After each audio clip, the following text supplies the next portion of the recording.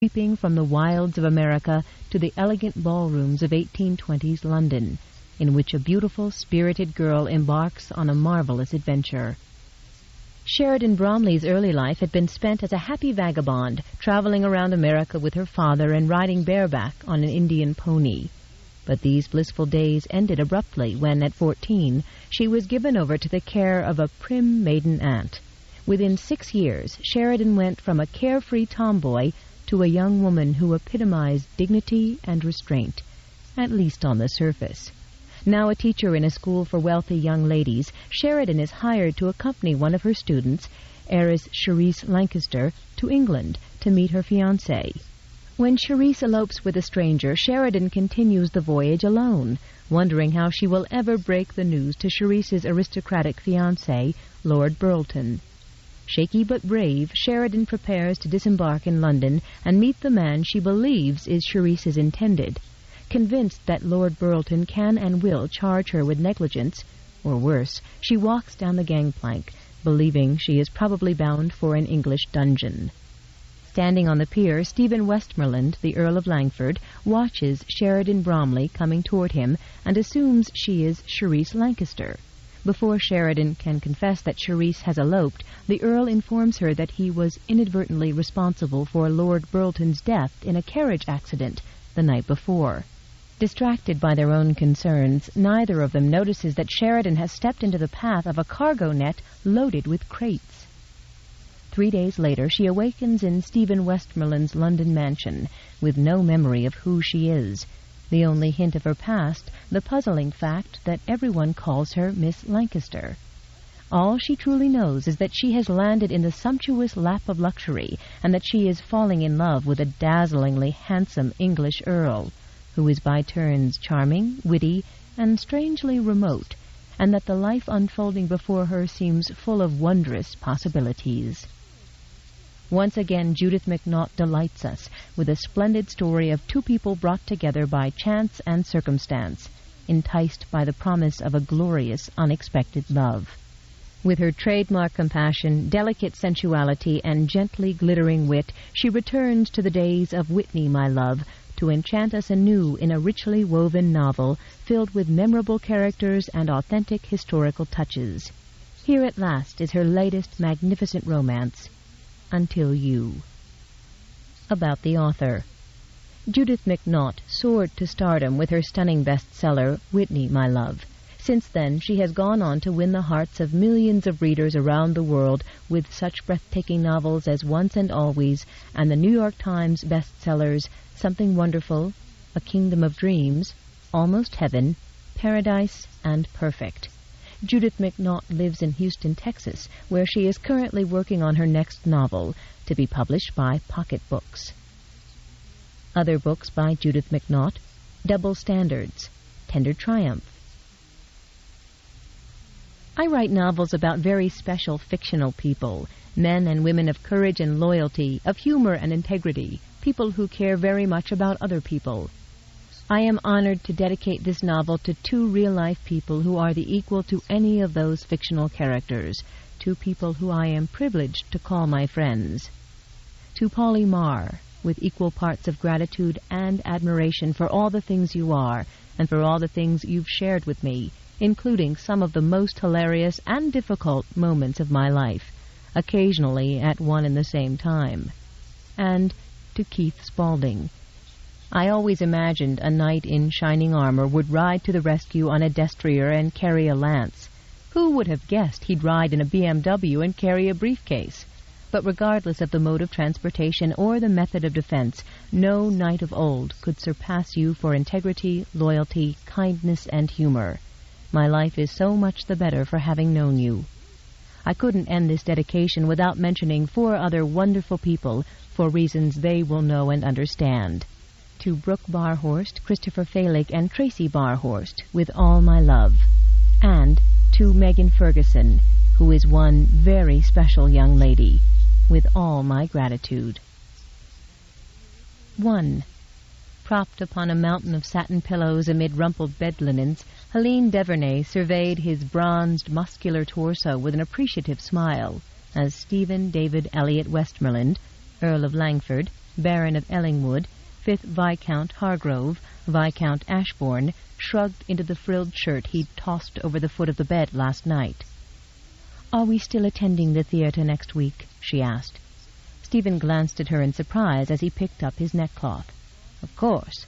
Turning to the mirror above the fireplace, he met her gaze in it while he deftly wrapped the fine white silk into intricate folds around his neck. "Why did you need to ask?" "Because the season begins next week, and Monica Fitzwaring is coming to town. I heard it from my dressmaker, who is also hers." "And?" he said, looking steadily at her in the mirror, his expression betraying not even a flicker of reaction. With a sigh, Helene rolled onto her side and leaned on an elbow, her tone regretful but frank. "And gossip has it that you're finally going to make her the offer she and her father have been waiting for these 3 years past." "Is that what the gossips are saying?" he asked casually, but he lifted his brows slightly, in a gesture that silently, and very effectively, managed to convey his displeasure with Helene for introducing a topic that he clearly felt was none of her concern. Helene noted the unspoken reprimand and the warning it carried, but she took advantage of what had been a remarkably open and highly pleasurable affair for both of them for several years. "In the past, there have been dozens of rumors that you were on the verge of offering for one aspiring female or another," she pointed out quietly. "And, until now, I have never asked you to verify or deny any of them." Without answering, Stephen turned from the mirror and picked up his evening jacket from the flowered chaise longue. He shoved his arms into the sleeves, then he walked over to the side of the bed and finally directed all his attention to the woman in it. Standing there, looking down at her, he felt his annoyance diminish considerably. Propped up on her elbow, with her golden hair spilling over her naked back and breasts, Helene Devernay was a delectable sight. She was also intelligent, direct, and sophisticated, all of which made her a thoroughly delightful mistress both in and out of bed. He knew she was too practical to nurture any secret hopes of a marriage offer from him, which was absolutely out of the question for a woman in her circumstances, and she was too independent to have any real desire to tie herself to someone for life, traits that further solidified their relationship. Or so he had thought. "But now you are asking me to confirm or deny that I intend to offer for Monica Fitzwaring?" he asked quietly. Helene gave him a warm, seductive smile that normally made his body respond. "I am." Brushing back the sides of his jacket, Stephen put his hands on his hips and regarded her coolly. "And if I said yes?" "Then, my lord, I would say that you are making a great mistake. You have a fondness for her, but not a great love, nor even a great passion. All she has to offer you is her beauty, her bloodlines, and the prospect of an heir. She hasn't your strength of will nor your intelligence, and although she may care for you, she will never understand you. She will bore you in bed and out of it, and you will intimidate, hurt, and anger her." "Thank you, Helene. I must count myself fortunate that you take such an interest in my personal life, and that you are so willing to share your expertise on how I ought to live it." The stinging set-down caused her smile to fade a little, but not disappear. "There, you see," she asked softly. "I am duly chastened and forewarned by that tone of yours, but Monica Fitzwaring would be either completely crushed or mortally offended." She watched his expression harden at the same time his voice became extremely polite, chillingly so.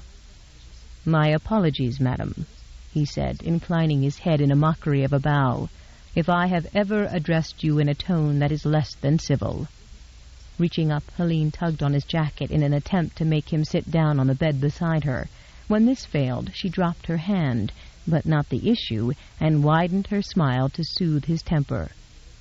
"You never speak to anyone in an uncivil tone, Stephen. In fact, the more annoyed you are, the more civil you become, until you are so very civil, so very precise and correct, that the effect is actually quite alarming. One might even say terrifying." She shivered to illustrate, and Stephen grinned in spite of himself. "That is what I meant," she said, smiling back at him.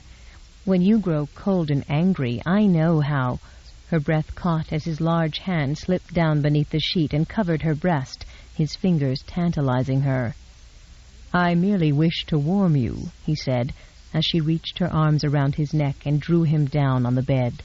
And distract me? I think a fur would do a far better job of that. Of warming me? Of distracting you, he said as his mouth covered hers, and then he went about the pleasurable business of warming and distracting both of them. It was nearly 5 o'clock in the morning when he was dressed again. "Stephen," she whispered sleepily as he bent and pressed a farewell kiss upon her smooth brow. "I have a confession." "No confessions," he reminded her. "We agreed on that from the beginning. No confessions, no recriminations, no promises. That was the way we both wanted it." Helene didn't deny it, but this morning she couldn't make herself comply. "My confession is that I find myself rather annoyingly jealous of Monica Fitzwaring." Stephen straightened with an impatient sigh and waited, knowing she was determined to have her say, but he did not help her do it. He simply regarded her with raised brows.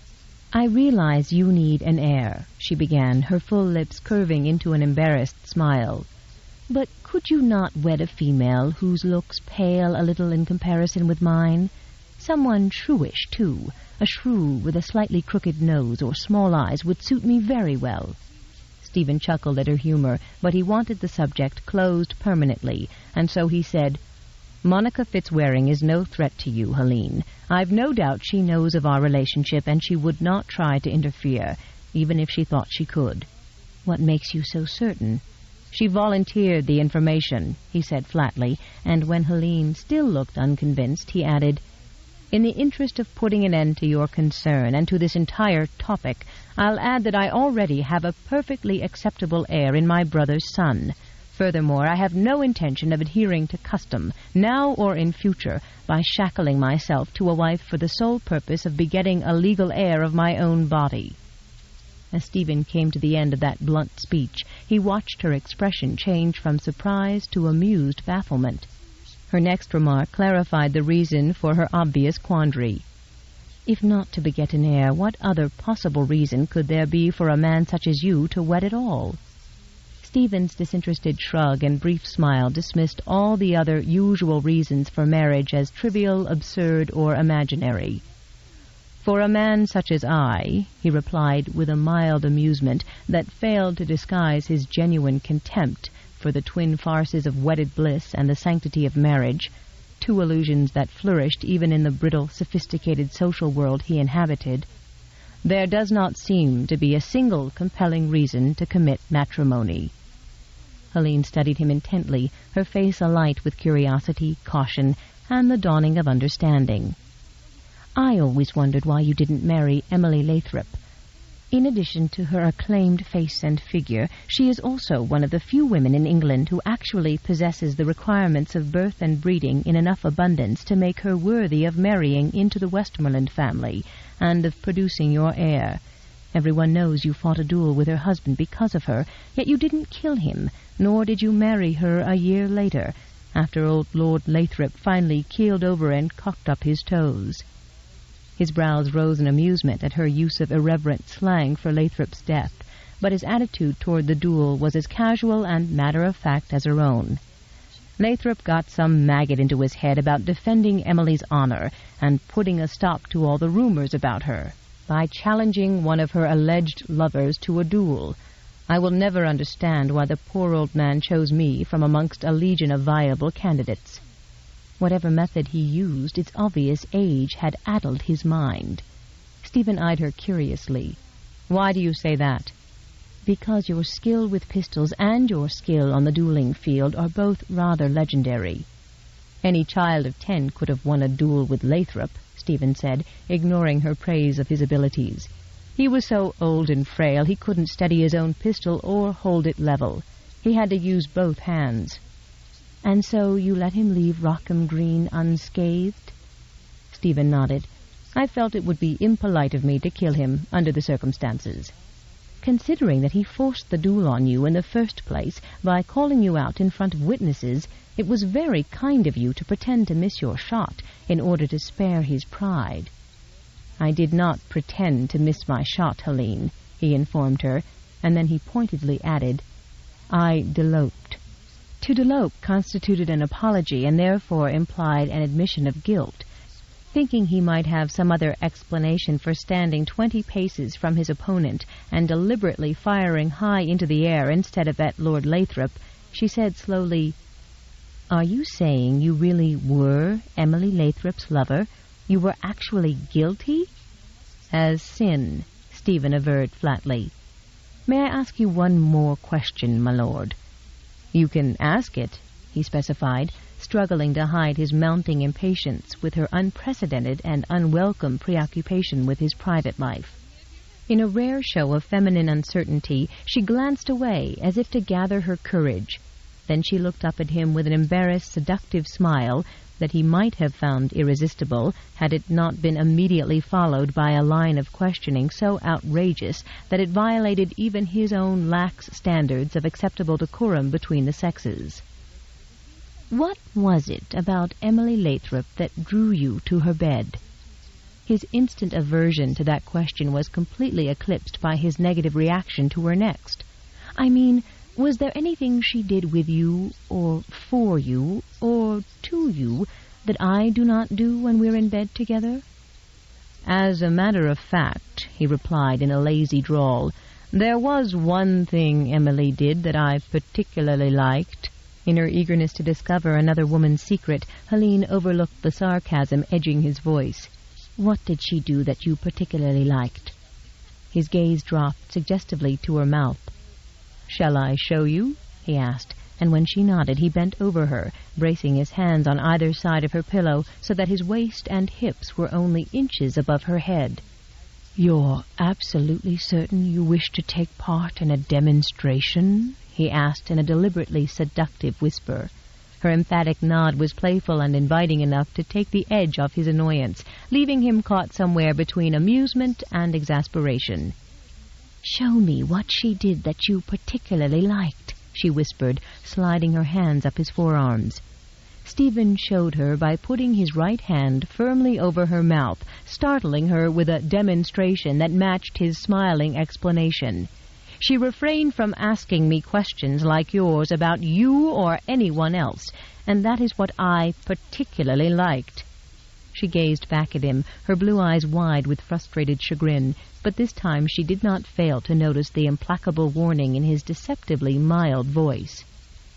"Do we have an understanding, my inquisitive beauty?" She nodded, then boldly attempted to tip the balance of power into her favor by delicately running her tongue across his palm. Stephen chuckled at her ploy and moved his hand, but he was no longer in the mood for sexual play or for conversation, and so he pressed a brief kiss on her forehead and left. Outside, a wet gray fog blanketed the night, broken only by the faint, eerie glow of lamplights along the street. Stephen took the reins from the relieved footman and spoke soothingly to the young pair of matched chestnuts who were stamping their hooves and tossing their manes. It was the first time they had been driven in the city, and as Stephen loosened the reins to let them move into a trot, he noted that the curb horse was extremely skittish in the fog. Everything unnerved the animal, from the sound of his own hooves clattering on the cobbled streets to the shadows beneath the street lamps. When a door slammed off to the left, he shied, then tried to break into a run. Stephen automatically tightened the reins and turned the carriage down Middlebury Street. The horses were moving at a fast trot and seemed to be settling down a bit. Suddenly an alley cat screamed and bolted off a fruit cart, sending an avalanche of apples rumbling into the street. At the same time, the door of a pub was flung open, splashing light into the street. Pandemonium broke loose. Dogs howled, the horses slipped and bolted frantically, and a dark figure staggered out of the pub, disappeared between two carriages drawn up at the curb, and then materialized directly in front of Stephen's carriage. Stephen's warning shout came too late. 2. Leaning heavily on his cane, the ancient butler stood in the shabby drawing-room and listened in respectful silence as his illustrious visitor imparted the news that the butler's employer had just met an untimely demise. Not until Lord Westmoreland had finished his tale did the servant permit himself to show any reaction, and even then Hodgkin sought only to reassure. "How very distressing, my lord, for poor Lord Burlton, and for you as well. But then, accidents do happen, don't they, and one cannot blame oneself. Mishaps are mishaps, and that's why we call them that. I'd hardly call running a man down and killing him a mishap, Stephen retorted, with a bitterness that was directed at himself, not the servant. Although the early morning accident had been much the fault of the drunken young baron who'd bounded into the street in front of Stephen's carriage, the fact was that Stephen had been holding the reins, and he was alive and unharmed, while young Burleton was dead. Furthermore, it seemed that there was no one to mourn Burleton's passing, and at the moment that seemed a final injustice to Stephen. Surely your employer must have some family somewhere, someone to whom I could explain personally about the accident? Hodgkin merely shook his head, distracted by the dire realization that he was suddenly unemployed again, and likely to remain so for the rest of his life. He'd obtained this position only because no one else had been willing to work as butler, valet, footman, and cook, and for the absurdly small wages Burleton was able to pay. Embarrassed by his temporary lapse into self-pity and his lack of proper decorum, Hodgkin cleared his throat and hastily added, "Lord Burleton had no close living relatives, as I said, and since I've only been in the Baron's employ for 3 weeks, his acquaintances aren't really known to—" He broke off, a look of horror on his face. "In my shock, I forgot about his fiancée. The nuptials were to take place this week." A fresh wave of guilt washed over Stephen, but he nodded, and his voice became brisk and purposeful. "Who is she, and where can I find her?" "All I know is that she's an American heiress the Baron met when he was abroad, and that she's to arrive tomorrow on a ship from the colonies.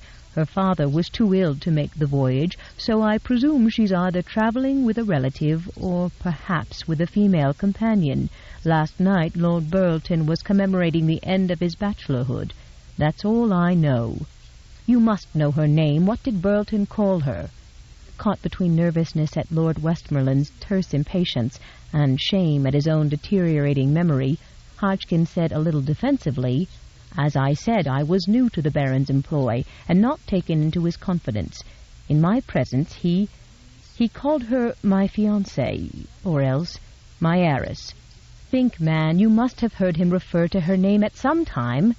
"No, Wait, yes, I do recall something.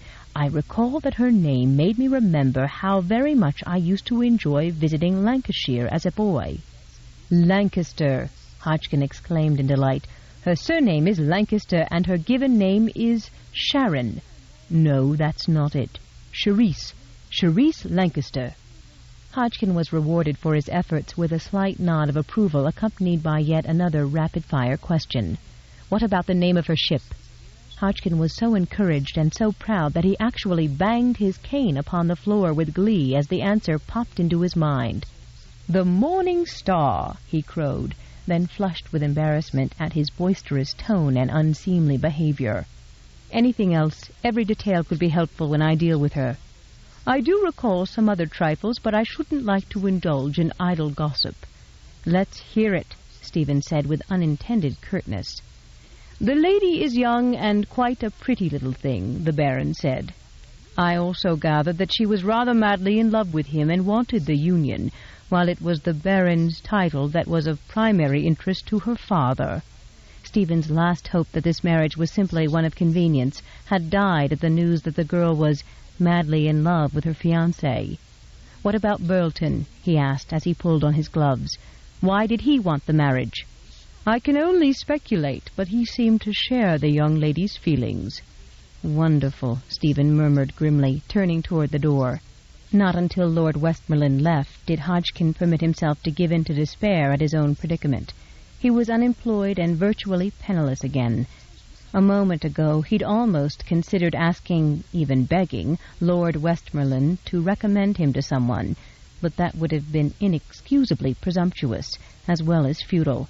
As Hodgkin had discovered during the 2 years it had taken him to finally obtain a position with Lord Burleton, no one wanted a butler, valet, or footman whose hands were spotted with age, and whose body was so old and so stooped that he could neither straighten it nor force it to a brisk walk.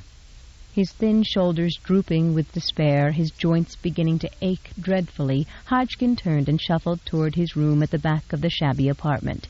He was halfway there when the Earl's sharp, impatient knock forced him to make his slow way back to the front door. "Yes, my lord," he said.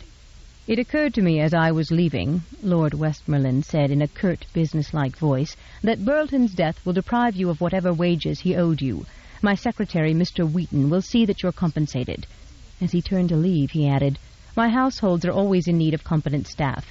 If you aren't longing for retirement right now, you might consider contacting Mr. Wheaton about that as well. He'll handle the details." And then he was gone. Hodgkin closed the door and turned, staring in stunned disbelief at the dingy room, while vigor and youth began to surge and rush warmly through his veins. Not only did he have a position to go to, but a position in a household belonging to one of the most admired, influential noblemen in all of Europe. The position hadn't been offered out of pity. Of that Hodgkin was almost certain, for the Earl of Langford wasn't known as the sort of man to coddle servants, or anyone else. In fact, rumor had it that the Earl was a rather distant, exacting man, with the highest standards for his households and his servants. Despite that, Hodgkin couldn't completely suppress the humiliating notion that the Earl might have offered him employment out of pity, until he suddenly remembered something the Earl had said, something that filled Hodgkin with pleasure and pride. Lord Westmoreland had specifically implied that he regarded Hodgkin as competent. He'd used that very word, competent. Slowly, Hodgkin turned toward the hall mirror, and with his hand upon the handle of his black cane, he gazed at his reflection. Competent. He straightened his spine, though the effort was a bit painful, then he squared his narrow shoulders. With his free hand he reached down and carefully smoothed the front of his faded black jacket.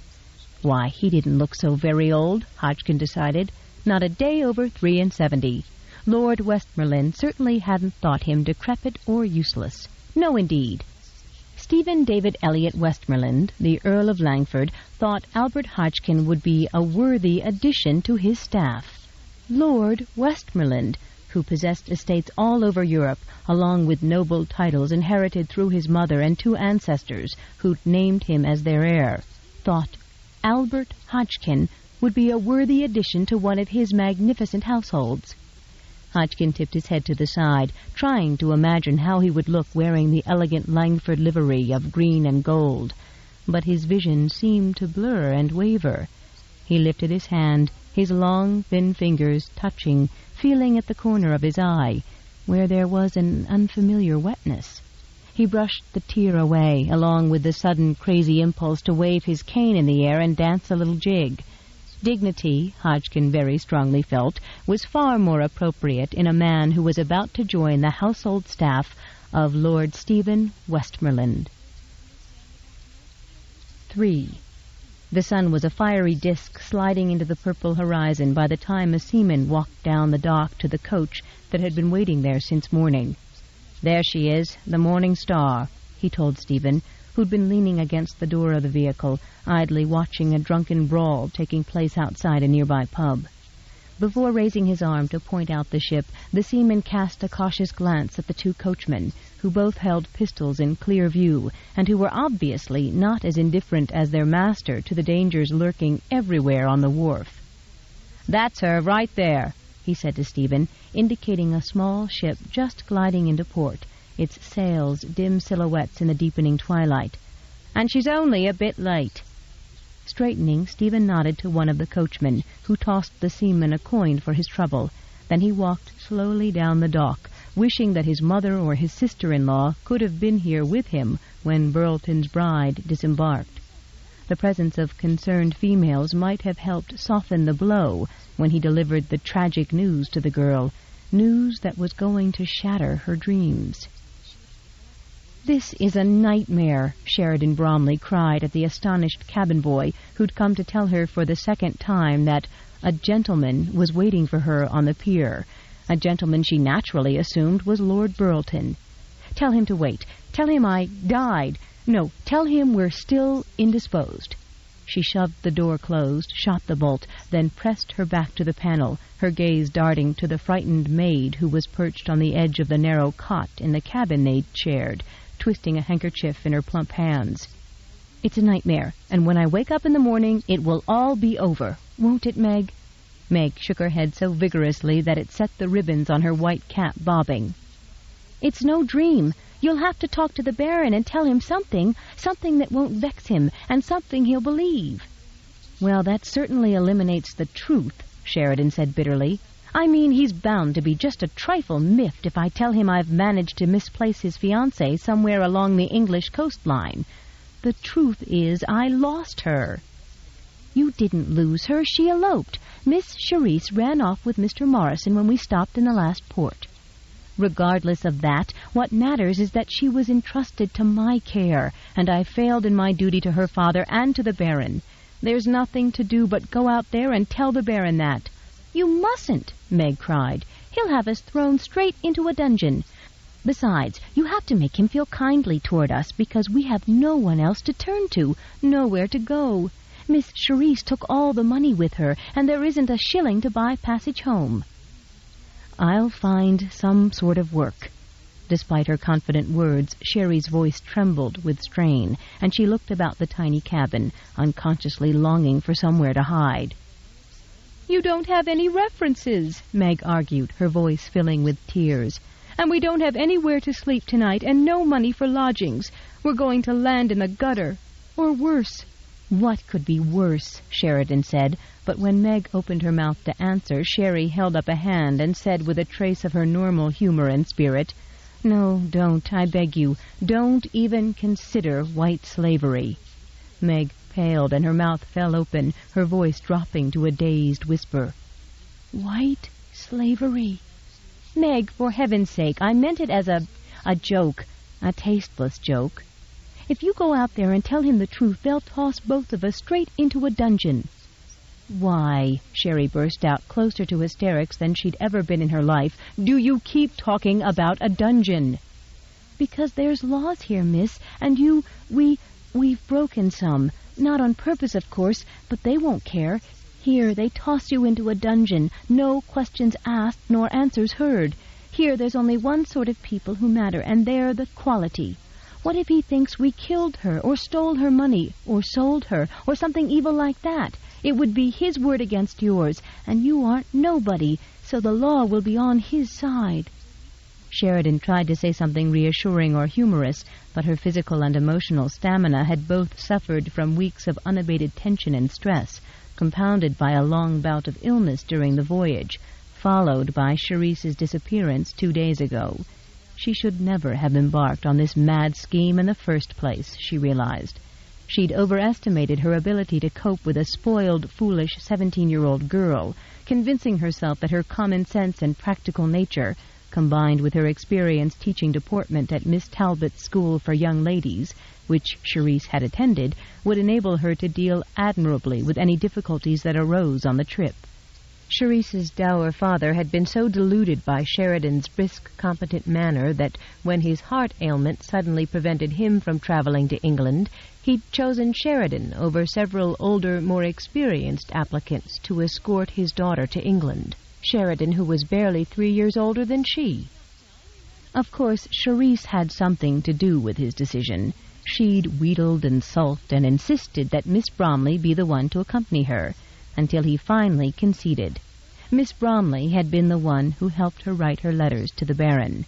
Miss Bromleigh, she told him, wasn't like those other sour-faced companions he'd interviewed. Miss Bromleigh would be amusing company. Miss Bromleigh, she warned him slyly, wouldn't let her become so homesick that she wanted to return to America and her papa, instead of marrying the Baron. That was certainly true, Sheridan thought with disgust. Miss Bromleigh was probably responsible for her elopement with a near stranger, an impulsive act that loosely resembled the plot of one of the romantic novels that Sheridan had shared with Charisse on the voyage. Aunt Cornelia was so opposed to those novels and to those foolish romantic notions they put forth that Sheridan normally read them only in secret, with the curtains closed around her cot. There, in solitude, she could experience the delicious excitement of being loved and courted by dashing, handsome noblemen who stole her heart with a glance. Afterward, she could lie back on the pillows, close her eyes, and pretend that she had been the heroine, dancing at a ball in a glorious gown with pale golden hair in an elaborate upsweep. strolling in the park with her dainty hand resting upon his sleeve and her pale golden hair peeping from beneath the brim of her fashionable bonnet. She'd read each novel so many times that she could recite her favorite scenes from memory and substitute her own name for the heroines. The Baron captured Sheridan's hand and pressed it to his lips as he pledged his eternal devotion. "You are my one and only love." The Earl was so overwhelmed by Sheridan's beauty that he lost control and kissed her cheek. "Forgive me, but I cannot help myself. I adore you."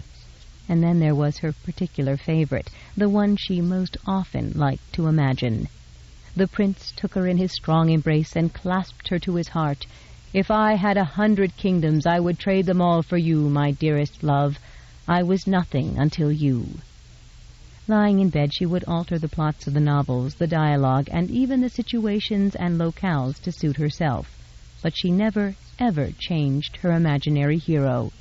He and he alone remained ever constant, and she knew every detail about him, because she had designed him herself. He was strong and masculine and forceful, but he was kind and wise and patient and witty as well. He was tall and handsome, too, with thick dark hair and wonderful blue eyes that could be seductive or piercing or sparkle with humor. He would love to laugh with her, and she would tell him amusing anecdotes to make him do it. He would love to read, and he would be more knowledgeable than she, and perhaps a bit more worldly, but not too worldly or proud or sophisticated. She hated arrogance and stuffiness, and she particularly disliked being arbitrarily ordered about. She accepted such things from the fathers of her students at school, but she knew she wouldn't be able to abide such a superior male attitude from a husband. And, of course, her imaginary hero would become her husband. He would propose on bended knee and say things like, "I didn't know there was happiness until you. I didn't know what love was until you. I was only half a man with half a heart until you." She liked the idea of being truly needed by her imaginary hero, of being valued for more than beauty. After he proposed with such sweet, compelling words, how could she do anything but accept? And so, to the envious surprise of everyone in Richmond, Virginia, they would be married. Afterward he would whisk her and Aunt Cornelia off to his wonderful mansion on a hill, where he would devote himself to making them happy, and where their most pressing worry would be which gowns to wear. He would help her locate her father, too, and he would come to live with them. Alone in the darkness, it didn't matter that she didn't have a prayer of meeting such a man, or that if by some wild chance she did encounter such a paragon of perfection, he wouldn't give Miss Sheridan Bromleigh a passing glance. In the morning she would scrape her thick red hair back off her forehead and fasten it into a practical coil at the nape.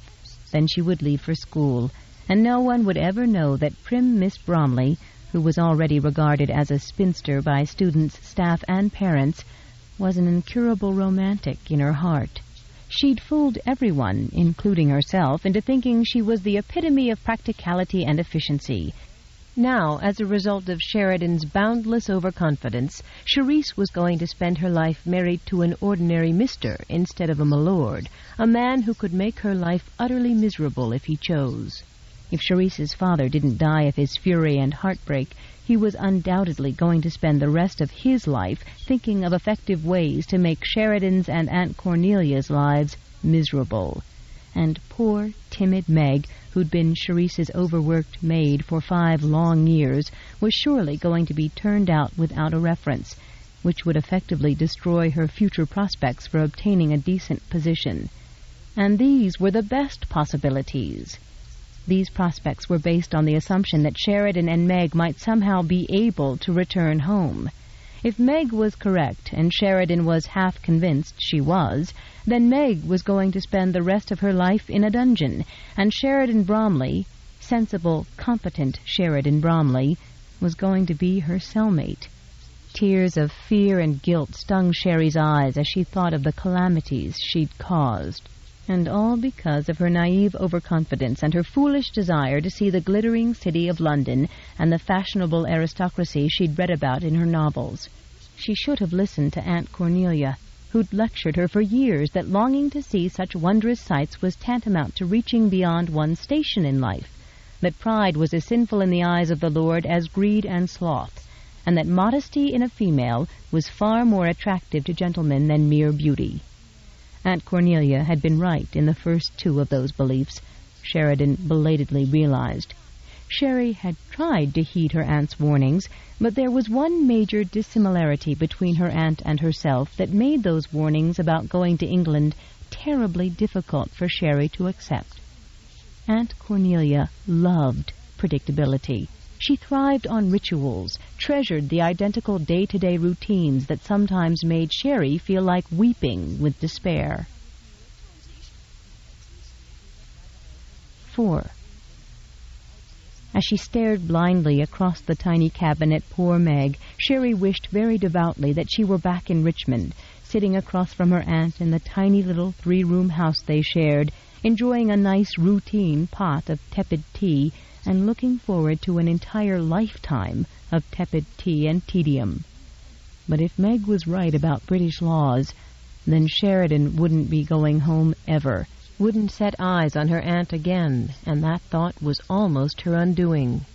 6 years ago, when she first went to live with her mother's elder sister, the prospect of never seeing Cornelia Faraday again would have made Sheridan positively gleeful, but Sheridan's father hadn't given her a choice.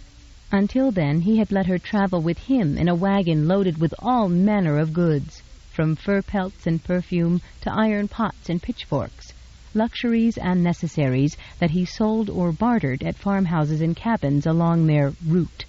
Their route was whichever fork in the road took their fancy when they came upon it, usually heading south along the eastern seaboard in winter and north in summer.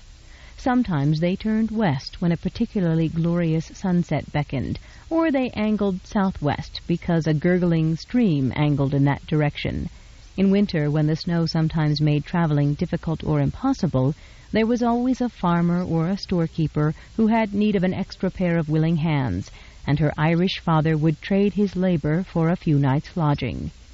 As a result, by the time Sheridan was 12, she'd slept in everything from a blanket in a hayloft to a feather bed in a house populated by a bevy of laughing ladies who wore vivid satin gowns with necklines so low their bosoms seemed to be in danger of toppling right out of them. But whether the mistress of their lodgings was a robust farmer's wife, or a stern-faced preacher's wife, or a lady in a purple satin dress trimmed with black feathers, their hostesses nearly always ended up doting on Patrick and fussing maternally over Sheridan. Charmed by his ready smile, his unfailing courtesy, and his willingness to work hard and long for bed and board, the ladies soon began cooking extra-large portions for him, baking his favorite desserts, and volunteering to mend his clothing. Their goodwill extended to Sheridan, too. They teased her affectionately about her mop of bright red hair, and laughed when her father referred to her as his little carrot.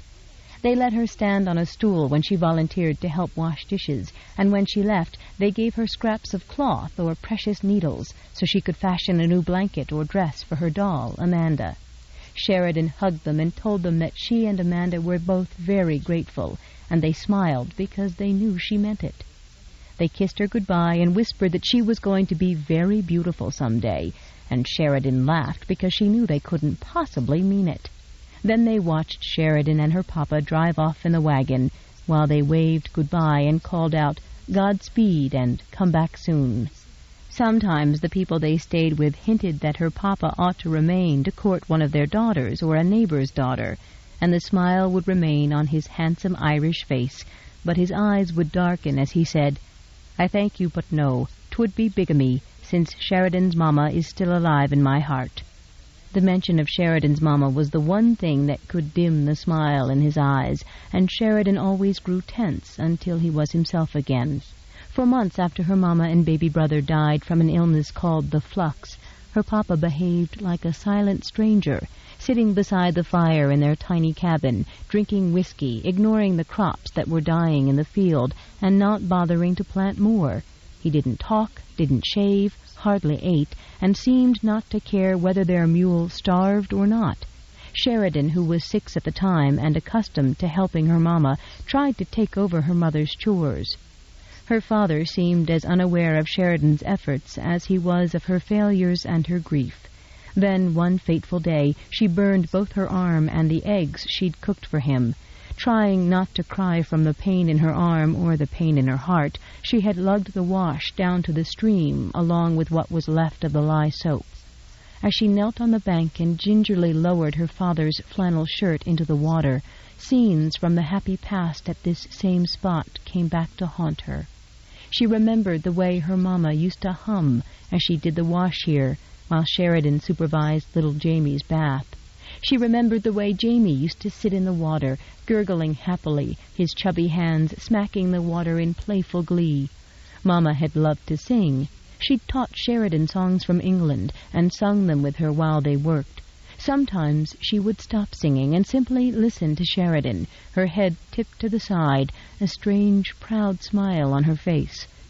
Often she would wrap Sheridan in a tight hug and say something wonderful like, "Your voice is very sweet and very special, just like you are."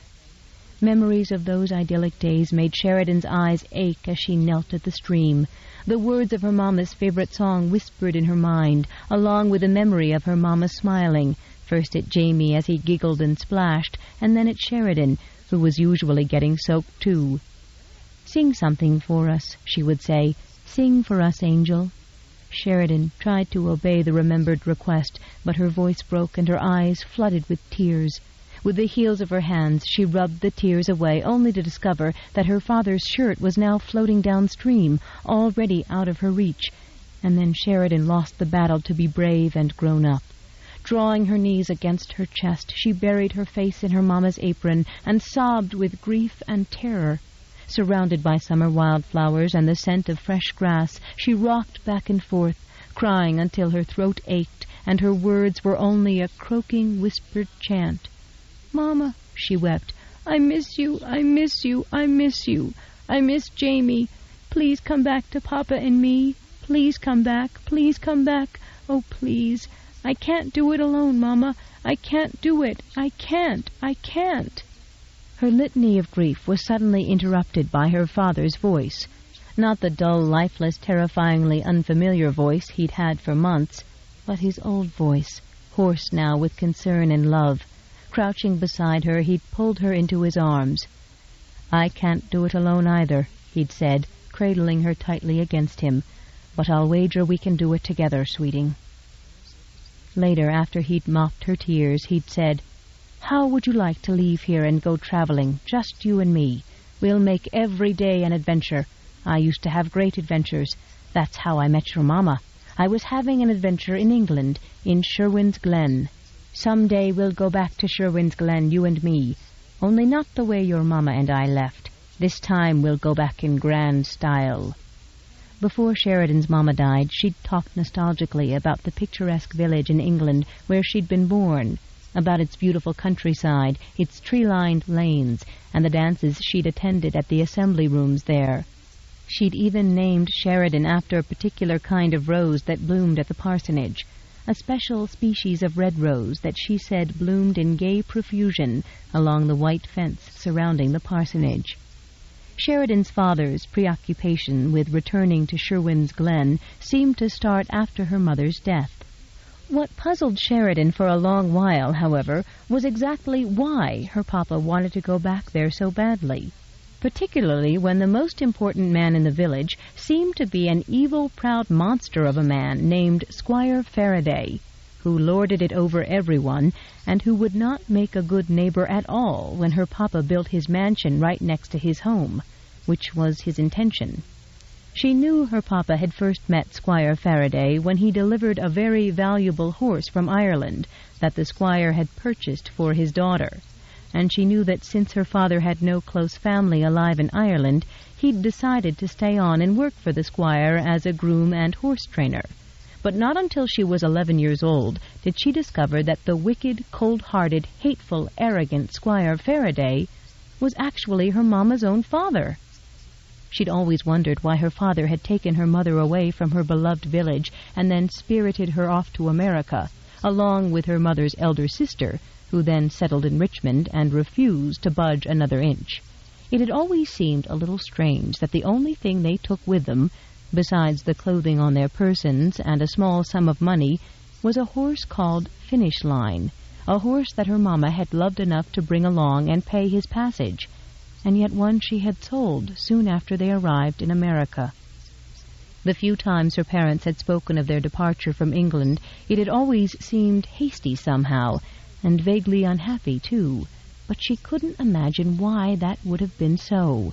Unfortunately, her father was adamantly unwilling to satisfy her curiosity on that score, which left her with no choice except to rein in her curiosity and wait until they built their mansion in Sherwin's Glen so that she could find out for herself.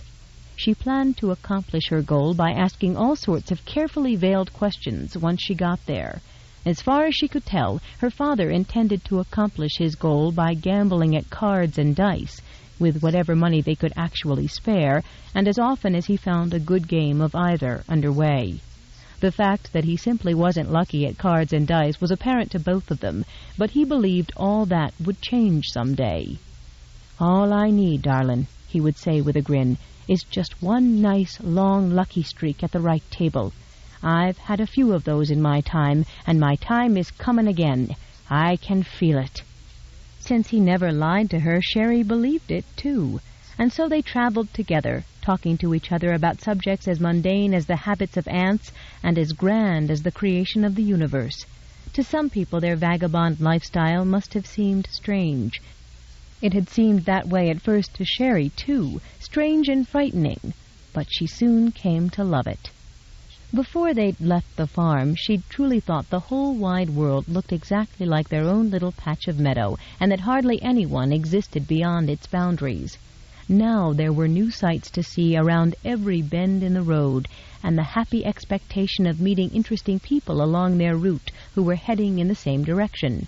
Travelers who were bound for or en route from places as distant and exotic as Mississippi or Ohio or even Mexico. From them she heard wondrous stories of far-off places, amazing customs, and strange ways of life. And because she treated everyone as her papa did, with friendliness, courtesy, and interest, many of them chose to match their pace to the Bromleigh's wagon for days at a time, or even weeks. Along the way, Sheridan learned even more. Ezekiel and Mary, a Negro couple with skin like smooth, shiny coal, springy black hair, and hesitant smiles, told her about a place called Africa, where their names had been different. They taught her a strange rhythmic chant that wasn't quite a song, yet it made her spirits heighten and quicken. A year after Mary and Ezekiel went their own way, a white-haired Indian with skin as weathered and wrinkled as dried leather appeared around a bend in the road one gray winter day, mounted upon a beautiful spotted horse that was as young and energetic as his rider was old and weary. After considerable encouragement from Sheridan's father, he tied his horse to the back of the wagon, climbed aboard, and, in answer to Sheridan's inquiry, he said his name was Dog Lies Sleeping. That night, seated at their campfire, he responded to Sheridan's question about Indian songs by giving a strange demonstration of one, a demonstration that seemed to consist of guttural sounds accompanied by the beating of his palms on his knees. It sounded so odd and unmelodic that Sheridan had to bite back a smile for fear of hurting his feelings, and even then he seemed to sense her bewildered amusement. He broke off abruptly and narrowed his eyes. "Now," he said, in his abrupt, commanding voice, "you make song."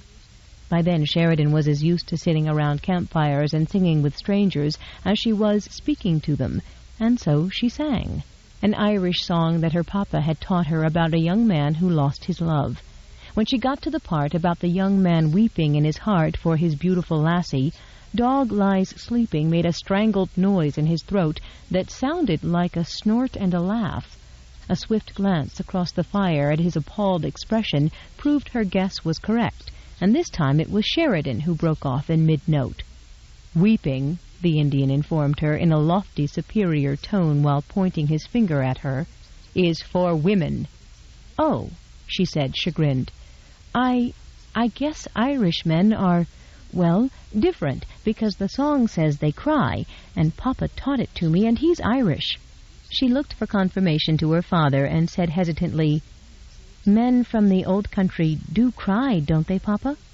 He shot her a laughing look as he dumped the dregs of his coffee onto the fire and said, Well, now, darlin', what if I say they do, and Mr. Dog lies sleeping, leaves us thinkin' for all time that Ireland's a sad place filled with sorry lads all weepin' their hearts out and wearin' them on their sleeves? That wouldn't be a good thing, would it? And yet, if I say they don't cry, then you might end up thinkin' the song and I lied, and that wouldn't be good either.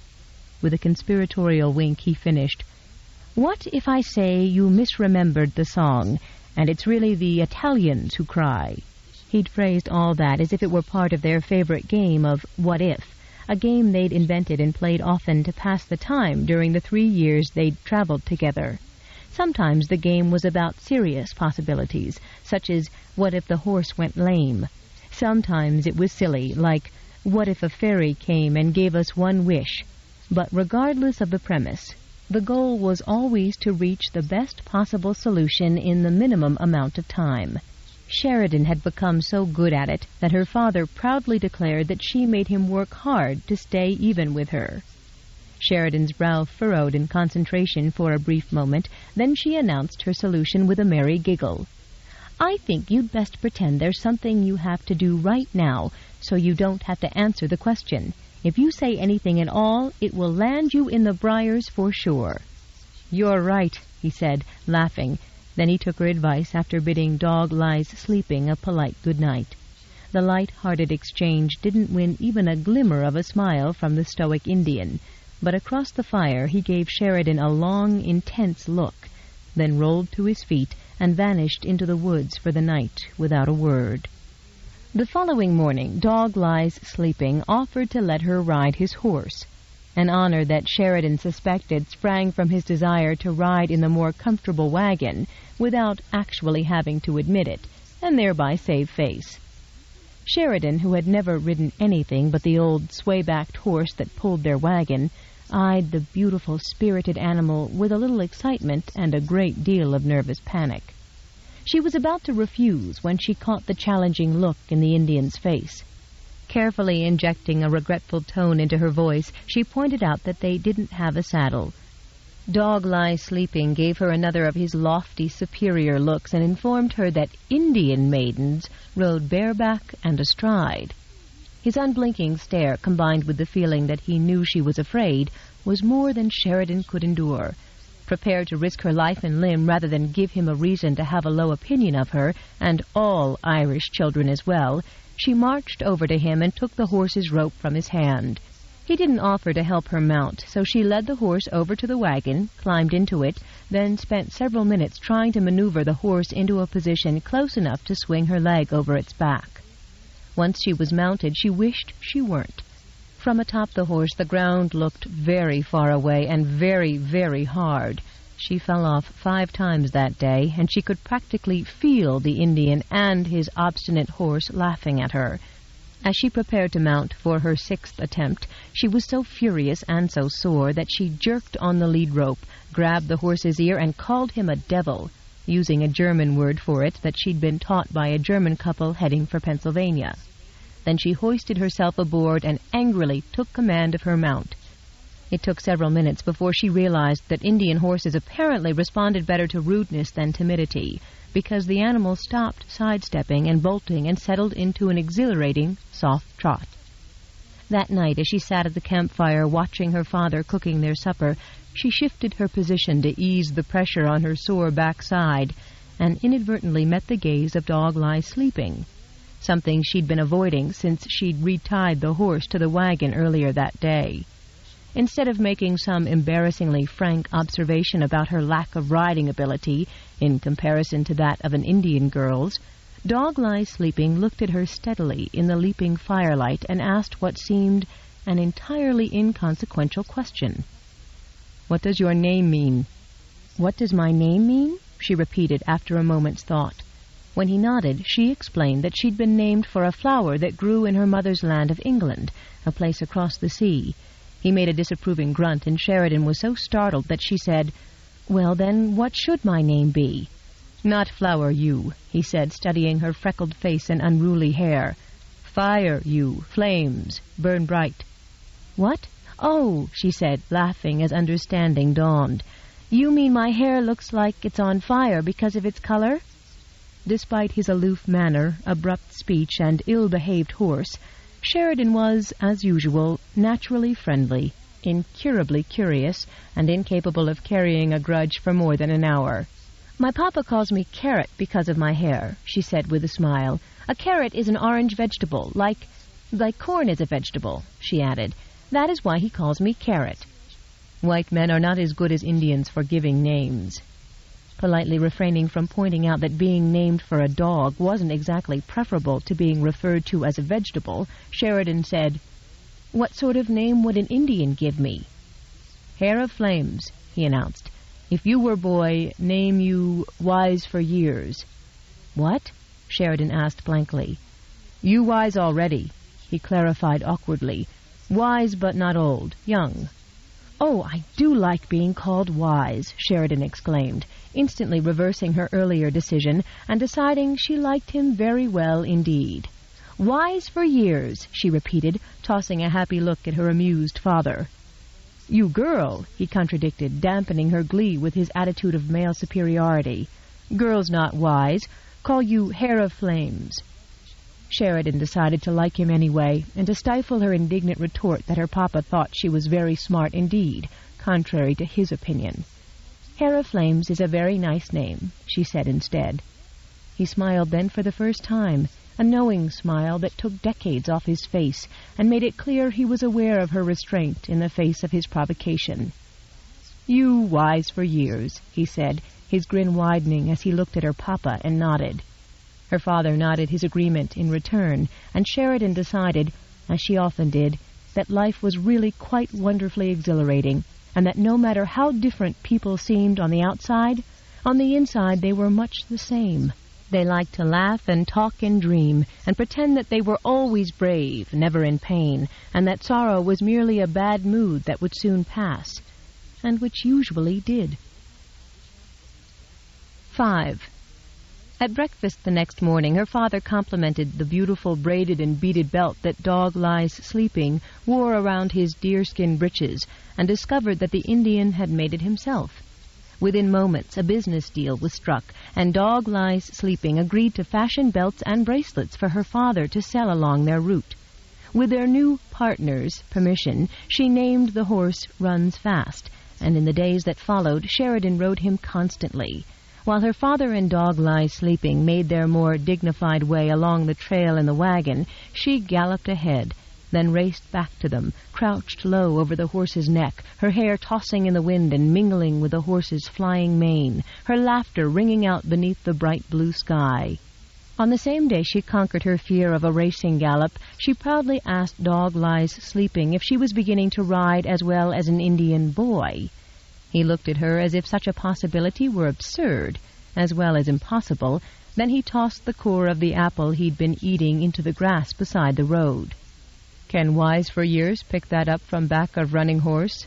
he replied, pointing to the core. "Of course not," Sherry said, baffled. "Indian boy do." In the 3 years that followed, Sherry learned to do that and a great many other feats, some of which evoked worried warnings from her father.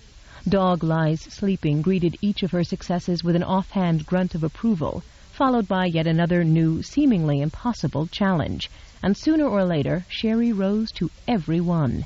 Their income increased as a result of Dog Lies Sleeping's intricate handiwork, and they ate much better as a result of his superior hunting and fishing skills. If people found them a peculiar trio, the old Indian, the young girl who wore deerskin pants and who could ride not only bareback and astride but backward at a full-out gallop, and the amiable, soft-spoken Irishman who gambled regularly but with cautious restraint, Sherry didn't notice it. In fact, she rather thought the folk who lived in busy, crowded towns such as Baltimore, Augusta, and Charlotte led very odd, stifled lives compared to theirs. In fact, she didn't mind in the least that her papa was taking so long to win enough money to build their mansion in the village of Sherwin's Glen. She mentioned that very thing to Raphael Benavente, a handsome blue-eyed Spaniard in his mid-20s, a few days after he decided to travel with them toward Savannah on his way from St. Augustine. "Cara mia," he had said, laughing heartily, "it is good you are not in a hurry, for your papa is a very bad gambler. I sat across from him last night in a little game at Madame Gertrude's establishment, and there was much cheating.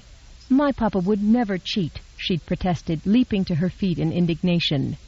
No, this I believe, he quickly assured her, catching her wrist as she whirled around. But he did not realize that others were cheating. You should have... Her eyes dropped to the gun he wore at his hip, and she grew even angrier at the idea of someone cheating her papa out of their hard-earned money. Shot them. Yes, shot them all, that's what. That I could not do, querida, he stated, while amusement again lit his face. Because, you see, I was one of the cheaters. Sheridan yanked her wrist free. You cheated my papa? No, no, he said, making an unsuccessful effort to sober his expression.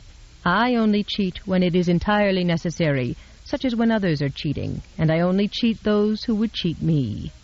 As she later learned, Raphael was something of an expert at gambling, having been, by his own admission, cast out of his family's huge hacienda in Mexico as punishment for what he called his many bad ways.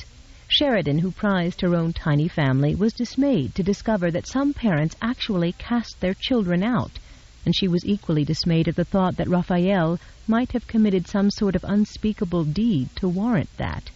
When she cautiously broached the subject to her father, he put his arm reassuringly around her shoulders and said that Raphael had explained the real reason he'd been sent away by his family, and that it had something to do with caring too much for a lady who was, unfortunately, already married. Sheridan accepted his explanation without further question, not only because her father was always very careful about the character of any man allowed to travel with them for an extended length of time, but also because she wanted to think the best of Raphael. Although she was only 12 years old, she was positive Raphael Benavente was the handsomest and most charming man on earth, with the exception of her father, of course. He told her wonderful stories, teased her about her ruffian ways, and told her that she was going to be a very, very beautiful woman some day. He said her eyes were as cool as gray storm clouds, and that God had given them to her to go with the fire in her hair. Until then, Sheridan hadn't cared in the least about her appearance, but she hoped devoutly that Raphael was correct about her future looks, and that he would wait around to find out. Until then, she was content to bask in his company and be treated like a child. Unlike most of the travelers they encountered, Rafe always seemed to have plenty of money and no particular destination or goal in mind. He gambled more often than her father did, and spent his winnings as he pleased. One day, after they'd set up their wagon on the fringe of Savannah, Georgia, he disappeared for 4 days and nights. When he reappeared on the 5th day, he reeked of perfume and whiskey. Based on the snatches of conversation she'd overheard the year before among a group of married women heading to Missouri with their husbands in a small caravan, she concluded that Rafe's state was proof he'd been in the company of a harlot. Although she had an incomplete idea of what constituted a harlot, she knew from that same conversation that a harlot was a woman who was not respectable and who possessed some sort of evil power to lead a man away from the path of righteousness. Although Sherry did not know exactly what a woman did to become not respectable, she knew enough to react instinctively. When Rafe returned that day, unshaven and smelling of harlots, Sheridan had been on her knees, trying to phrase an awkward prayer for his safety, and trying not to cry with fear. Within moments, she went from fear to jealous indignation, and she stayed aloof and angry for a record full day. When his cajolery didn't soften her, he shrugged and seemed not to care. But the following night he strolled into their camp with a mischievous grin on his face and a guitar in his hands. Pretending to ignore her, he sat down across the fire from her and began to play. Sherry had heard other guitars played before, but not the way Rafe played this one. Beneath his nimble fingers, the strings vibrated with a strange, pulsating rhythm that made her heart beat faster and her toes wiggle in her boots in time with the tempo. Then suddenly the tempo changed, and the music became incredibly wistful and so sad that the guitar itself seemed to be crying. The third melody he played was light and gay, and he looked at her across the campfire, gave her a wink, and began to say the words that went with the song as if he were saying them to her. They told the story of a foolish man who didn't value the things he had or the woman who loved him until he lost everything. Before Sherry could react to the shock and possibilities of that, he began to play another melody, lovely and soft, a song she knew. "Sing the words with me, querida," he said lightly. Singing was a favorite pastime for many people when they traveled, including the Bromleigh group. But on that night, Sherry felt unaccountably shy and awkward before she closed her eyes and made herself think only of the music and the sky and the night. She sang along with him, his deep baritone a counterpoint to her higher notes. Several minutes later, she opened her eyes to the sound of applause and was stunned to see that a small group of campers from across the road had come over to listen to her. It was the first of many, many nights when she sang while Rafe played and a crowd gathered to listen. Sometimes, when they were in a village or town, people expressed their appreciation with gifts of food and even money.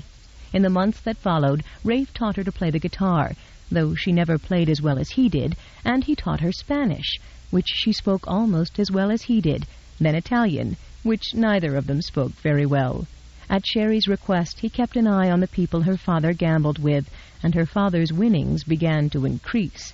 He even began to talk to Patrick about becoming partners in all sorts of ventures that sounded awfully exciting, and terribly unlikely to Sheridan, but her father always listened with interest. The only person who seemed to be less than pleased with Rafe's presence was Dog Lies Sleeping, who regarded the other man with open disapproval and refused to do more than grunt at him, and that only in answer to a pertinent direct question. To Sherry he became rather withdrawn, and when she unhappily sought her father's counsel on the subject, he said Dog Lies Sleeping probably felt bad because she didn't spend as much time talking with him as she had done before Rafe joined them. After that, Sherry made it a point to seek the Indian's advice and to ride beside him in the wagon more often than she rode beside Rafe. Geniality and accord returned to their tiny cavalcade, and everything seemed perfect and permanent. Until her papa decided to pay a visit to her mama's spinster sister in Richmond, Virginia. 6. Sheridan had been excited about meeting her only other living relative, but she'd felt out of place in Aunt Cornelia's small, stuffy house, and terrified she was going to break one of the fragile knickknacks or soil the lacy handkerchief-looking things that seemed to be on every available surface. Despite all her precautions, Sherry had the awful feeling that her aunt did not like her very much at all, and that she completely disapproved of everything Sherry said and did. That suspicion was confirmed by a mortifying conversation she overheard between her aunt and her father only 2 days after their arrival. Sherry had been sitting on the edge of a footstool, looking out at the city street, when muted voices in the next room made her turn in surprise and curiosity at the sound of her name.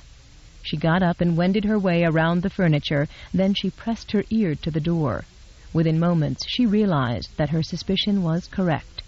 Aunt Cornelia, who taught deportment at a school for young girls of wealthy families, was not at all pleased with Sheridan Bromleigh, and she was treating Patrick Bromleigh to a furious scold on that very subject. "You ought to be horsewhipped for the way you reared that child." Aunt Cornelia ranted in a scornful, disrespectful tone that Sheridan's father would ordinarily never have tolerated from anyone, let alone endured in silence, as he seemed to be doing. "She can't read, and she can't write, and when I asked her if she knew her prayers, she informed me she didn't hold with too much kneeling. Then she informed me, and I quote, 'The good Lord probably doesn't like to listen to Bible-banging preachers any more than he likes harlots who lead men away from the path of goodness and righteousness.'" "Now, Cornelia," her father began, with a sound in his voice that almost sounded like stifled laughter. Cornelia Faraday obviously thought it sounded like laughter, too, because she flew straight into what Rafe called a devil rage. "Don't you try to get around me with your false charm, you scoundrel. You lured my sister into marrying you and traipsing halfway round the world with your fancy talk about a new life in America, and I'll never forgive myself for not trying to stop her. Worse, I came along. But I will not stand by and keep silent this time, not when you've turned my sister's only daughter into a joke. That girl, who is nearly old enough to be married, doesn't act like a female. She doesn't even look like a female. I doubt she knows she is one. She's never worn anything but pants and boots. She's as tanned as a savage, and she curses like a heathen. Her manners are deplorable. She's outrageously outspoken, her hair is untamed, and she doesn't know the meaning of the word feminine. She announced to me as bold as brass that she doesn't care to marry right now, but she fancies someone named Raphael Benavente, and she'll probably ask him to marry her some day. That young lady, and I use the term very loosely in Sheridan's case, honestly intends to propose matrimony herself. And furthermore, the man of her choice is apparently some Spanish vagabond who, she proudly informed me, knows everything important, including how to cheat at cards. Well, Aunt Cornelia finished in a rising tone of angry triumph, I defy you to defend all that. Sherry held her breath and waited with some glee for her father to let loose an answering tirade in her defense at the hateful, sour-faced woman who'd wheedled her way into Sherry's confidence with her questions and was using her honest answers against her. Sherry does not swear, her father retorted a little lamely, but at least he sounded as if his temper was beginning to reach the danger point. Aunt Cornelia was not as intimidated as others were when Patrick Bromleigh finally lost his temper. "Oh, yes, she does," she flung back. "She bumped her elbow this morning, and she swore in 2 languages. I heard her myself." "Really?" Patrick drawled nastily. "And how would you know what she was saying?" "I know enough Latin to be able to translate Dios mio into a blasphemy." "That means my God," Patrick defended, but he sounded suddenly guilty and not very convincing as he added, "She was obviously having a go at some of that praying that you're so worked up about her not doing." Sherry bent down and put her eye to the keyhole. Her father was flushed, either with embarrassment or anger, and his fists were clenched at his sides. But Aunt Cornelia was standing right in front of him, as cold and unmoved as stone. "That shows what little you know of praying or of your daughter," Cornelia flung back contemptuously. "I shudder to think of the sorts of persons you've let her consort with, but I have a clear enough picture to know she's been exposed to gambling and cursing, and that you've allowed liquor-drinking card cheats like that Mr. Raphael to see her dressed indecently. God alone knows the sort of evil thoughts she's evoked in him and every other man who's seen her with that red hair of hers flying all about like a wanton. And I haven't even mentioned her other favorite companion, an Indian male who sleeps with dogs, a savage who—" Sherry saw her father's jaw clench with fury a moment before Aunt Cornelia mentioned dog lies sleeping, and for a split second Sherry was half afraid and half hopeful that he was about to poke Aunt Cornelia right in the eye for saying such vile things. Instead, he spoke in a voice laced with biting scorn. "You've become a foul-minded, spiteful spinster, Cornelia, the sort who pretends that all men are bestial, and that they lust after every woman they see, when the truth is that you're angry because no men ever lusted after you. And furthermore," he finished, his Irish brogue thickening as his control and reason momentarily deserted him, "Sherry may be almost 14, but she's as plain as a pikestaff and as flat-chested as you. In fact, Nellie girl," he'd finished with triumph, "poor Sherry's showing signs of becoming the image of you, and there ain't enough liquor on God's earth to make a man lust after you, so I figure she's safe enough." At the keyhole, Sheridan realized only that a fine insult had just been scored against the foul-minded, spiteful spinster, and she clamped her hand over her mouth to stifle a cheer. Unfortunately, Aunt Cornelia wasn't as undone by her brother-in-law's insults as Sherry would have liked. She lifted her chin, looked him right in the eye, and retorted with icy disdain, "I think there was a time when you wouldn't have needed liquor, wasn't there, Patrick?" Sherry didn't have the slightest notion what Aunt Cornelia meant. For a second, her father seemed blank too, and then furious, and then strangely calm. "Well done, Cornelia," he said mildly. "Spoken just like Squire Faraday's haughty oldest daughter. I'd almost forgotten that's who you used to be, but you haven't, have you?" The last traces of his anger drained away completely as he looked around the drab little room, and he shook his head, smiling ruefully. "Never mind that you live in a house that's hardly bigger than a broom closet at Faraday Manor, or that you eke out a living by teaching etiquette to other people's children. You're still Squire Faraday's daughter, proud and haughty as ever. "Then perhaps you'll also remember," Aunt Cornelia said in a quieter but unyielding tone, "that Sheridan's mother was my only sister. And I tell you truly, Patrick, that were she alive to see the antidote, the laughing-stock that you've made of Sheridan, she would be horrified. No," Aunt Cornelia said with absolute finality, "she would be ashamed of her." On the other side of the door, Sheridan went rigid with bewildered alarm. Ashamed of her? Surely her mamma wouldn't be ashamed of her, not of Sheridan. She'd loved Sheridan. Visions of her mother at the farm swirled through her mind. Her mamma putting dinner on the table and wearing a clean starched apron, her hair wound into a neat coil at her neck. Her mamma brushing Sheridan's hair with long strokes until it crackled. Her mamma leaning closer to the light as she fashioned Sheridan a special dress from scraps of lace and cotton someone had traded them.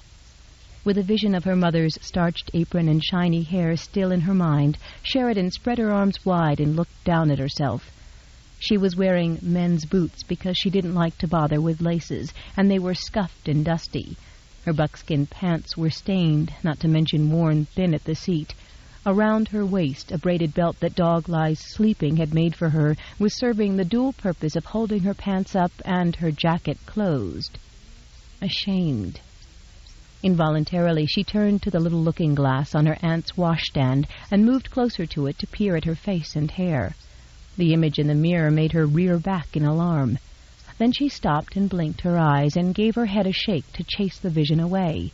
For a moment, she stood stock still, completely at a loss as to what to do to fix matters. Then she raised her hands to her head and tried to comb her fingers through the tangled mass of long, wanton red hair. Her fingers stopped, unable to penetrate more than a few inches into the snarls, so she tried to remedy things by putting her palms against the sides of her hair and pressing down hard. Then she warily approached the mirror again. Ever so cautiously she lifted her hands away. Her hair sprang back out. She didn't in the least look like her mother. She didn't actually resemble any female she'd ever seen, a fact that she'd been both aware of and unconcerned with until that moment. Aunt Cornelia had said she looked like a laughing-stock, and now that Sheridan thought about it, people had been reacting to her a little oddly lately, especially men. They stared at her in a peculiar way. Lustfully? Her father obviously hadn't noticed it, but in the last year Sheridan's chest had been swelling quite embarrassingly, and sometimes it showed no matter how carefully she tried to keep her jacket closed. Aunt Cornelia said she looked wanton. Wanton? Sheridan furrowed her brow, trying to recollect when and how she'd heard that word used. Wanton had some sort of connection to a harlot, a hussy, a wanton hussy. That was it. That was Sheridan? An unfamiliar lump of tears swelled in her throat at the realization. Aunt Cornelia was probably right about that and everything else. And worst of all, that Sheridan's mamma would be ashamed of her now. Ashamed. Sheridan was so stricken that she simply stood there, immobilized. Minutes later, she realized that her aunt was demanding that Sheridan be left with her so that Sheridan could have a decent home and upbringing, and that Sheridan's father was putting up only a feeble protest. When it finally sank in, she bolted forward, tripping over her aunt's silly footstool in her haste, and yanked the door open. "No, Papa, don't leave me here, please." He looked haunted and torn, and Sheridan took advantage of his indecision, flinging herself into his arms. "Please, I'll wear ladies' boots and fix my wanton hair and everything else, but don't leave me here." "Don't, darlin'," was all he said, and she sensed that she was losing the battle.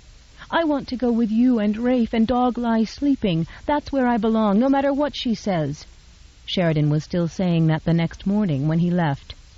"I'll be back before you know it," he said firmly. "Rafe has some good ideas. We'll make ourselves a pile of money, and we'll all come back for you in a year, 2 at the most. You'll be all grown up by then. We'll go to Sherwin's Glen, and I'll build us that grand house just like I promised you, honey. You'll see." "I don't want a grand house," Sheridan cried, looking first at Rafe, who was standing in the street, looking handsome and grim, and then at Dog Lies Sleeping, whose expression revealed nothing. "I just want you and Rafe and Dog Lies Sleeping." "I'll come back before you know I'm gone," he'd promised, ignoring her sobs and giving her his warm Irish smile that ladies always found so appealing. In a stroke of inspired cajolery, he added, "Think how shocked Rafe will be when we come for you, and you're a lovely young lady wearing skirts and doing the things your aunt will teach you." Before she could protest, he untangled her arms from around his neck, put his hat on, stepped back, and looked at Cornelia. "I'll send what money I can to help out." Cornelia nodded as if accepting alms from a peasant and said nothing, but her manner didn't seem to disturb him in the least. "Who knows?" he said with a roguish grin. "Maybe we'll even take you back to England with us. You'd like that, wouldn't you, Nellie? Living right under Squire Faraday's nose, holding court in a house bigger than his. I seem to remember that the drawing-room was always filled with your beaux." With a mocking smile, he added, "None of them were good enough for you, though, were they, Nellie? But then, maybe they've improved with age." End of Side 1. Side 2, Until You, by Judith McNaught. Continuing on page 43. Sheridan, who was trying to breathe slowly so she wouldn't weep like a baby, watched him shrug his shoulders in utter indifference at her aunt's rigid silence. Then he turned and gave Sheridan a quick, hard hug. "Write to me," she implored him. "I will," he promised. When he left, Sherry turned slowly to look at the expressionless face of the woman who had caused the complete destruction of her life, and who was her only living female relative. Her gray eyes brimming with tears, Sherry said very softly and very clearly, I wish we'd never come here. I wish I'd never set eyes on you. I hate you." Instead of slapping her, which Sherry knew she was entitled to do, Aunt Cornelia looked her straight in the eye and said, "I'm sure you do, Sheridan. I dare say you'll hate me much more before this is over. I, however, do not in the least hate you. Now, shall we have a bit of tea before we begin your lessons?" "I hate tea, too," Sheridan informed her, lifting her chin to its haughtiest angle and returning her aunt's stony stare, a stance that was not only instinctive but identical to her aunt's. Her aunt noticed the similarity, even though Sheridan was unaware of it. "Do not try to stare me out of countenance with that expression, child. I perfected that very look long ago, and I'm quite immune to it. In England it would have served you well, were you Squire Faraday's acknowledged granddaughter. However, this is America, and we are no longer the proud squire's relations. Here we are shabby genteel at best. Here I teach deportment to the children of people whom I would have once regarded as my inferiors, and I am lucky to have the work. I thank my Maker that I'm able to have this cozy house for my very own, and I do not look back at the past. A Faraday does not lament. Remember that. And I am not completely regretful of my life's choices. For one thing, I am no one's puppet any more. I no longer awaken wondering what sort of uproar will occur today. I lead an orderly, quiet, respectable life." She stepped back as she finished that speech, and with something that might actually have been amusement, she surveyed her unmoving niece. "My dear, if you wish to carry off that look of stony hauteur to its best advantage, I recommend that you look down your nose at me just the tiniest bit. Yes, just so. That's how I would have done it." If Sheridan hadn't been so forlorn and so bitter, she would have laughed. In time she learned to laugh again, just as she learned Latin and ladylike behavior. Her aunt was a relentless teacher, determined that Sheridan learn everything she herself knew. And yet Sheridan soon realized that beneath her aunt's formal rigidity there was a deep concern and even affection for her wayward niece. Sheridan was a quick student once she got over her resentment. Book learning, as she discovered, helped to relieve the tedium of a life that no longer involved wild rides on spotted horses, or the humming of guitar strings, or laughter under the stars. Exchanging even a nodding glance with a member of the opposite sex was evidence of easy virtue, and therefore forbidden.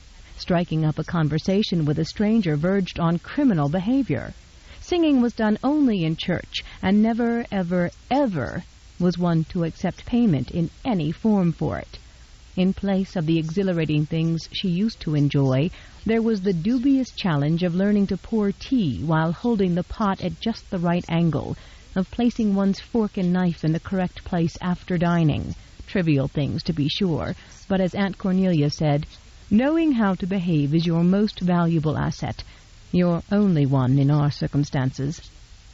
Her reasoning became evident when Sheridan turned 17. Garbed in a simple brown gown with her hair tucked into a neat chignon held in place by a cap she'd crocheted herself, Miss Sheridan Bromleigh was presented to Mrs. Adley Rayburn, the headmistress of the school where Aunt Cornelia taught. Mrs. Rayburn, who had come to the house at Aunt Cornelia's invitation, stared for a split second at Sheridan's hair and face, a peculiar reaction from city people that had become more pronounced of late. A few years ago, a younger, less well-bred and serene Sheridan Bromleigh would have self-consciously looked down at her boots or tugged her hat down over her face, or else demanded to know what the stranger was gaping at. But this was a new Sheridan, a young woman who was well aware that she had been a financial burden. Now she was determined to become a wage earner, not only for her aunt's sake, or merely for the present, but for her own sake and for always. In the city she had seen the face of widespread poverty and hunger, things that had seemed rare in the country. Sheridan was a city dweller now, and likely to remain so for the rest of her life. In the last 2 years her father's letters, which had come frequently at first, had ceased altogether. He wouldn't simply forget her here, of that she was sure, and the possibility that he might be dead was so unbearable that she couldn't endure it. That left her no choice except to find a way to look after herself and to tell herself that it was only until he and Rafe came for her. She told herself that, as Mrs. Rayburn said courteously, "I've heard some very good things about you from your aunt, Miss Bromleigh." And Sheridan Bromleigh, who once would have shoved her hands into the waistband of her pants and replied with blunt shyness that she couldn't think what those good things might have been, stretched out her hand instead and replied with equal courtesy, "And I of you, Mrs. Rayburn." Now, as Sheridan stood below decks on the Morning Star, she suddenly realized there was a very good chance she would never see any of the people from her old life again. Not Aunt Cornelia, or the little girls at school, or the other teachers who'd become her friends and who gathered at the house every Saturday afternoon for tea and conversation. She might never again set eyes on their smiling faces, or on Rafe, or her father. Her mouth felt dry, and at the same time wet tears stung her eyes as she thought of the father she might never see again. When he finally appeared at Aunt Cornelia's, anxious to see her and explain the reason for his long silence, she wasn't going to be there. She might never know what happened to him. She closed her eyes and could almost see Rafe and Dog-Eye sleeping and her father standing in her aunt's parlor, waiting to see her. She'd brought all of this on herself by insisting on accompanying Charisse on this voyage, and money hadn't been her only motive. No, indeed. She'd been daydreaming about England ever since she'd started reading those romantic novels. They had sparked her longing for adventure, ignited the streak of dreamy recklessness that she hadn't been able to completely conquer, despite her aunt's diligent efforts, and her own. Well, she was certainly having an adventure.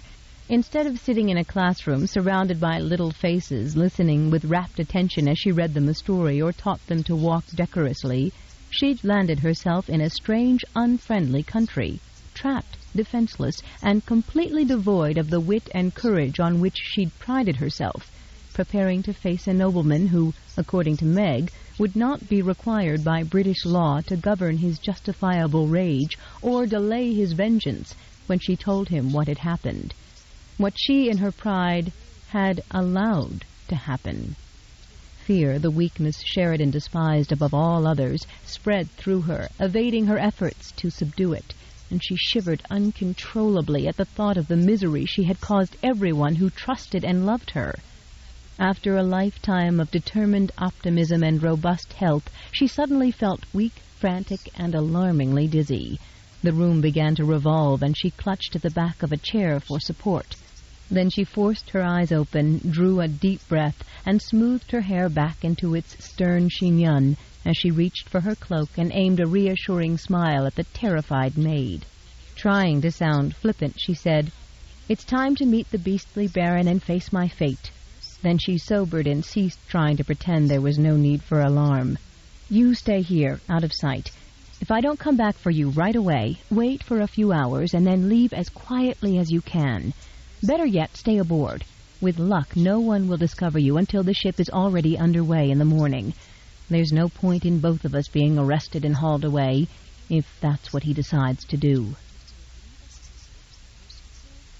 7. After the relative quiet of their tiny, dim cabin, the noise and bustle on the torchlit deck was jarring.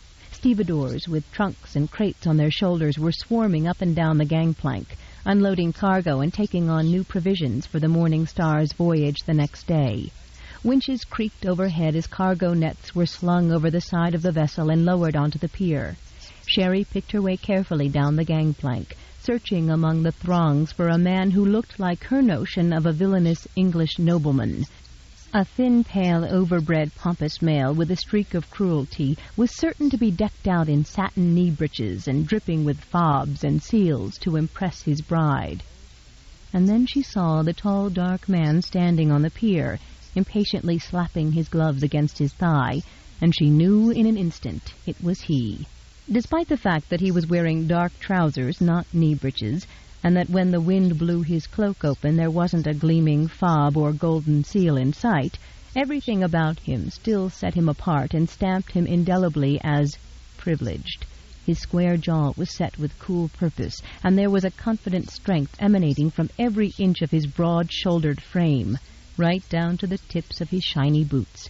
He was already frowning as he watched her approach, and Sherry's fear promptly escalated to panic.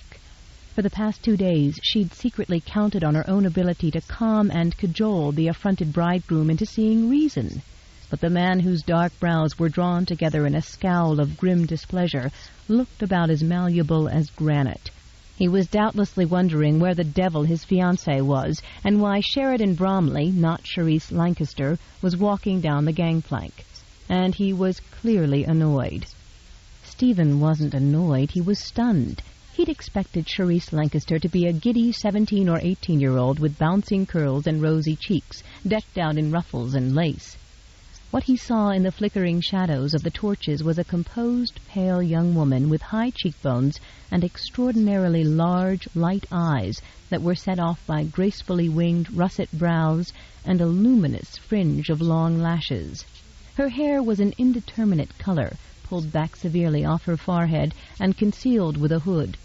Instead of ruffles, she was wearing a sensible but unattractive brown cloak, and his first thought, as he held out his hand to shake hers, was that Burleton must have been either mad or blind to describe her as quite a pretty little thing. Despite her outward composure, she looked extremely tense, frightened, as if she already sensed that something was terribly wrong. So Stephen changed his mind and decided the best course for both of them was probably the most direct one. "Miss Lancaster," he said after quickly introducing himself, "I'm afraid there's been an accident." Guilt tore at him as he added tightly, "Lord Burleton was killed yesterday." For a moment she simply stared at him in shocked incomprehension. "Killed? He isn't here?" Stephen had expected her to dissolve into tears, at the very least, or even to have hysterics. He had not expected her to withdraw her cold hand from his and say in a dazed voice, "How very sad. Please give my condolences to his family." She'd turned and taken several steps up the pier before he realized she was obviously in complete shock. "Miss Lancaster," he called, but his voice was drowned out by an alarmed shout from above as a cargo net loaded with crates swung wide from its winch. "Step aside! Look out!" Stephen saw the danger and lunged for her, but he wasn't in time. The cargo net swung wide, striking her in the back of the head and sending her flying onto the pier on her face. Already shouting to his coachman, Stephen crouched down and turned her over in his arms. Her head fell back limply, and blood began to run from the huge lump at the back of her scalp. 8. "How is our patient today?" Dr. Widdicombe asked as the Westmoreland butler ushered him into the Earl's study.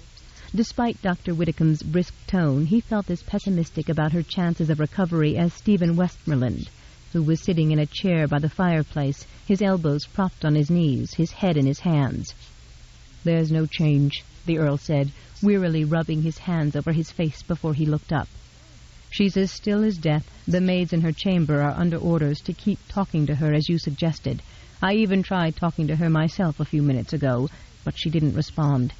It's been 3 days, he pointed out as frustrated impatience edged his voice. Can't you do something? Dr. Widdicombe pulled his gaze from the Earl's haggard features, curbed the impulse to insist he get some rest, which he knew would be futile, and said instead, She's in God's hands, not mine. I'll go up and look in on her, however. A damned lot of good that's going to do, his lordship fired at his departing back. Ignoring the outburst of noble temper, Hugh Widdicombe walked up the grand staircase and turned left at the top. When he returned to the study some time later, the Earl was sitting as he had been before, but Dr. Widdicombe's expression had brightened considerably. Evidently, he said dryly, my visit did do some good after all, or perhaps she simply liked my voice better than the maid's. Stephen jerked his head up, his gaze searching the physician's face. She's conscious? She's resting now, but she came around and was even able to speak a few words to me. Yesterday I wouldn't have given a farthing for her chances, but she's young and strong, and I think she may pull through. Having said all he had to say on that subject, Dr. Widdicombe looked at the deeply etched lines of fatigue and strain at Stephen's eyes and mouth, and embarked on the second of his primary concerns. You, however, look like the very devil, my lord, he pronounced with the blunt familiarity of a long-time family friend. I was going to suggest we go up to see her together after supper, providing you invite me to stay for supper, of course. But the sight of you might frighten her into a relapse if you don't have some sleep and a shave first. I don't need any sleep, Stephen said, so relieved that he felt positively energized as he stood up, walked over to a silver tray, and pulled the stopper out of a crystal decanter. I won't argue about the shave, however, he said with a slight smile as he poured brandy into 2 glasses and held one of them out to the physician. Lifting his own glass in the gesture of a toast, he said, To your skill in bringing about her recovery. It wasn't my skill, it was more like a miracle, the physician said, hesitating to drink the toast.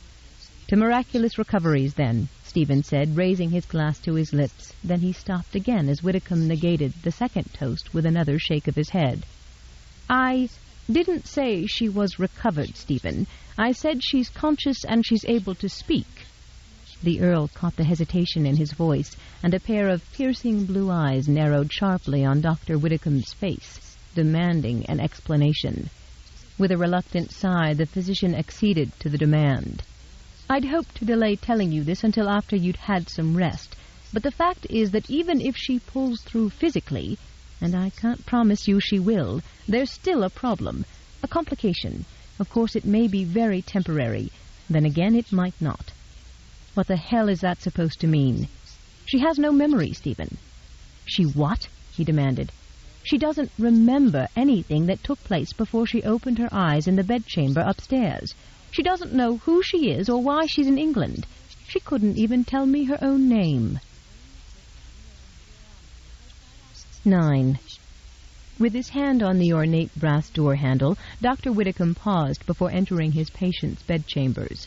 Turning to Stephen, he lowered his voice and issued some last-minute warnings and instructions. Head wounds are very unpredictable. Don't be alarmed if she doesn't remember speaking to me a few hours ago. On the other hand, she may have already regained her memory completely. Yesterday I spoke with a colleague of mine who's had more experience with serious head injuries than I, and we both felt it would be a mistake to give her laudanum no matter how severe her headache might become. Even though it would help her pain, laudanum will put her to sleep, and we both think it's imperative to keep her conscious and talking. Stephen nodded, but Widdicombe wasn't finished. Earlier today, she grew very anxious and frightened when she couldn't remember anything, so do not, under any circumstances, say or do anything to add to her anxiety. When we go in there, try to make her feel calm and reassured, and make certain any servant who enters this bedchamber is under the same orders. As I said, head wounds are very dangerous and very unpredictable, and we wouldn't want to lose her. Satisfied that he'd covered everything, he turned the handle. Sheridan sensed the presence of people in the darkened room as she floated in a comforting gray mist, drifting in and out of sleep, her mind registering neither fear nor concern, only mild confusion. She clung to that blissful state because it allowed her to escape the nameless fears and haunting questions nagging at the back of her mind. "Miss Lancaster?" The voice was very near her ear, kind but insistent, and vaguely familiar. "Miss Lancaster." He was speaking to her. She forced her eyes open and blinked, trying to focus, but her vision was strangely blurry, and she saw two of everything, each object superimposed over the other. "Miss Lancaster." She blinked again, and the images separated into two men, one of them middle-aged and gray-haired, with wire-rimmed spectacles and a neat mustache. He looked kindly and confident, just as he sounded. The other man was much younger, handsome, not so kindly, not so confident either, worried. The older man was smiling at her and speaking. "Do you remember me, Miss Lancaster?" Sheridan started to nod, but movement made her head hurt so horribly that spontaneous tears burned her eyes. "Miss Lancaster, do you remember me? Do you know who I am?" Careful not to move her head when she spoke, she answered his question. "Doctor." Her lips felt dry and cracked, but talking didn't seem to make her headache more intense. The moment she realized that, her own questions began to rush in on her. "Where am I?" "You're safe." "Where?" she persisted. "You're in England. You sailed here from America." For some reason that made her feel uneasy, depressed. "Why?" The two men exchanged a glance. Then the doctor said reassuringly, "That will all come back to you in due time. Don't concern yourself with anything right now." "I want to know," she insisted, her whisper hoarse with tension. "Very well, child," he agreed at once, patting her arm. After a slight hesitation, he smiled as if he were giving her happy news and said, "You came here to join your fiancé." A fiancé? Evidently she was betrothed. To the other man, she decided, because he was the one who'd looked the most worried about her, worried and exhausted. She shifted her gaze to the younger man and gave him a wan, reassuring smile, but he was frowning at the physician, who was shaking his head at him in some sort of warning. That frown bothered her for some reason, and so did the physician's warning look, but she didn't know why.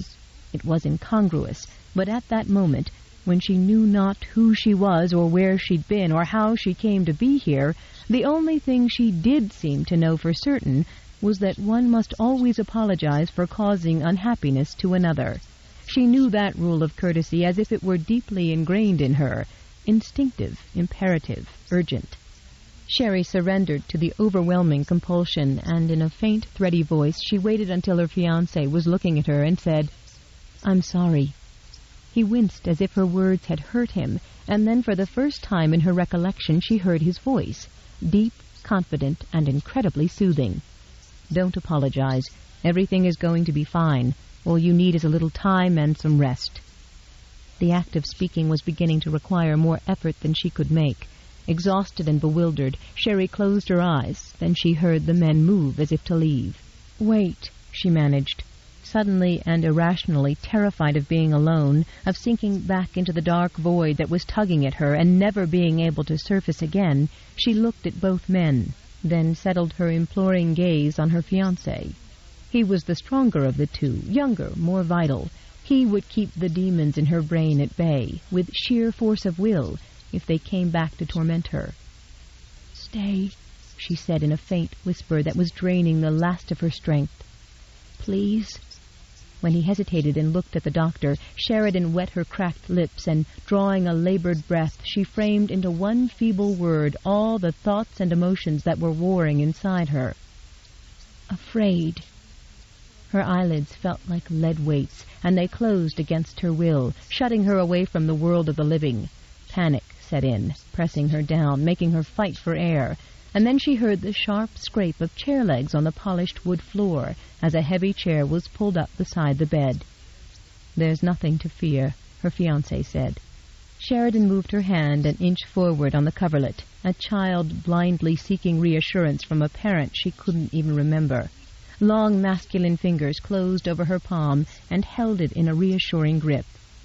"Hate, afraid," she mumbled. "I won't leave you, I promise." Sheridan clung to his hand and his voice and his promise, and she took all three with her into a deep, dreamless sleep. Guilt and fear made Stephen's chest ache as he watched her drifting deeper and deeper into slumber. Her head was swathed in bandages and her face was ghostly pale, but what struck him forcibly was how small she looked in that bed, swallowed up by pillows and bed covers. She had apologized when he was entirely to blame, not only for the death of her fiancé and her dreams, but for this calamity as well. He knew the dangers on a dock, and yet he'd positioned himself and her directly in the path of a winch. On top of that, he'd been so preoccupied with her reaction to Burleton's death that he'd failed to see the loaded cargo net swinging toward her, and then he'd failed to react in time to the stevedore's warning shout. And if she hadn't been in such a state of shock over what Stephen had told her, and the blunt, clumsy way he'd told her, then she might have been able to react in time to save herself. As it was, he had put her in the path of danger, failed to protect her, and then made it all but impossible for her to protect herself. If she died, the fault would be entirely his, and he knew he'd never be able to live with that on his conscience. He already carried enough of a burden over young Burleton's death to torment his nights and haunt his days. Her breathing changed suddenly, and fear clawed at him. He held his own breath until her chest rose and fell in what seemed like a reasonably steady rhythm. Then he exhaled and looked down at the hand resting trustingly in his palm. Her fingers were long and graceful and smooth, but her nails were trimmed very short. An aristocratic hand belonging to a prim and proper young lady with an obvious penchant for tidiness and practicality, he decided. He lifted his gaze to her face, and if he hadn't been half-crazed with fear and half-dead from exhaustion, he would have smiled as he wondered how she felt about that face of hers, given her prim and practical streak. There was certainly nothing prim about those soft, generous lips, and nothing practical about those incredibly long, curly lashes that lay like lush crescents against her cheeks. He had no idea what color her hair or eyes were, but her cheekbones were delicately molded, her ivory skin almost translucent. In contrast to all her other features that seemed to exemplify fragile femininity, there was a firmness to that small chin of hers that hinted of willfulness. No, Stephen corrected himself, it more likely hinted of courage. She hadn't wept with pain or fear. She'd said she hated being afraid, which implied she preferred to fight that debilitating emotion rather than succumb to it. She undoubtedly had courage, he decided, and kindness as well, enough to try to apologize for worrying him. Courage and gentleness, a remarkable combination in any woman, but particularly in one so young. And so vulnerable, he realized, with a fresh surge of panic as her chest rose and fell in fitful little gasps. Tightening his grip on her hand, he watched her seem to struggle for air while a lump of pure terror swelled in his throat. God, she was dying. "Don't," he whispered fiercely. "Don't die." 10. Bright sunlight was peeking between the green draperies at the far end of the room when Sheridan opened her eyes again. Her fiancé was seated in a chair beside the bed, still holding her hand, fast asleep. Sometime in the night he'd removed his coat and neckcloth, opened his collar, and fallen asleep with his arms crossed on the bed and his head resting on them. His face was toward her, and Sheridan cautiously turned her head on the pillow, breathing a sigh of relief when the slight movement didn't unleash the hammers in her brain. In the peaceful daze that comes after a deep sleep, she idly studied the man to whom she was betrothed. He was tanned, she realized, as if he spent time outdoors, and his thick hair was a rich dark brown, beautifully trimmed to lie flat at the sides and to barely touch the collar of his shirt. At the moment his hair was rumpled from sleep, and there was something endearingly boyish about that, and the way his spiky black lashes lay against his face. There was nothing boyish about the rest of him, however, and she felt a mixture of fascination and an inexplicable uneasiness at the discovery. The shadowy beginnings of a dark beard had appeared on a square jaw that was hard and resolute even in slumber. His straight dark brows were drawn together into a scowl that boded ill for someone in his dreams. The fine white fabric of his shirt was stretched taut over powerful shoulders and muscular arms. Crisp dark hair peeked from the deep V of his open collar and lightly covered his forearms. He was all rugged angles and sharp planes, from his finely carved nose to his chiseled jaw and long fingers. He looked stern and uncompromising, she decided. And handsome. Dear God, he was so handsome. Reluctantly, she lifted her gaze from his face, and, for the first time, she looked at her surroundings. Her eyes widened in shocked awe at the glittering opulence of the green and gold room. Pale apple-green silk covered the walls and the windows and floated gracefully from the bed's canopy, held in place by shimmering golden cords and tassels. Even the cavernous fireplace at the far end of the room was of a wondrous green marble, adorned with golden birds mounted at the corners and ornate brass fittings. 2 curved sofas upholstered in pale green watered silk faced each other in front of the fireplace, separated by a low oval table. Her attention drifted back to the dark head resting near her hip, and she felt her spirits lift a little. She was obviously very fortunate, because her betrothed was not only startlingly handsome, but he was obviously extremely wealthy, too. Moreover, he'd stayed with her all night, sleeping in that dreadfully uncomfortable position and never letting go of her hand. Therefore, he must be very much in love with her. He had obviously courted her and asked her to marry him. She closed her eyes tightly, searching for any recollection of him or of her past. But there was nothing except a black void. No woman could possibly forget being courted and loved by a man like this. It just wasn't possible. She'd remember it all in a minute, she told herself fiercely, fighting back a surge of panic so strong it made her feel nauseated. In her mind, she said things to herself that he must have said to her. "Will you do me the honor of becoming my wife, Miss—" Miss who? Miss who? Stay calm, Sheridan warned herself desperately. Concentrate on other things, sweet things he must have said. Unaware that she was breathing faster and clutching his hand so hard that her nails were digging into it, she tried to think, to remember some of their times together. He would have treated her in a courtly manner as befitted a proper suitor. He'd have brought her flowers and told her that she was clever and charming and beautiful. She'd have to be all those things in order to have captured the heart of such a supremely eligible suitor. She tried to think of something clever, but her mind went blank.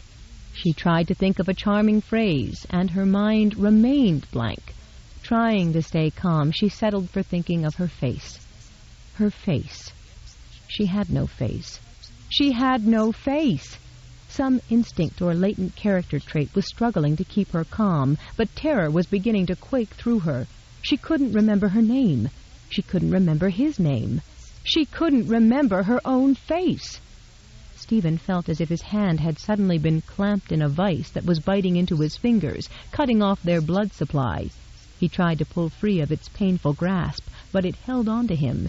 After 3 days without sleep, it took a supreme effort just to force his eyes open enough to peek between the heavy lids at whatever was causing his hand to go numb. Instead of finding a pitchfork buried in his fingers, he saw a woman lying in the bed beside him. Since that situation certainly wasn't unusual enough to startle him from his dazed stupor, he simply twisted his hand to free it a little so that he could go back to sleep. But because courtesy to the opposite sex had been drummed into his head since childhood, and because the woman had looked truly frantic, he managed to form a polite inquiry about her problem just as his eyes closed and he began sinking into a deep sleep. "What's wrong?" Her voice shook with alarm. "I don't know what I look like." Stephen had known other women who were obsessed with their appearance, but this female's concern, in a dimly lit boudoir in the middle of the night, verged on the ridiculous. Given that, he didn't feel obliged to even open his eyes when she tightened her grip and frantically implored, "What do I look like?" "Ravishing," he stated tonelessly. His entire body ached, which he belatedly realized was because she was in the bed and he wasn't. He was trying to muster the strength to ask her to move over when he heard the unmistakable sound of stifled crying. Turning his head away from the sound, he wondered irritably what he had done to make her cry, and resolved to have Wheaton send her a pretty trinket to atone for whatever it was, a ruby brooch or something. The desire for an expensive piece of jewelry was, more often than not, the underlying cause of most feminine bouts of delicate tears. Even in his sleep, Stephen knew that. Her crying promptly escalated to serious, anguished weeping, punctuated with gulped breaths and shuddering. Whatever he'd done to cause this outburst, it was far more than merely forgetting to compliment her gown or breaking an engagement for the theater. This outburst was going to cost him a diamond necklace. A convulsive sob shook her entire body along with the bed covers, and a matching bracelet. Exhausted in body and spirit, he drifted deeper into slumber, reaching for the bliss of it. But something she'd said was holding him back, tugging at him. "I don't know how I look. Don't know. Don't know." Stephen's eyes snapped open, and he jerked his head toward her. She'd turned her face away and covered her mouth with her left hand in an attempt to silence her cries, but shudders were still racking her body. Her eyes were closed, but tears were trickling steadily from beneath her long, wet lashes and streaking down her pale cheeks. She was weeping her heart out, but she was fully conscious and lucid, and his relief at that outweighed his guilt over her tears. "I wasn't awake enough to understand your question before," he said quickly. "I apologize." Her body stiffened at the sound of his voice, and he saw the gallant struggle she made to bring herself under control before she turned her head on the pillow and looked at him. "What's wrong?" he said carefully, gentling his voice to what he hoped was a soothing tone. Sheridan swallowed, taken aback by how tired he still looked and how relieved. He must have been worried to death about her for days, she realized, feeling foolish and ungrateful for weeping like an infant over what in reality was little more than a temporary inconvenience.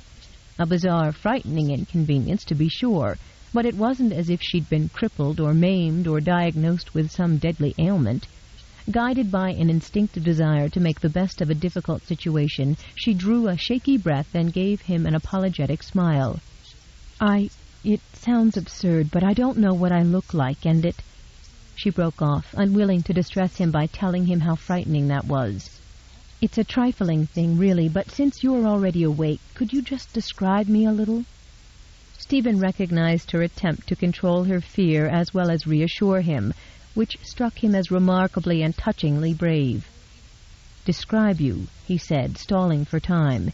He didn't know the color of her hair, and he was afraid of how she might react if she saw herself in a mirror, so he tried to pass the entire issue off as a joke. "At the moment your eyes are puffy and red," he said with a smile as he flicked a quick glance at her eyes to gather additional information. "But they're very large and gray," he concluded with some surprise. In fact, she had startling eyes, Stephen realized, light silvery gray at the center with a thin outline of black at the edges, and set off with that luxurious fringe of long sable lashes. "Gray?" Sheridan said, disappointed. "I don't think I like that. Right now, when they're wet, they look like liquid silver." "Perhaps they aren't so very bad. What about the rest of me?" "Well, your face is pale and streaked with tears, but it's a rather nice face despite that." She looked torn between horror, tears, and laughter. To his relief and surprise, she decided to smile. "What color is my hair?" "At the moment," he prevaricated quickly, "your hair is concealed by a large white, turban. Wearing a turban to bed has become all the rage, as you know. The night of the accident, the light had been poor, and her hair had been covered, first with a hood and then with her blood. Still, her lashes were brown, so it stood to reason her hair would be." "Your hair is brown," he said decisively. "Dark brown." "It took you rather a long time to decide." She was watching him closely, puzzled but not suspicious. "I'm not very observant about some things," he countered, inanely, he thought. "May I see a mirror?" Stephen wasn't certain how she'd react if she didn't recognize her face even when she saw it in a mirror, and he wasn't certain if she'd panic when she saw her head swathed in bandages and the dark bruise near her temple. He was, however, certain that when the time came for her to look in a mirror, he wanted Widdicombe here in case she needed medication. "Another day," he said, "perhaps tomorrow, or when the bandages are removed."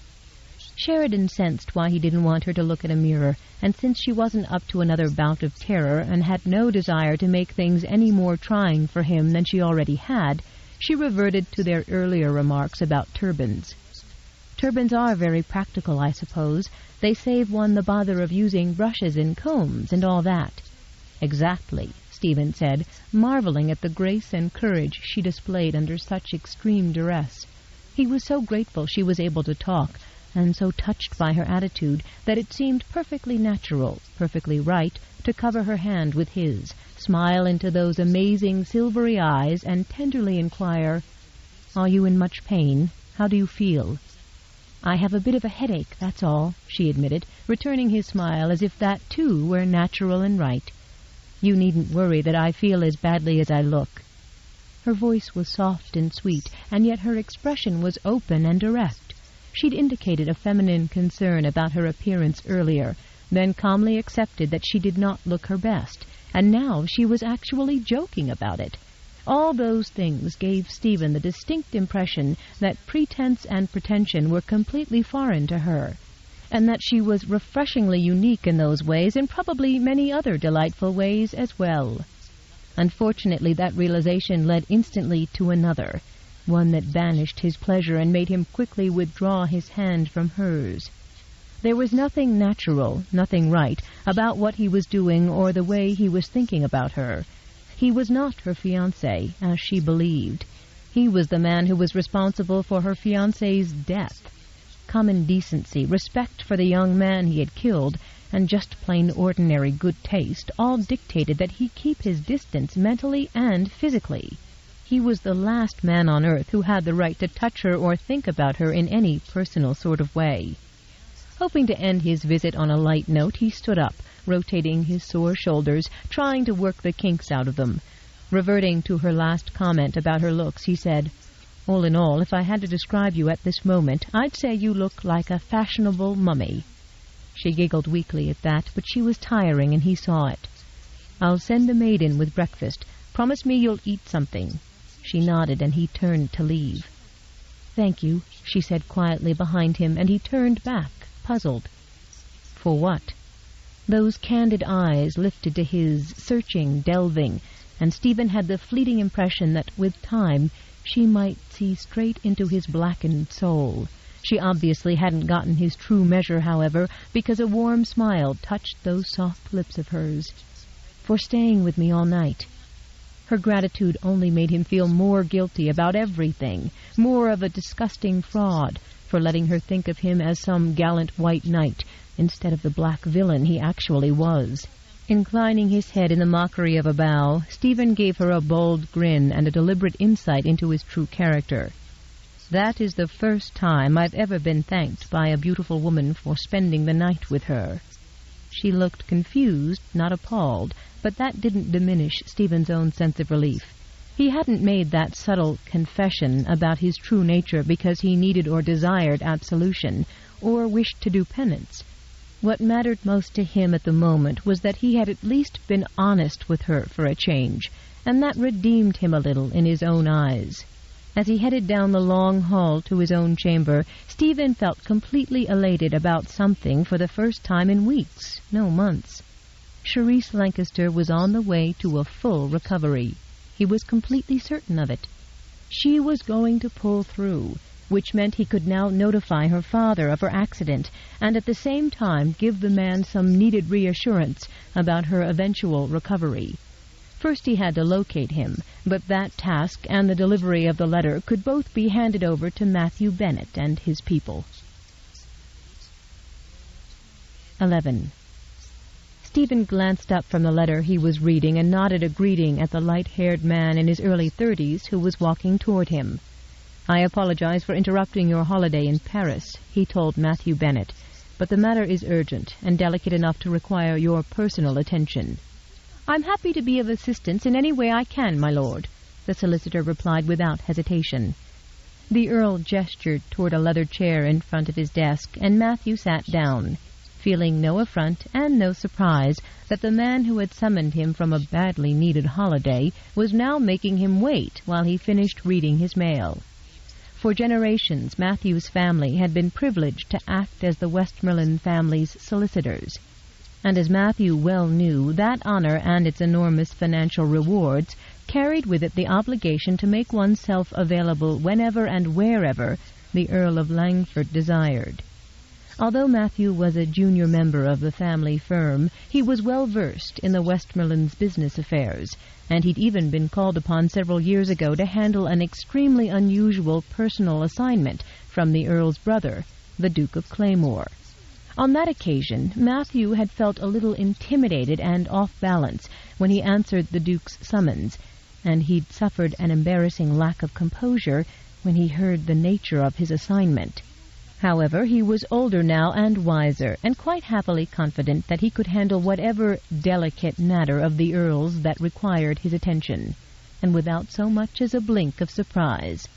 And so he waited with perfect equanimity to discover what urgent detail needed his particular attention, ready to give his advice on the terms of a contract or perhaps a change in a will. Given the use of the word delicate, Matthew was inclined to think the matter probably involved something more personal, perhaps the settlement of a sum of money and property on the Earl's current mistress, or a confidential charitable gift. Rather than keep Bennet waiting any longer, Stephen put the letter from his stored on his Northumberland estate aside. Leaning his head against the back of his chair, he gazed absently at the intricate plasterwork on the frescoed ceiling 25 feet above, his mind switching from the steward's letter to the other, more complicated problem of Charisse Lancaster. He was about to speak when the under-butler, an elderly man whom Stephen belatedly recognized as Burleton's former manservant, interrupted with a polite cough and said a little desperately, "Miss Lancaster is insisting upon getting out of bed, my lord. What shall we tell her?" Stephen transferred his gaze to the butler without lifting his head, smiling a little because she was obviously feeling much better. "Tell her I do not intend to let her out of bed for a full week. Tell her I'll join her after supper." Oblivious to the mixture of shock, admiration, and dismay that flickered across Matthew Bennet's normally bland features, or the erroneous conclusions the other man might draw from his smiling remark, Stephen decided to tackle his problem head-on. "I seem to have acquired a fiancée," he began. "My heartiest felicitations," Matthew said. "She isn't my fiancée, she's Arthur Burleton's." After a distinct pause, during which Matthew struggled to think of some appropriate response to that revelation, he said, "In that case, please convey my, felicitations to that gentleman." "I can't. Burleton is dead." "That's a pity." "I killed him." "That's much worse," Matthew said before he could stop himself. There were laws against dueling, and the courts were taking a stern posture of late. Furthermore, the blatant presence of the dead man's fiancée in the Earl's bed wasn't going to do his case any good either. The solicitor's mind already searching for the best possible line of defense, Matthew said, "Was it swords or pistols?" "No, it was a carriage." "I beg your pardon?" "I ran over him." "That's not as straightforward as swords or pistols," Matthew said absently, "but it is much easier to defend." Too worried to notice the odd look the Earl was aiming at him, he continued thoughtfully, "The courts might be persuaded to take the point of view that if you'd truly meant to kill him, you'd have chosen a duel. After all, your skill with pistols is widely known. We can call dozens of witnesses to attest to that fact. Theodore Kittering would make an excellent witness in that regard. He was a crack shot before you wounded him in the shoulder. No, we'd better leave him out of it, because he isn't fond of you, and the duel would be bound to come out during the trial. Even without Kittering's testimony, we should be able to convince the court that Burleton's death wasn't what you actually intended, that it was incidental to the event, and, therefore, loosely speaking, an accident." Very pleased with his logic, Matthew withdrew his thoughtful gaze from across the room and finally looked at the Earl, who said very clearly and very slowly, "At the risk of appearing hopelessly obtuse, may I inquire what in the living hell you are talking about?" "I beg pardon?" "Am I to understand you think I ran him down deliberately?" "I was under that impression, yes." "May I ask," his lordship drawled, "what possible reason I could have for such a deed?" "I assume your reason had something to do, was directly related to, the presence of a certain young lady who is not permitted to leave your, bedchambers."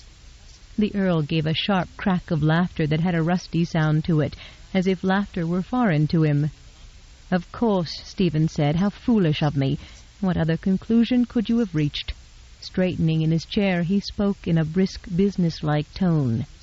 "Last week the young woman upstairs, Cherise Lancaster, arrived in England from America. She was betrothed to Burlton, and their marriage was to take place the following day by special license. Since I was responsible for his death, and since there was no one else to tell her what had happened, I naturally met her ship and gave her the sad news. I was talking to her on the dock when some idiot lost control of a loaded cargo net, and it struck her in the head.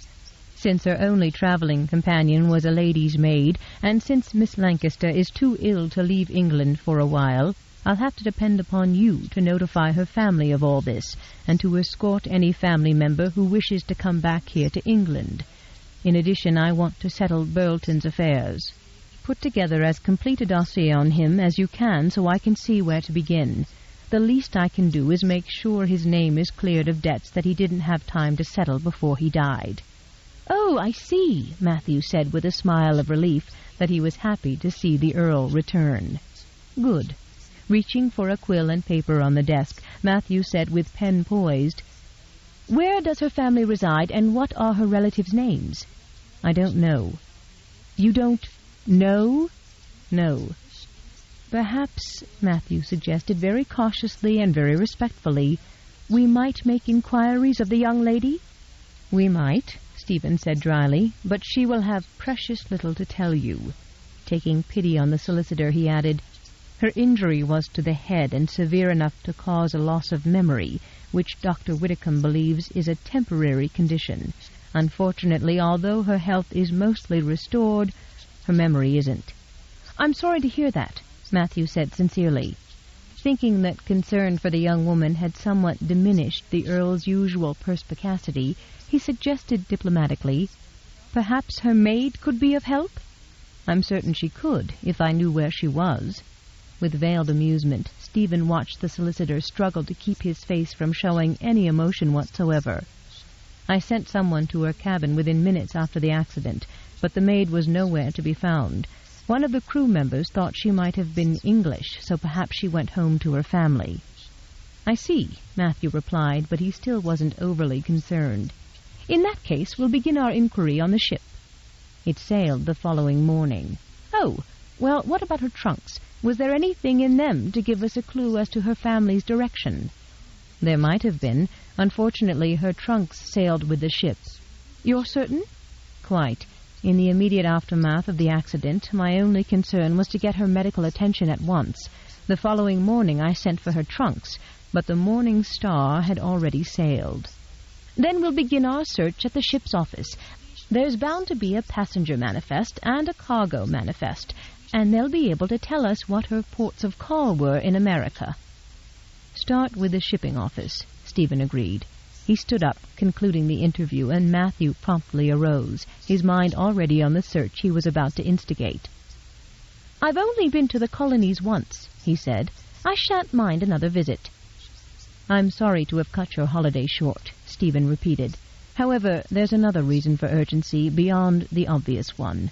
Whitcomb is becoming concerned that her memory hasn't shown the slightest sign of returning. I'm hoping that seeing people from her past may help." 12. As he'd promised, Stephen went upstairs to see her later that evening. He'd made it a practice to visit her twice each day, and although he kept them very brief and impersonal, he found himself nevertheless looking forward to them. He knocked on her door, and when there was no response, he hesitated, then knocked again. Still no reply. Evidently his instructions that a maid was to be with her at all times had not been followed. Either that or the servant had fallen asleep on duty. Both possibilities angered him, but his primary emotion was alarm for his house-guest. She'd wanted to leave her bed. If she'd decided to try it, despite his instructions, and then collapsed with no one there to help her or sound an alarm, or if she'd lapsed back into unconsciousness. He shoved the door open and strode into the chambers. The empty chambers. Baffled and annoyed, he looked at the bed, which had been neatly made up. Evidently the little idiot had not seen fit to follow his orders, and neither had the maid. A soft sound made him swing around and stop cold. "I didn't hear you come in," his house guest said, walking out of the dressing-room. Clad in a white dressing gown that was too large for her, with a hairbrush in one hand and a blue towel loosely draped over her head, she stood before him barefoot, unself-conscious, and completely unrepentant for ignoring his instructions. Having just been needlessly subjected to several awful moments of fear, Stephen reacted with a flash of annoyance, followed by relief, and then helpless amusement. She'd borrowed a gold cord from the draperies and tied it around her waist to hold the white dressing robe closed, and with her bare toes peeping out from beneath the long robe and that light blue towel over her head like a veil, she reminded him of the barefoot Madonna. Instead of the real Madonna's serenely sweet smile, however, this Madonna was wearing an expression that looked bewildered, accusing, and distinctly unhappy all at once. She did not make him wait to find out the cause. "Either you're extremely unobservant, my lord, or else your eyesight is afflicted." Caught completely off guard, Stephen said cautiously, "I'm not certain what you mean." "I mean my hair," she said miserably, pointing an accusing finger to whatever was concealed beneath the towel.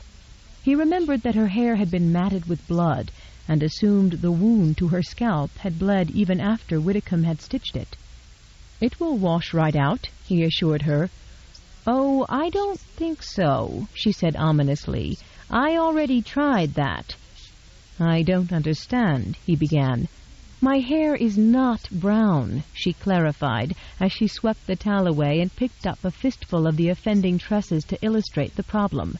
"Look at it. It's red." She sounded revolted, but Stephen was speechless, completely transfixed by a heavy mass of shiny, flaming strands that tumbled in waves and curls over her shoulders and the bodice of her robe and down her back. She released the handful she was holding, and it ran through her fingers like liquid fire. "Jesus," he breathed. "It's so brazen," she said unhappily. Belatedly realizing that her real fiancé wouldn't be standing there staring at something he would have already seen, Stephen reluctantly withdrew his gaze from the most magnificent and unusual head of hair he had ever seen. "Brazen?" he repeated, wanting to laugh. She nodded and then impatiently shoved aside a glossy panel of coppery locks that slid away from her center part and draped itself over her forehead and left eye. "You don't like it," he summarized. "Of course not. Is that why you didn't want to tell me its real color?" Stephen seized the excuse she'd inadvertently handed him and nodded, his gaze shifting back to that exotic hair. It was a perfect frame to set off her delicate features and porcelain skin. It began to register on Sheridan that the expression on his face wasn't revulsion at all. In fact, he looked almost admiring. "Do you like it?" Stephen liked it. He liked every damn thing about her. "I like it," he said casually. "I gather that red hair isn't quite the thing in America?" Sheridan opened her mouth to answer and realized she didn't know the answer. "I don't see how it could be, and I don't think it is in England." "What makes you say that?" "Because the maid who helped me admitted after I pressed her that she had never seen a head of hair this color in her entire life. She looked perfectly appalled." "Whose opinion matters most?" he countered smoothly. "Well, when you put it that way," Sheridan said, feeling shy and overheated beneath the warmth of his smile. He was so beautiful, in a dark, manly way, that it was difficult not to stare at him, and even more difficult to believe he'd actually chosen her above all the women in his own country. She loved his company, his humor, and the gentle way he treated her. She counted the hours between his visits, looking forward eagerly to each one. But the visits had all been very brief and completely uninformative. As a result, she still knew nothing about herself, or about him, or about their past relationship. She was no longer willing to exist in limbo, waiting for her capricious memory to return at any moment and provide the answers. She'd understood Lord Westmoreland's point of view, which was that she shouldn't jeopardize her health by overtaxing her mind. But her body was healed now. She'd gotten out of bed, bathed, and washed her hair, and then put on the dressing robe. in order to prove to him that she was well enough now to ask questions and hear answers. Her legs felt wobbly, but that might be due to a lingering weakness from her ordeal, or, more likely, it was another symptom of the flustered nervousness she sometimes felt in his presence. She nodded toward a pair of inviting gold silk-covered sofas positioned near the fireplace. "Would you mind if we sat down? I'm afraid I've been in bed so long that my legs have grown weak from disuse." "Why didn't you say something before?" Stephen said, already stepping aside so that she could precede him. "I wasn't certain it was allowed." She curled up on the sofa, tucked her bare feet beneath her, and arranged the dressing robe neatly around her. One of the things she'd obviously forgotten, Stephen noted, was that well-bred young ladies did not entertain gentlemen who were not their husbands in their boudoir. Stephen, on the other hand, was as aware of this as he was his own transgression in being there. He chose to ignore both issues in favor of his own desires. "Why did you say you weren't certain you were allowed to sit down?" Her embarrassed gaze slid to the fireplace, and Stephen felt absurdly deprived of the delight of her face, and absurdly pleased when she looked back at him.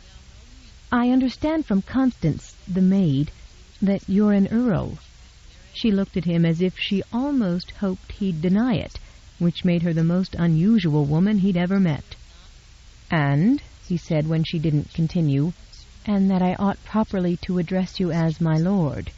When he merely lifted his brows, waiting, she admitted, "Among the things I do seem to know is that in the presence of a king, one does not sit unless invited to do so." Stephen suppressed the urge to shout with laughter. "I am not a king, however, merely an earl." "Yes, well, I wasn't certain if the same protocol applied." "It doesn't. And speaking of the maid, where the devil is she? I specifically said you were not to be left alone at any time." "I sent her away." "Because of her reaction to your hair," he assumed aloud. "I'll see that—" "No, because she'd been with me since dawn, and she looked exhausted. She'd already tidied the room, and I certainly didn't want to be bathed as if I were a child." Stephen heard that with surprise, but then she was full of surprises, including her next announcement, which was stated with a great deal of resolve and only a tremor of uncertainty. "I've been making some decisions today." "Have you now?" he said, smiling at her fierce expression. She was not in any position to make decisions, but he saw no reason to point that out to her. "Yes, I've decided that the best way to cope with the loss of my memory is to believe that it's merely a passing inconvenience, and for us to treat it that way." "I think that's an excellent idea." "There are a few things I'd like to ask you, however." "What would you like to know?" "Oh, the usual things," she said, choking on a laugh. "How old am I? Do I have a middle name?" Stephen's defenses collapsed, leaving him torn between the wild urge to laugh at her wonderful, courageous sense of humor and the wilder urge to pull her off the sofa, shove his hands into that mass of gleaming hair, and bury his lips in hers. She was as enticing as she was sweet, and more sexually provocative in that robe and curtain cord than any gorgeously dressed or undressed courtesan he'd ever known. Burlton must have been in an agony to take her to bed, he thought. No wonder he intended to marry her the day after she arrived. Guilt abruptly doused Stephen's pleasurable contemplation of her appealing assets, and shame aided him like acid. Burlton, not he, should have been sitting across from her. It was Burlton who should have been the one to enjoy this cozy moment with her, to see her curled up on the sofa, barefoot. It was Burlton who had the right to be mentally undressing her and thinking of taking her to bed. No doubt he'd been thinking of little else while he waited for her ship to arrive. Instead of all that, her ardent young lover was lying in a coffin, and his killer was enjoying the evening with his bride. No, Stephen corrected himself with savage self-disgust. He wasn't merely enjoying a pleasant evening with her, he was lusting after her. His attraction to her was obscene. It was insane. If he wanted diversion of any kind, he could choose from among the most beautiful women in Europe. Sophisticated or naive, witty or serious, outgoing or shy, blondes, brunettes, and redheads. They were his for the asking. There was no reason on earth to feel a wild attraction to this woman, no reason to react to her like some randy adolescent or aging lecher. Her quiet voice jerked him from his furious self-reproach, but his feelings of revulsion lingered. "Whatever it is," she said half-seriously, "I don't think it has very long to live." Stephen's gaze snapped back to her face. "I beg your pardon." "Whatever it is that you've been glowering at over my left shoulder for the last minute, I hope it has legs and can run very quickly." He gave her a brief, humorless smile. "My thoughts drifted. I apologize." "Oh, please do not apologize," she said with a nervous laugh. "I am vastly relieved to know you were thinking of something other than my questions, with that black scowl on your face." "I'm afraid I've forgotten the questions entirely." "My age," she provided helpfully, her delicate brows lifting. "Do I have a middle name?"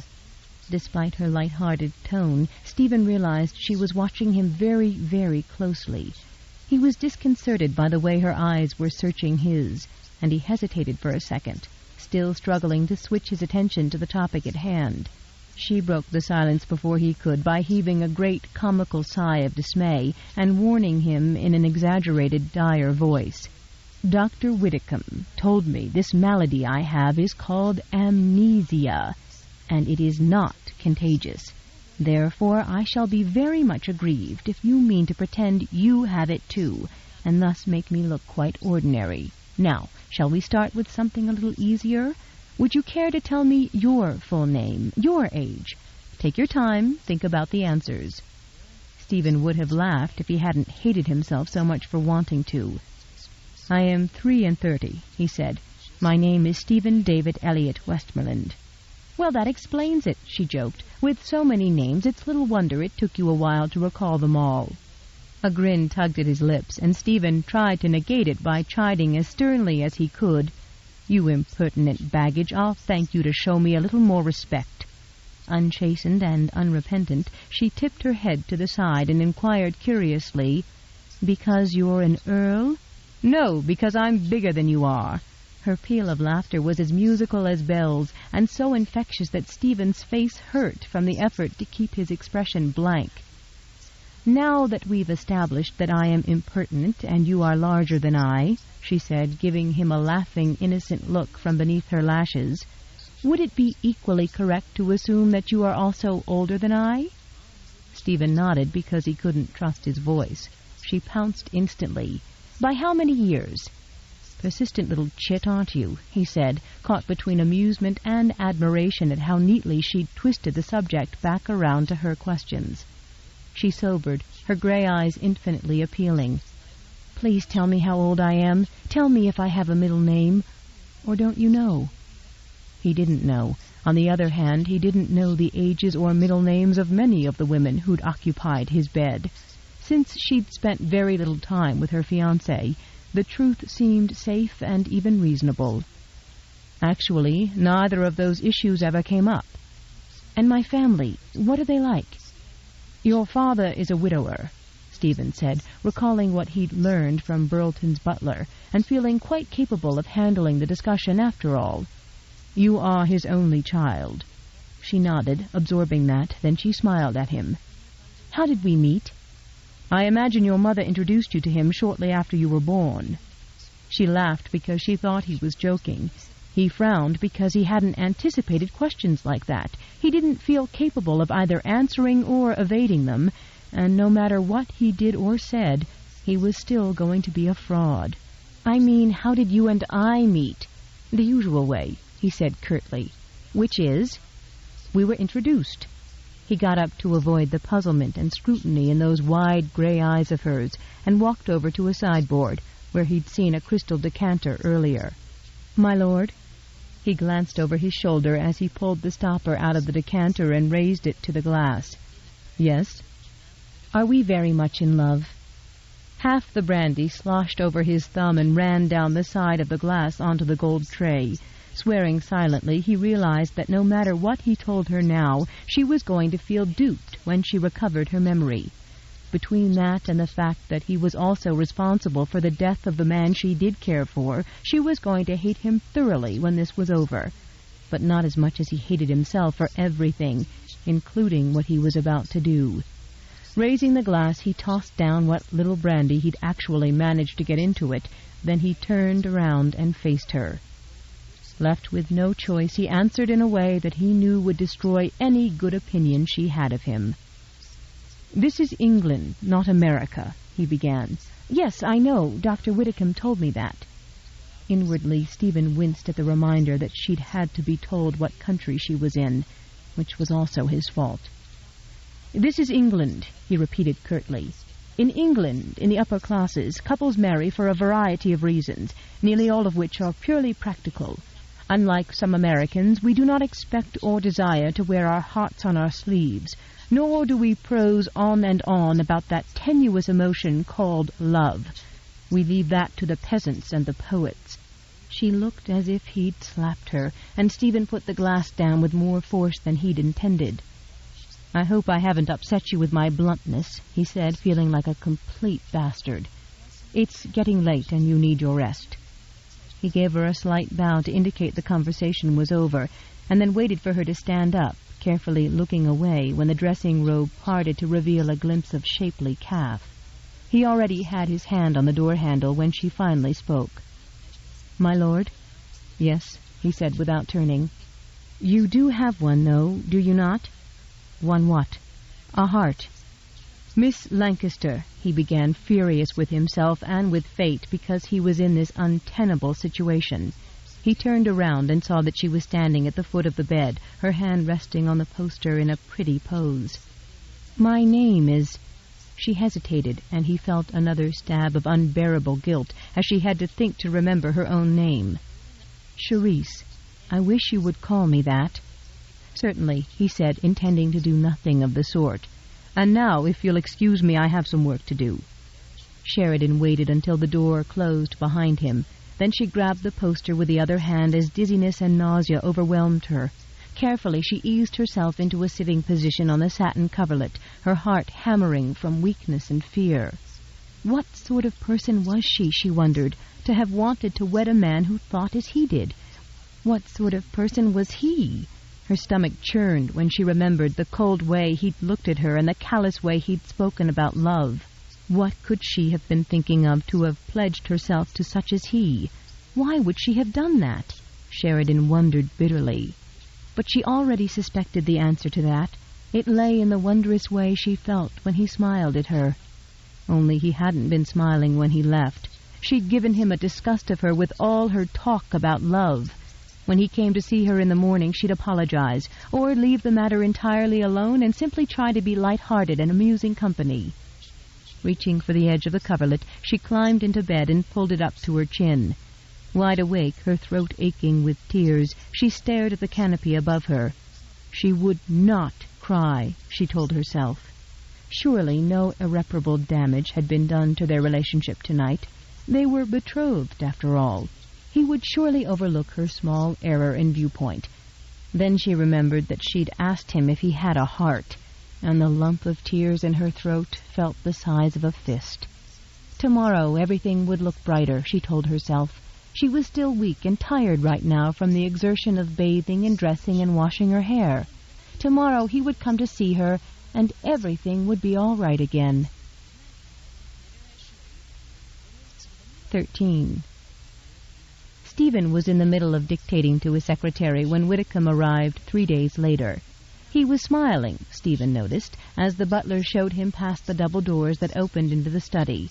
A half-hour later, when he came downstairs after visiting his patient, he did not look nearly as pleased.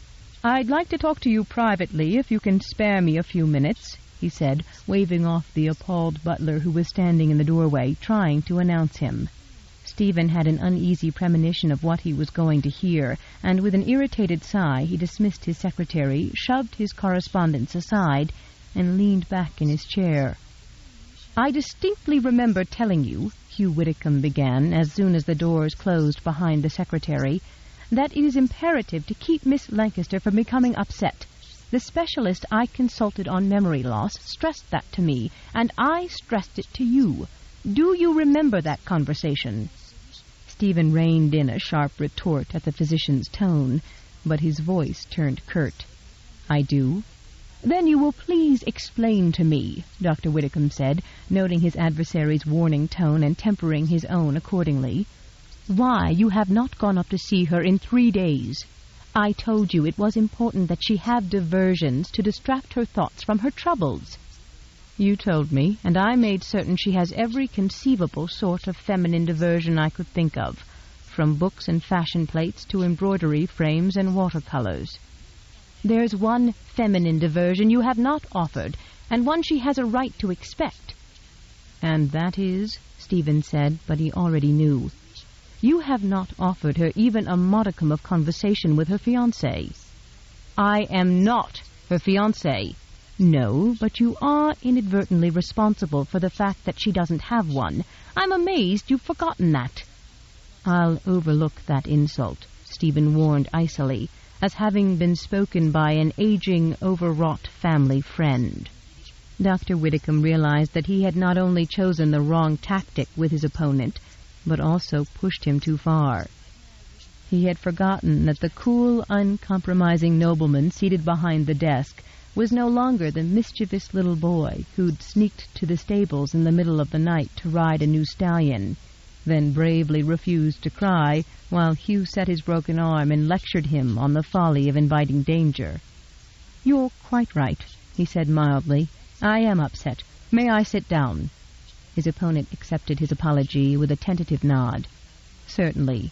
We overwrought, aging fellows tend to tire rather easily," he added with a grin, and was relieved to see a trace of amusement soften Stephen's features.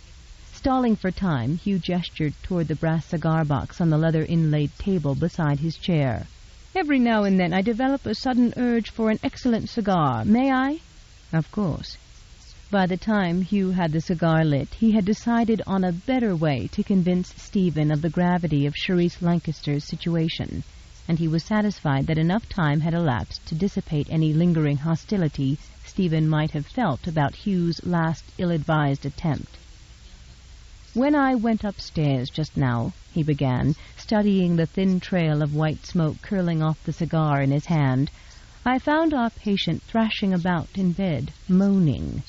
Alarm sent Stephen partway to his feet before the physician held up his hand and added, "She was sleeping, Stephen, dreaming, but she felt a little feverish," he added dishonestly, to help attain his goal. "I was also informed that she's not eating well, and that she's so lonely and so desperate for answers that she talks to the chambermaids, the footmen, anyone at all who might be able to tell her about this house, about herself, or about you, her own fiancé." Stephen's guilt tripled at this vividly drawn picture of Sheridan Lancaster's suffering, but that only made him more adamant. "I am not her fiancé. I am the man who is responsible for his death. First I murder him, and then I take his place," he gritted caustically. "The whole notion is obscene." "You did not murder him," Hugh said, astonished by the true depth of Stephen's guilt. "He was foxed, and he ran out in front of you. It was an accident. These things happen." "You wouldn't be able to shrug it off as easily as that if you'd been there," he shot back savagely. "You weren't the one who pulled him out from under the horses. His neck was broken, and his eyes were open, and he was trying to whisper and trying to breathe. Christ, he was so young, he didn't look like he ought to be shaving yet. He kept trying to tell me to get Mary. I thought he was asking me to find someone named Mary. It didn't occur to me until the next day that, with his dying breath, he was talking about getting married. Had you been there and seen and heard all that, you wouldn't find it so goddamned easy to excuse me for running him down and then lusting after his fiancée." Hugh had been waiting for Stephen to end his guilty tirade so he could point out that Burlton reportedly had a penchant for recklessness, drunkenness, and gambling, none of which would have made him a decent husband for Miss Lancaster had he lived. But Stephen's last revealing sentence banished everything else from his mind. It explained Stephen's uncharacteristic cruelty in leaving her alone upstairs.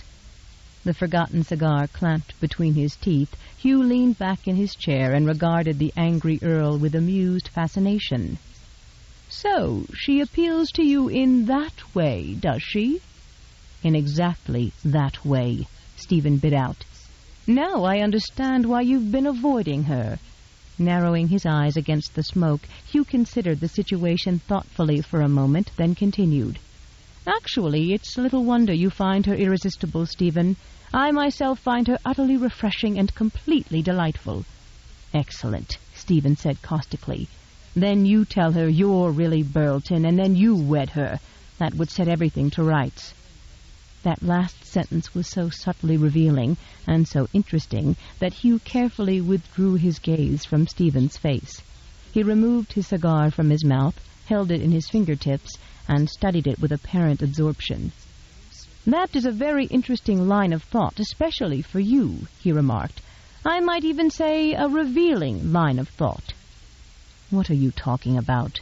"I am talking about your statement that if someone were to marry her, that would set everything to rights." Without waiting for a reply, he continued, "You feel responsible for Burlton's death and her memory loss, and you're physically attracted to her. Despite that, or because of all that, you're adamantly opposed to doing something as simple and therapeutic as pretending to be her fiancé. Is that right?" "If you want to put it that way, yes." "That's it, then," Hugh said, slapping his knee and smiling with satisfaction. "That's the whole puzzle, all nicely put together." Without waiting for his annoyed adversary to demand an explanation, Hugh provided it. "Miss Lancaster has no fiancé because of an accident for which you were unavoidably responsible, but responsible nonetheless.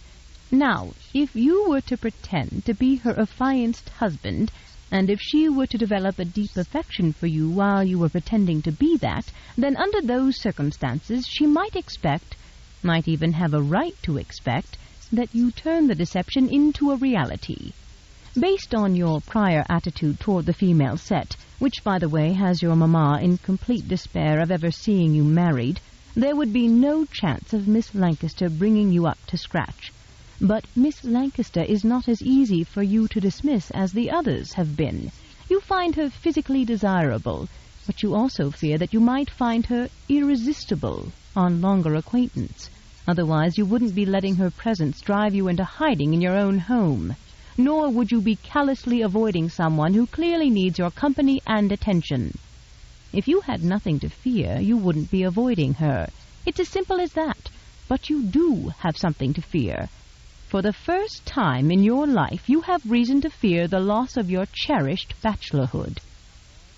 "Are you finished?" Stephen inquired blandly. "Quite. What do you think of my summation of the situation?" "I think it is the most impressive combination of unlikely possibilities and faulty logic I have ever heard in my life." "If so, my lord," Dr. Widdicombe said with a congenial smile, peering at him over the tops of his spectacles, "then why are you denying her the comfort of your presence?" "I can't answer that at the moment. Unlike you, I haven't stopped to analyze all my misgivings." "Then let me provide you with an added motivation to overcome any misgivings you may have or invent," Hugh said, his tone turning brisk and firm. "I've been reading articles on the subject of memory loss and consulting with those few colleagues who have some experience in it. It appears that it can be brought on not only by an injury to the head, but by hysteria, or, in the worst cases, a combination of both. According to what I've learned, the more desperate Miss Lancaster becomes to recover her memory, the more upset and depressed and hysterical she will become when she cannot. As her agitation increases, the harder she'll find it to recall anything." With satisfaction he watched the younger man frown with concern. "Conversely, if she is made to feel safe and happy, it stands to reason her memory will return much sooner. If it ever returns, that is." Dark brows had drawn together over alarmed blue eyes. "What do you mean, if it ever returns?" "Precisely what I said. There are cases of permanent memory loss. There was one in which the poor devil had to be taught to speak and read and feed himself all over again." "My God." Dr. Widdicombe nodded to reinforce his point. Then he added, "If you have any lingering doubts about doing what I've suggested, consider this as an added incentive. The young lady is aware that she had not spent a great deal of time with her fiancé before coming here, because I've told her that. And she's also aware that she's never been in this house, or even this country before, because I've assured her of that, too. Because she knows she's among unfamiliar people in unfamiliar surroundings. She hasn't already made herself sick with anxiety over not recognizing everyone and everything. But that's not going to be true if she hasn't recovered her memory before her family arrives. If she can't remember her own people when she sees them, she's going to start falling apart mentally and physically. Now, what are you willing to risk in order to save her from that fate? Anything, Stephen said tightly. I knew you would feel just that way when you understood the true gravity of the situation. By the by, I told Miss Lancaster that she need not remain in bed any longer, provided she doesn't attempt anything strenuous for another week. Taking out his watch, Hugh Widdicombe flicked the cover open and stood up. I must be off. I had a note from your lovely mother. She said she's planning to come up for the season with your brother and sister-in-law in a se'nnight. I'm looking forward to seeing all of them. So am I, Stephen said absently. Widdicombe was on his way out when it occurred to Stephen that, in addition to everything else, he was going to have to involve his family in the deception he was about to put into full force. And even that wouldn't suffice, he realized as he shoved papers into his desk drawer. In a week, when his family arrived in London for the season, so would the rest of the temps, and invitations to balls and all the other entertainments would begin arriving at his house by the hundreds, along with a daily stream of callers. He put the key into the drawer's lock and turned it. Then he leaned back in his chair, frowning as he considered his alternatives. If he turned down all the invitations, which he was certainly willing to do, that wouldn't solve the problem. His friends and acquaintances would begin calling until they saw him and had an opportunity to try to discover why he had come to London for the season, only to behave like a recluse. Frowning, Stephen realized his only choice was to spirit Miss Lancaster out of the city and take her to one of his estates, the remotest of his estates. That meant he'd have to make his excuses to his sister-in-law and his mother, at whose pleading insistence he'd come to London for the season in the first place. They'd both argued very prettily and very persuasively that they hadn't seen enough of him in the last 2 years, and that they enjoyed his company immensely, both of which Stephen knew they truly meant. They had not mentioned their third reason, which Stephen knew was to get him married off, preferably to Monica Fitzwaring, which was a campaign they'd undertaken with amusing and increasing perseverance of late. Once his mother and Whitney understood his reason for leaving London, they would immediately forgive him for foiling their plans. But they were going to be disappointed. 14. Now that he fully understood the importance of Widdicombe's reasons for wanting Stephen to play the part of her devoted fiancé, Stephen was determined to set matters to rights at once. He paused outside her door, braced himself for the inevitable bout of tears and recriminations that were bound to pour forth from her the moment she saw him. Then he knocked and asked to see her. End of Side 2. Side 3. Until You, by Judith McNaught. Continuing on page 89.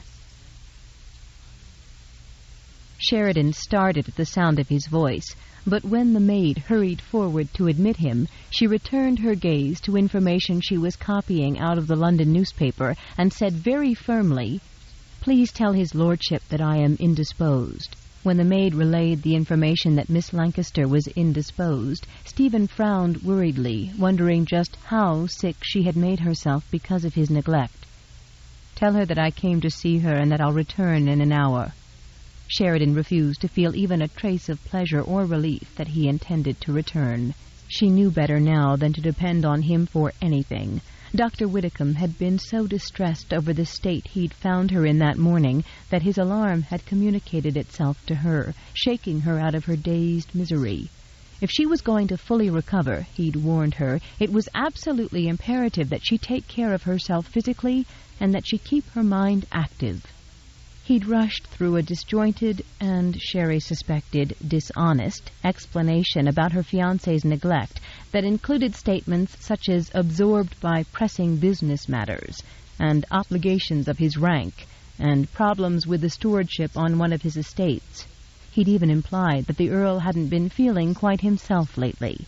Unfortunately for the kindly physician, the more he tried to explain away Lord Westmoreland's inexcusable disinterest in his fiancée, the more obvious it became to Sheridan that her presence and her illness were apparently less important to the Earl than the tiniest details of his business and social life. Furthermore, she had every reason to believe that he was actually punishing her, or teaching her a cruel lesson, for having had the nerve to bring up the topic of love. She had spent days tormenting herself for doing that, and blaming herself for asking him if he had a heart.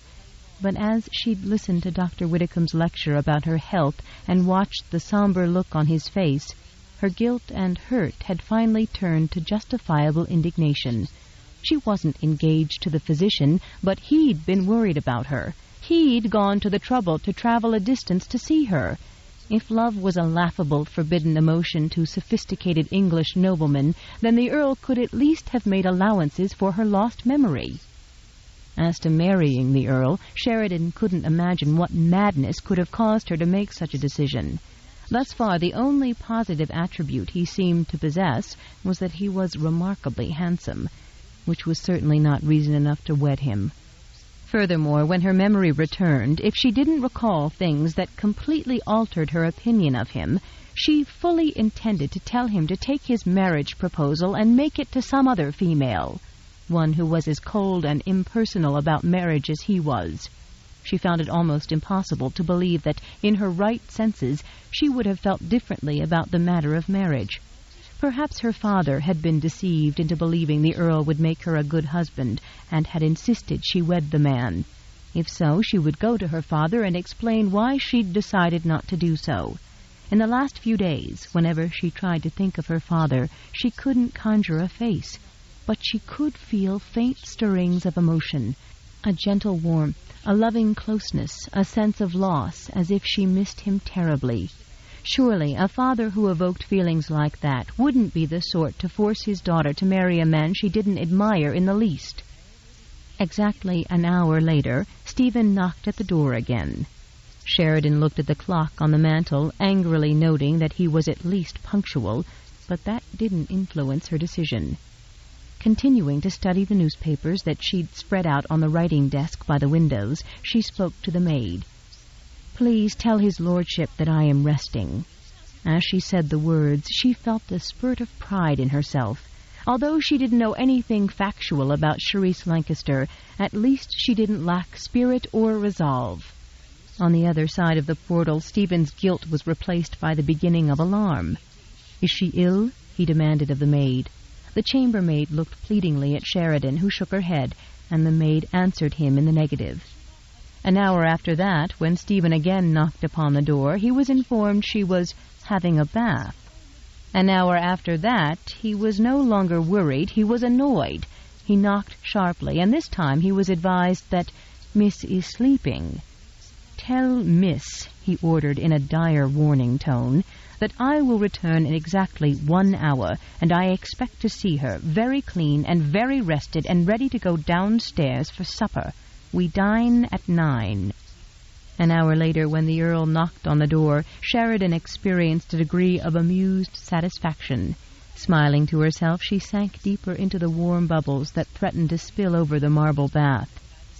"Tell his lordship that I prefer to eat in my room this evening," she instructed, feeling sorry for the poor maid, who looked as if she'd rather be flogged, or else was afraid of being flogged. Stephen flung open the door before the maid had finished the sentence and stalked inside the bedchamber, nearly knocking the servant over. "Where is she?" he snapped. In the bath, my lord." He started toward the doorway that led into the special marble bath suite he'd had installed off this bedchamber several years ago. Then he caught the maid's appalled expression and changed direction. Walking over to the table by the window, he glanced at the open newspaper and saw a piece of writing paper lying beside it. "Miss Lancaster," he said, raising his voice and using a tone that made the poor chambermaid blanch. "If you are not downstairs in exactly 10 minutes, I will come up here and haul you down there myself in whatever state of dress or undress I happen to find you. Is that clear?" To his disbelief, the chit didn't dignify his ultimatum with a reply.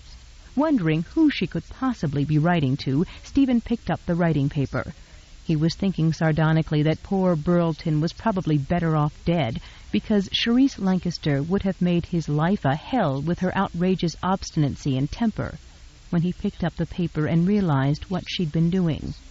In a precise, elegant hand, she'd recorded facts she'd gathered from the Morning Post, facts that she must have known before, but which she was having to relearn. Because of him.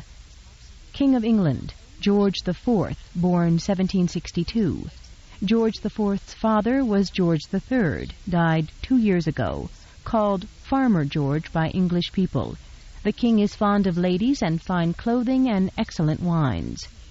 After every few recorded facts, she'd tried to list similar facts about herself, but there were only blank spaces where easy answers should have been. I was born in 18... My father's name is... I am fond of... Guilt and sorrow raged through Stephen, and he closed his eyes. She didn't know her own name, or her father's, or the year of her birth. Worse, when her memory did return, she was in for the biggest blow of all, the tragedy of her fiancé's death. All of that, and all because of him. The words on the paper felt as if they were searing his hand, and he dropped it onto the desk, drew an unsteady breath, and turned to leave. He would not lose patience with her again, no matter what she said or did, he vowed. He had no right to feel anger or frustration. He had no right to feel anything except guilt and responsibility. Determined to do everything in his power to atone for the hurt he had inflicted on her with his neglect, and was going to inflict on her when she ultimately learned her real fiancé was dead, Stephen headed for the door.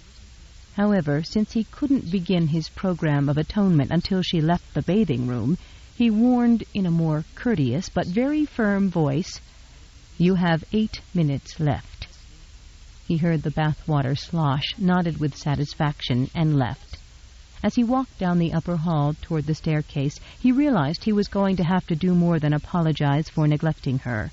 He was going to have to come up with an explanation she would accept. Before she lost her memory, Charisse Lancaster had obviously harbored youthful, idealistic notions about love and marriage, since she'd plainly asked him if they were very much in love. Inwardly, Stephen recoiled from the mere mention of the word. As he'd discovered with age and experience, very few women were actually capable of feelings or behavior that even approximated that tender emotion, though nearly all women talked as if it were as natural to their sex as breathing.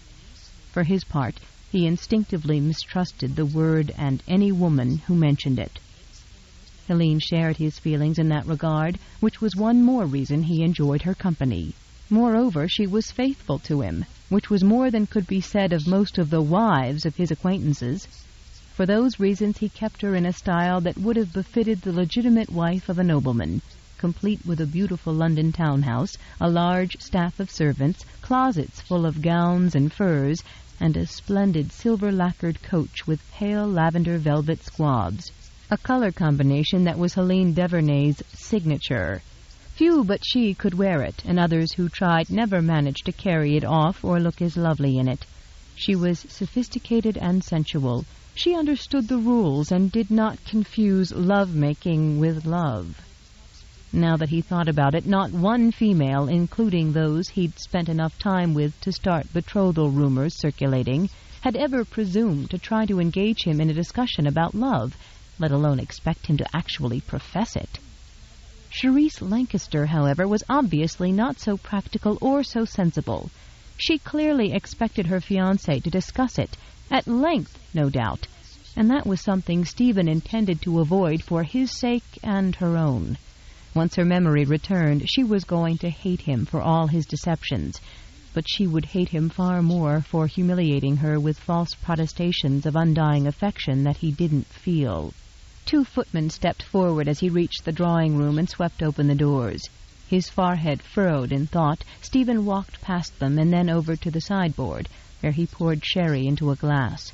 Behind him the doors closed silently, and he turned his attention to the most pressing problem at hand.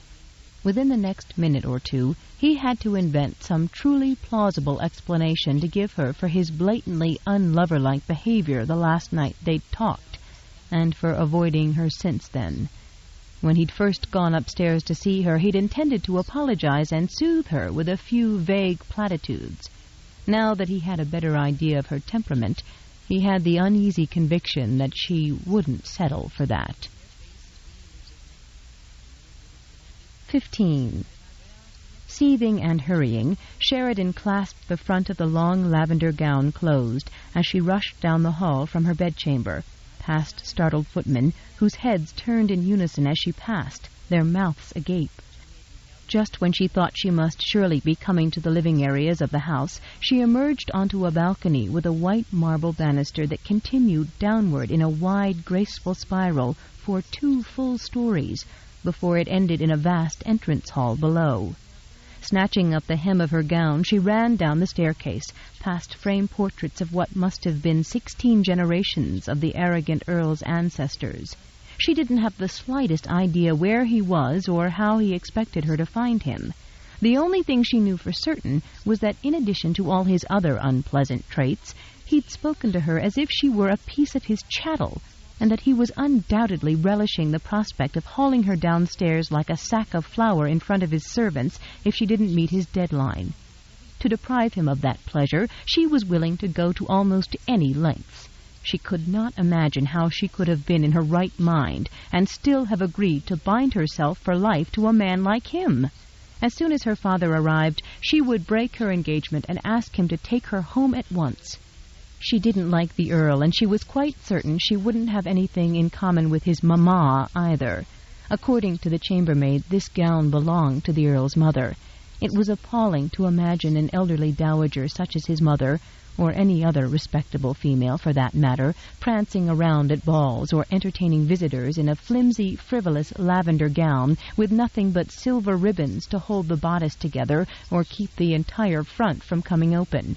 She was so angry and so absorbed in her own woes that she didn't give even a passing notice to the splendor of the great hall with its 4 immense chandeliers, glittering like giant tiers of brilliant diamonds, or to the exquisite frescoes on the walls and intricate plasterwork on the ceiling.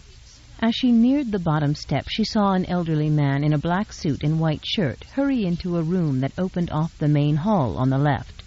"You rang, my lord?" she heard him say in the doorway. A moment later he backed out, bowing reverently, and closed the doors.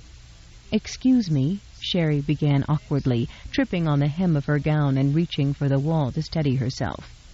He turned, saw her, and his body froze. At the same time, all his facial features seemed to twist and quiver in some sort of palsied shock. "I'm perfectly all right," Sheridan hastily reassured him as she righted herself and jerked the hem from beneath her left foot. Noting that he still looked a little queer, Sheridan held out her hand to him and said, "Dr. Whitcomb said I'm well enough to come downstairs. We haven't met, but I am Charisse, Lancaster," she remembered after an awkward pause. He raised his hand toward hers, and since he seemed uncertain about what to do next, she took his hand in hers and prompted with a gentle smile, "And you are—" "Hodgkin," he said, sounding as if he had a blockage in his throat. Then he cleared it and said again, "Hodgkin." "I am happy to meet you, Mr. Hodgkin." "No, miss, just Hodgkin." "I couldn't possibly address you by your surname alone. It's disrespectful," Sheridan said patiently. "It's required here," he said, looking harassed. Indignation made Sheridan's left hand clench on the front of her gown. How very like that arrogant beast to deny an older man the dignity of being addressed as Mr. His features contorted again, and he seemed to stretch his neck as if gasping for air. "I'm sure I don't know whom you might be referring to, miss." "I am referring to—" She had to think to remember the maid's answer when Sheridan had asked her the Earl's name. It had seemed the woman had recited an entire litany of names, but his family name had been Westmoreland. That was it. "I am referring to Westmoreland," she said, refusing to dignify his name with his own title. "Someone should have taken a stick to his backside and taught him common courtesy." On the balcony above, a footman who'd been flirting with a passing chambermaid twisted around and gaped at the entrance hall, while the maid banged against his side in her eagerness to lean over the banister for a better view. A few yards from Sheridan, 4 footmen who had been filing decorously into the dining room carrying platters suddenly crashed into each other because the lead footman had stopped dead in his tracks. Another white-haired man, younger than Hodgkin but dressed exactly like him, materialized from the dining room, scowling ferociously as the lid of a silver chafing dish hit the marble floor with a crash and rolled into his leg. "Who is responsible for—" he demanded. Then he, too, looked at Sheridan and seemed to momentarily lose control of his expression as his gaze ran over her hair, her gown, and her bare toes. Ignoring the commotion around her, Sheridan smiled at Hodgkin and said gently, "It's never too late, you know, for most of us to see the error of our ways if they're pointed out to us. I shall mention to the Earl at an appropriate moment that he ought properly to address a man of your age as Mr. Hodgkin. I could suggest that he put himself in your position and imagine himself at your age." She stopped in puzzlement as the elderly man's white brows shot up into his hairline and his faded eyes seemed to pop out of their sockets. Anger with the Earl had overruled her sense for those moments, but Sheridan finally realized that the poor man was obviously afraid of losing his position if she interfered. "That was foolish of me, Mr. Hodgkin," she said meekly. "I won't say anything about this, I promise."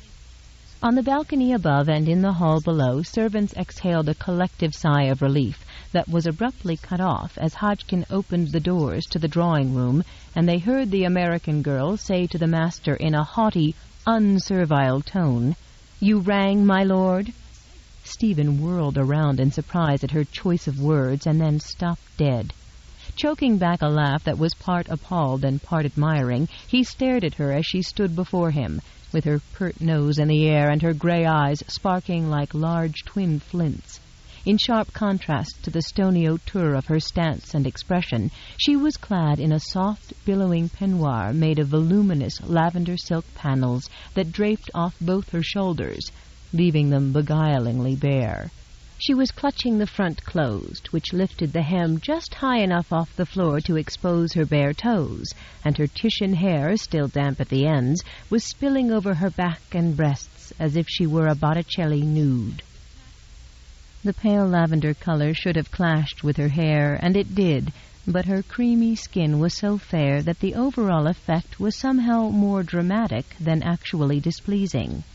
It was, in fact, so startlingly effective that it took him a moment to realize that she'd not deliberately selected Helene's peignoir out of some defiant desire to flaunt custom or annoy him, but because she didn't have anything else to wear. He had forgotten that her trunks had sailed with her ship, but if that ugly brown cloak she'd been wearing was indicative of her preference in clothing, he preferred to see her in Helene's peignoir. The servants wouldn't share his liberal view, of course, and he made a mental note to remedy her apparel problem first thing in the morning. For now there was nothing he could do except be grateful that the peignoir actually covered enough of her to verge on decency.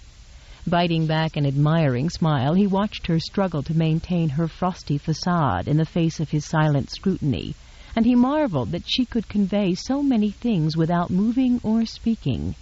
She was innocence on the brink of womanhood, outrageous daring untempered by wisdom or hampered by caution. A vision of that gleaming hair of hers spilling over his chest flashed through his mind, and Stephen abruptly shook it off just as she broke the silence.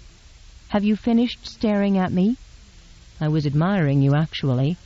Sheridan had come downstairs fully prepared for a confrontation, longing for it, in fact, and she'd already suffered one setback when he looked at her with that peculiarly flattering expression in his bold blue eyes.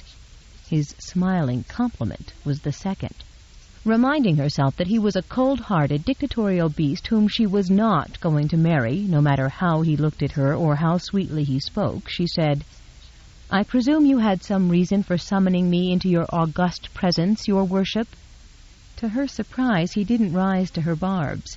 In fact, he looked rather amused as he said with a slight bow, "As a matter of fact, I had several reasons." "And they are?" she inquired stonily. "First of all," Stephen said, I wanted to apologize. Really, she said with a shrug. For what? Stephen lost the battle to suppress his smile. She had spirit, you had to give her that. A great deal of spirit, and a great deal of pride. He couldn't think of a man, let alone a woman, who'd dare to face him down and verbally bait him as she was doing. For the abrupt way I ended our conversation the other night, and for not coming up to see you since then. I accept your apology. Now, may I go upstairs? No, Stephen said, suddenly wishing she had a little less courage. I want to explain why I did that. She gave him a scornful look. I'd like to see you try. Courage was an admirable trait in a man. In a woman, he decided it was a pain in the ass. I am trying, he warned. Now that he'd lost a little of his composure, Sheridan felt much better. Go ahead, she invited. I'm listening. Will you sit down? I might. It all depends upon what you have to say. His brows snapped together and his eyes narrowed, she noticed, but his voice was carefully controlled as he began his explanation. The other night you seemed to be aware that things between us weren't all that you'd expect from a fiancé. Sheridan acknowledged the truth of that with a slight regal inclination of her head that indicated nothing more than mild interest. There's an explanation for that, Stephen said, disconcerted by her demeanor. He gave her the only reason he'd been able to invent that seemed logical and acceptable. The last time we were together, we quarreled. I didn't think about our quarrel while you were ill, but when you began to recover the other night, I found it was still on my mind. That is why I may have seemed cold and uncaring, she provided, but with more puzzlement and hurt than real anger in her voice. Exactly, Stephen agreed. She sat down then, and he breathed an inner sigh of relief that the skirmish and lies were over. But his relief was short-lived. What did we quarrel about?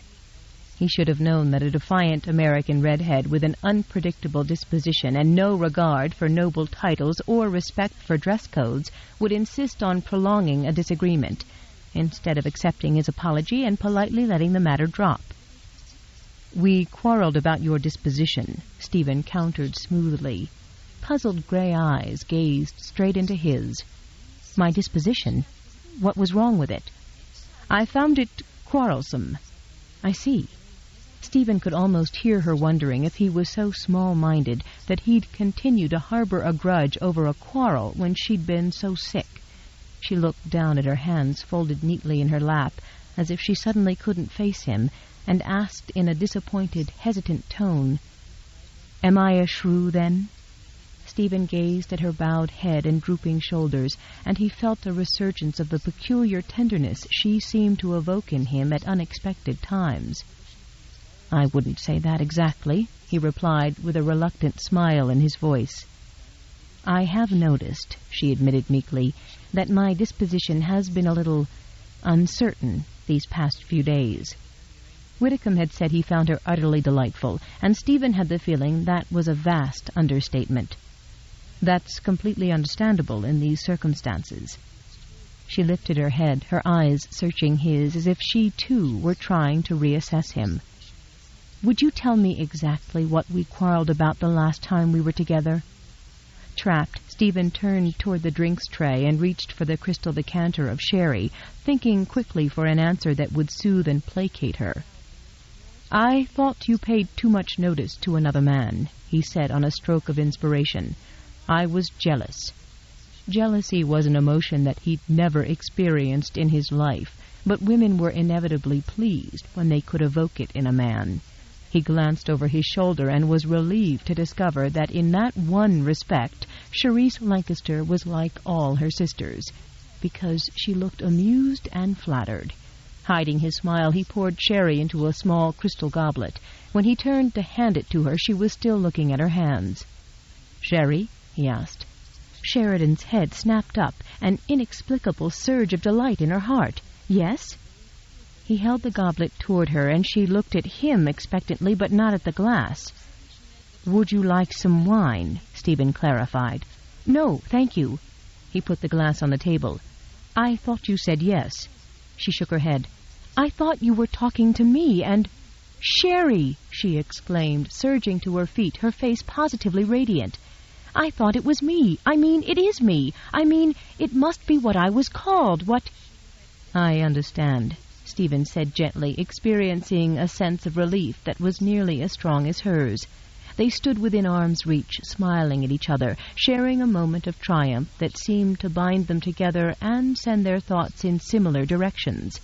Stephen suddenly understood how Burlton could have been madly in love with her, as Hodgkin had claimed.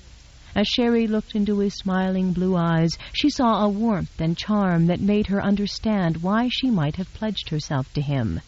Odd phrases began to flit through the blankness of her memory, suggesting what ought to happen next.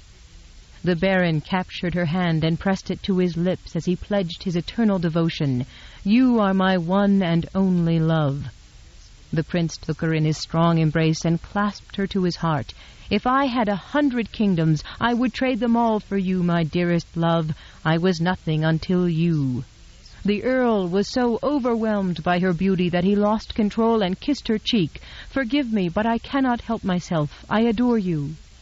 Stephen saw the soft invitation in her eyes, and in that unguarded moment of complete accord it seemed right, somehow, to respond.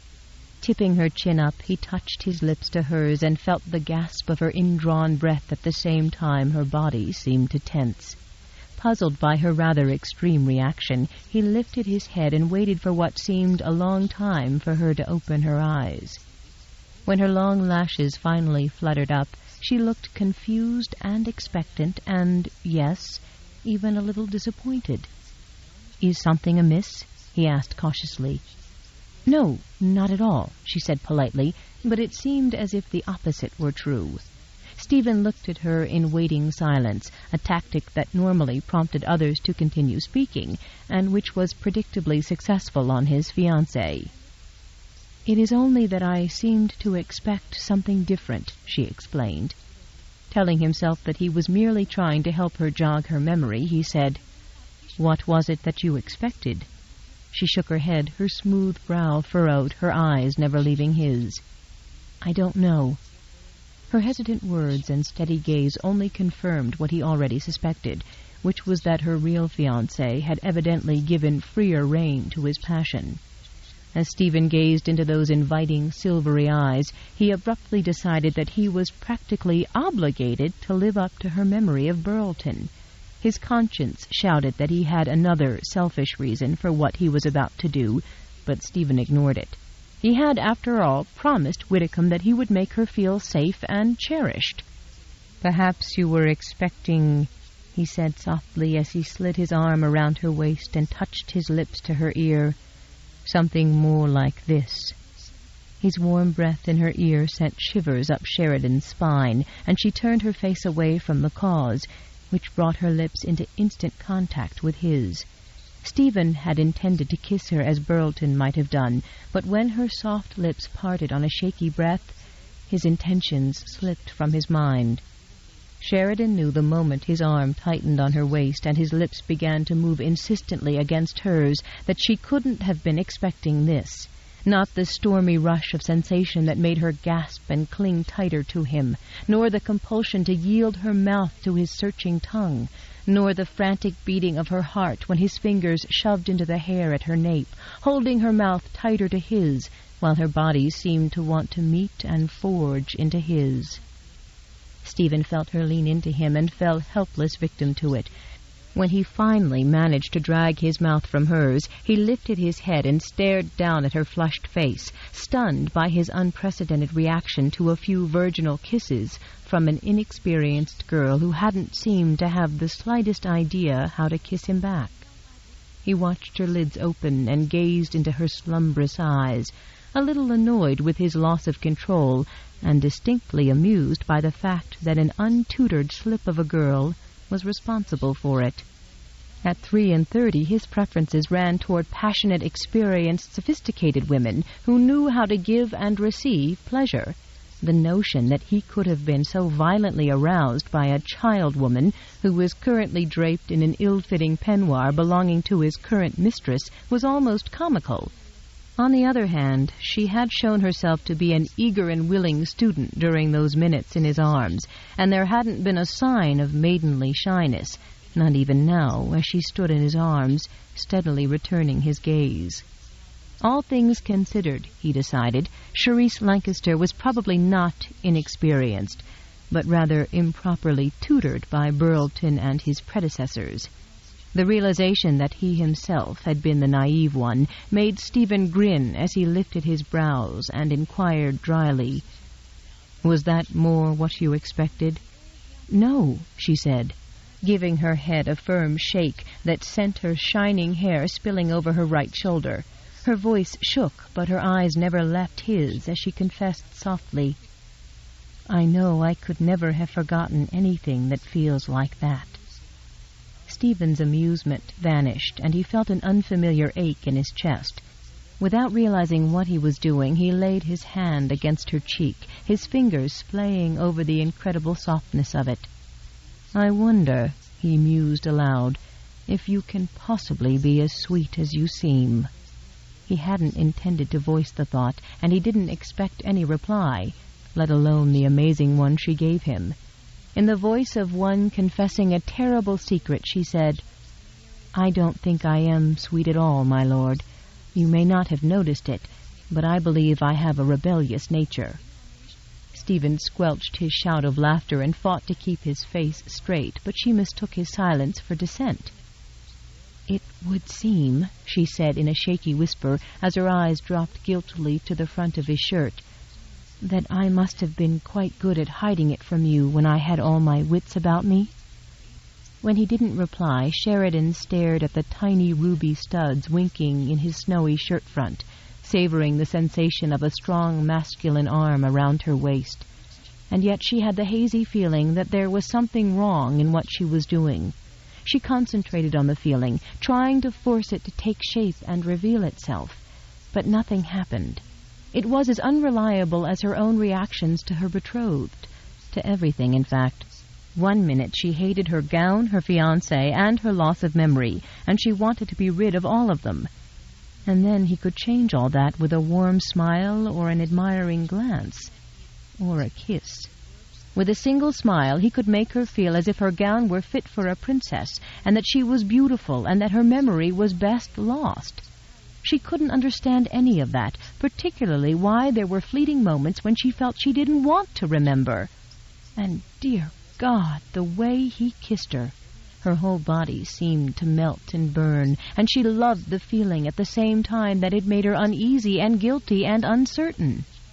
In an effort to explain all that to him, and even perhaps ask his counsel, Sheridan drew an unsteady breath and confessed to his shirt front, "I don't know what sort of person you think I am, but I seem to have a formidable temper.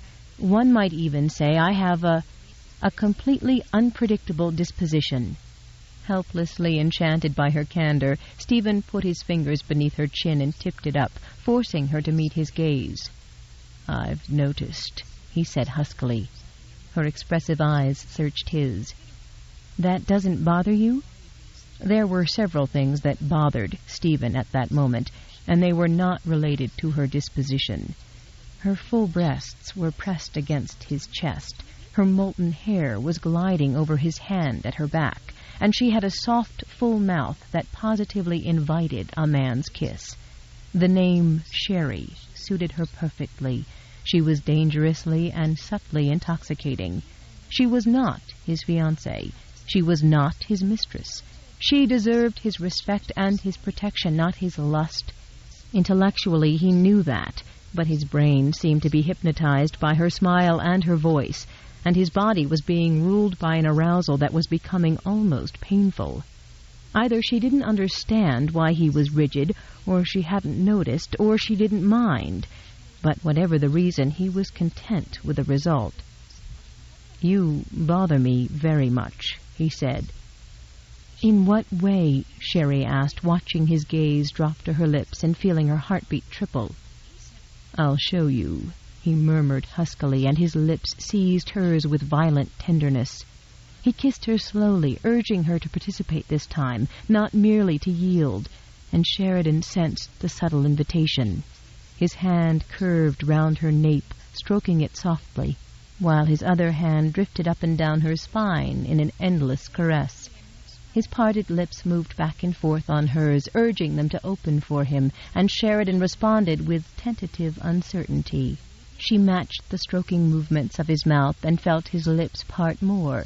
She touched her tongue to them, exploring the warm male contours, and she felt his hand clamp tighter against the base of her spine. She leaned up on her toes, sliding her hands up the hard muscles of his chest, over his shoulders, arching her body as she brought him closer to her. And suddenly his arms went around her like iron bands, and the kiss became fiercely hard and urgent. His tongue caressed hers and then drove into her mouth, sending shivers of primitive sensations through Sheridan's quaking body, and she clung tighter to him, kissing him back. His hands shifted, sliding up the sides of her breasts, starting to caress them. Warned by an instinct she didn't understand and didn't challenge, Sheridan tore free of his mouth and shook her head at him in a near panic, even though a part of her desperately wanted him to kiss her again. Stephen reluctantly loosened his grip on her and dropped his arms to his sides. With a mixture of disbelief and amusement, he gazed down at the exquisite young beauty who had just managed to drug not only his senses, but his mind. Her face was flushed, her chest was heaving gently with each apprehensive breath she drew, and her dark-lashed eyes were wide with confusion and desire. She looked as if she wasn't certain what she wanted to do. "I think it's time we did something else," he said, making the decision for both of them. "What did you have in mind?" she asked shakily. "What I have in mind," Stephen replied wryly, "and what we are going to do are very far apart." He decided to teach her the rudiments of chess. It was a mistake. She beat him twice in a row because he couldn't seem to keep his mind on the game. 16. Stephen scrupulously avoided all thoughts of her the following day. But as his valet laid out his clothes for the evening, he found himself looking forward to supper with Sherry more than he could remember anticipating a meal in a very long time. He'd ordered some decent clothing for her from Helene's dressmaker, and insisted that at least one gown be delivered to her later that day, with the remainder to be delivered as they were readied. When the modiste had reminded him hysterically that the season was about to begin and her seamstresses were all working night and day, Stephen had politely asked her to do the best she could. Since Helene's purchases at the exclusive shop resulted in astronomical charges, he had every faith the dressmaker would manage to put a decent wardrobe together, and that she would charge him exorbitantly for the added haste. Within hours, 3 seamstresses had arrived at the house, and although he wasn't naive enough to suppose that, on such short notice, his dinner partner would be garbed in the highest fashion, he was rather eager to see how she looked in a proper gown. As he tipped his head back so his valet could brush lather under his chin, Stephen decided that no matter what Charisse Lancaster wore, she would do it with her own special flair, whether it was a golden drapery cord or a ball gown. He was not disappointed in that or in their evening. She walked into the dining room, her Titian hair tumbling over her shoulders and framing her vivid face, looking like an exotic ingenue in a soft aqua wool gown with a low square neckline and fitted bodice that managed to call attention to the tops of her breasts and accent her narrow waist before it fell in simple folds to the floor. Shyly avoiding Stephen's frankly admiring gaze, she nodded graciously at the footman standing at attention near the sideboard, complimented the silver bowls of white roses and banks of ornate silver candelabra on the table, then she slid gracefully into the chair across from him. Only then did she lift her face to his, and the smile she gave him was so warm, so filled with generosity and unconscious promise, that it took a moment for Stephen to realize she was merely thanking him for the gown. "You were much too extravagant, though," she finished with quiet poise.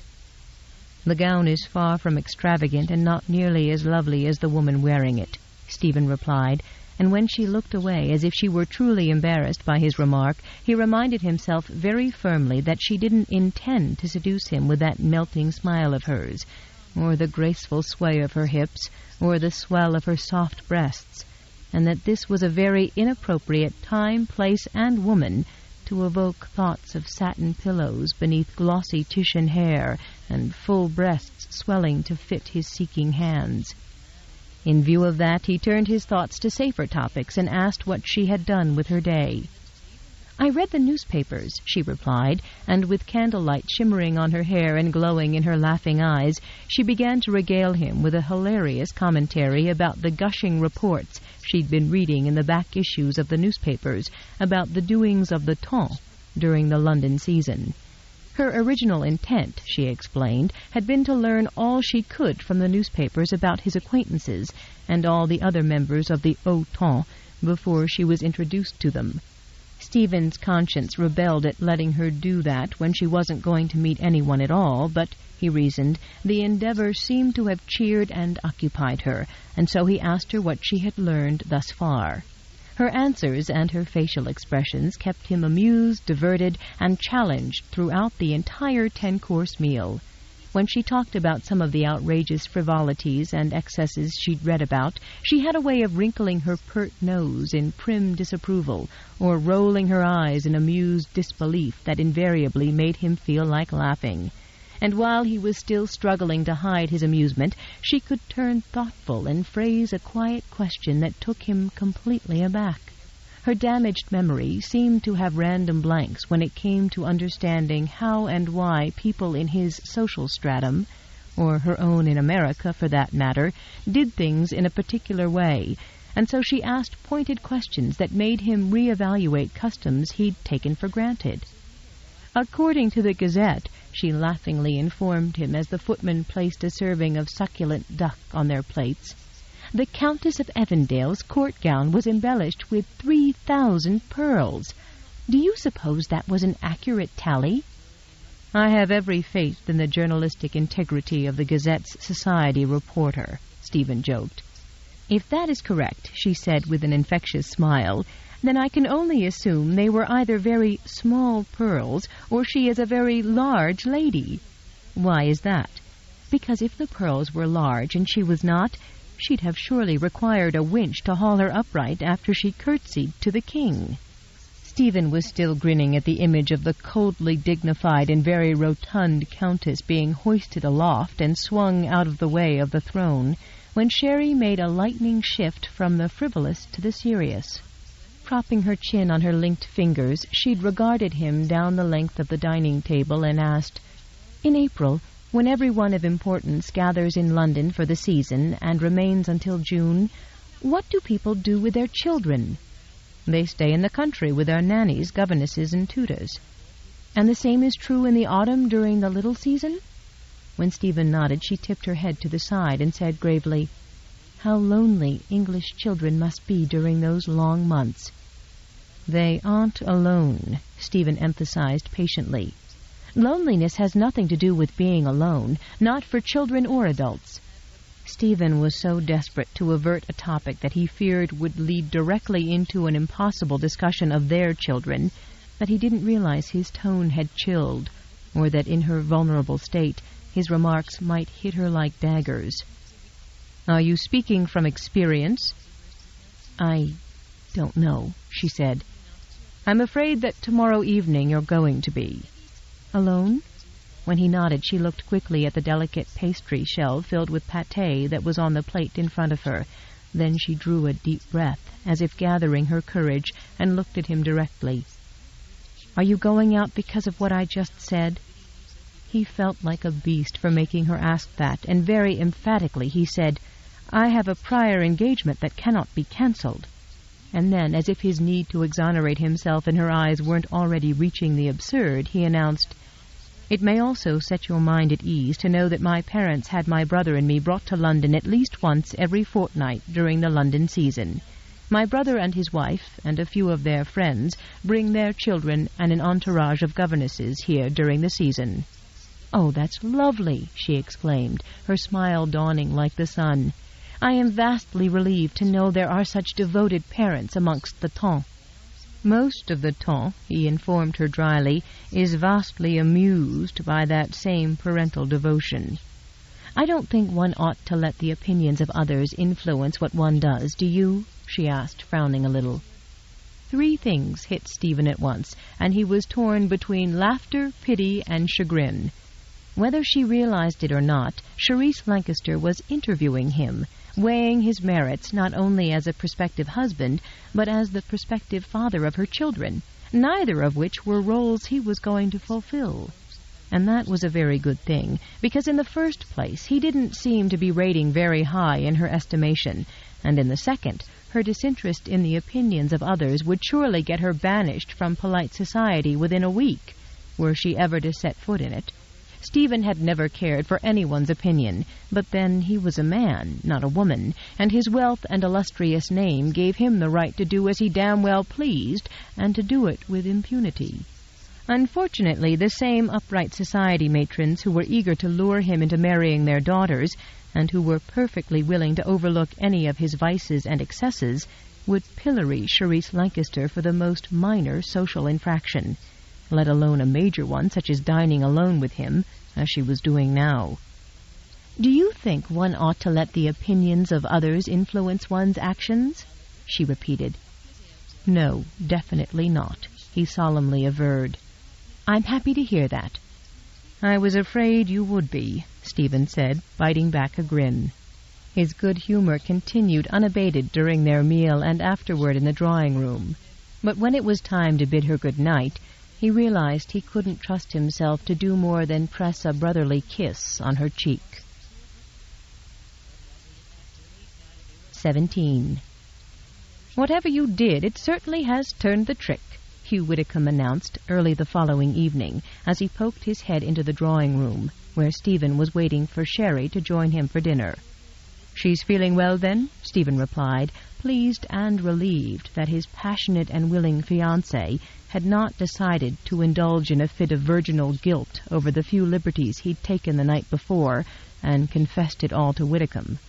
Stephen had been closeted all day, first with one of his stewards, and then with the architect who was laboring over the plans for renovating one of his estates, and so he hadn't caught a glimpse of her, though the servants had kept him informed of her whereabouts in the large townhouse, and reported that she appeared to be in good spirits. He was looking forward to a thoroughly enjoyable evening, first with Sherry and later with Helene. As to which part of the evening he was most looking forward to, that was something he did not care to consider. "She's feeling more than well," the physician remarked. "I'd say she's glowing. She said to tell you she'd be down in a moment." Stephen's pleasurable contemplation of his evening was substantially diminished by the fact that the physician was now strolling into the room, uninvited and unwanted, and he was studying Stephen with an open, intense interest that was distinctly disturbing from someone as astute as he. "What did you do to accomplish such a miraculous transformation?" "I did as you suggested," Stephen said mildly, turning and walking over to the fireplace mantel where he'd left his glass of sherry. "I made her feel, safe and secure." "Could you be more specific? My colleagues, the ones I've consulted about Miss Lancaster's amnesia, would surely be interested in your method of treatment. It's amazingly effective." In answer, Stephen propped an elbow on the mantelpiece and quirked a mocking brow at the inquisitive physician. "Don't let me keep you from another appointment," he countered dryly. The broad hint that he should leave led Hugh Widdicombe to conclude that Stephen wished to enjoy the evening alone with her. Either that, or he simply didn't want a witness to the charade he was being forced to play as her devoted fiancé. Hoping to discover it was the former, he said sociably, "As it happens, I'm free for the evening. Perhaps I could join you at supper and witness first-hand your methods with Miss Lancaster?" Stephen gave the physician a look as bland as his own, but his voice carried a wealth of meaning. "Not a chance." "I rather thought you were going to say something like that," Dr. Widdicombe said with a grin. "A glass of Madeira instead?" the Earl suggested, his expression as inscrutable as his tone. "Yes, thank you, I believe I will," Dr. Widdicombe said, no longer quite so certain what Stephen's motives were for wanting him to depart. The Earl nodded a silent instruction at a footman standing near a cabinet filled with decanters and glasses, and in moments a glass of wine was handed to him.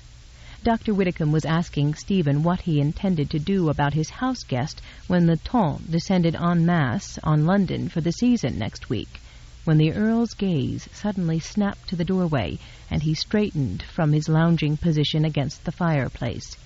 Turning in the direction of his gaze, Dr. Widdicombe saw Miss Lancaster walk into the room, wearing a fetching yellow gown that matched the wide ribbon that twined in and around the heavy curls at her crown. She saw him, too, and she came directly to him as good manners and his age dictated she should. "Dr. Widdicombe," she exclaimed with a delighted smile, "you didn't tell me you would be here when I came down." She held out both hands to him in a gesture that, for a well-bred English girl, would have been much too cordial for such a brief acquaintance. Hugh took her hands in his own and decided he liked her unaffected warmth and spontaneity very well, and the devil with custom. He liked her very well indeed. "You look lovely," he said feelingly, standing back a little to survey her gown. "Like a buttercup, in fact," he added, though the compliment sounded unflattering somehow. Sheridan was so nervous about facing her fiancé that she prolonged the moment before she had to look at him. "But I look exactly as I did when you saw me a few moments ago. Of course I didn't have clothes on then," she added, and then felt like dropping through the floor when the Earl made a choked laughing sound. "What I meant was," she amended swiftly, looking up at Lord Westmoreland's handsome smiling face, "I didn't have these clothes on." "I know what you meant," Stephen said, admiring the rosy blush that tinted her cheeks and the porcelain skin above the gown's square neckline. "I cannot thank you enough for the lovely gowns," she told him, feeling as if she could drown in the depths of his blue eyes. "I confess that I was very much relieved by their arrival." "Were you?" Stephen said, grinning for no reason at all except that she gave him an odd kind of pleasure when she walked into a room, or looked at him with such unconcealed delight over a trifling thing like a few hastily fashioned simple gowns. "Why were you relieved?" he asked, noticing that she did not offer her hands to him to clasp as she had to Widdicombe.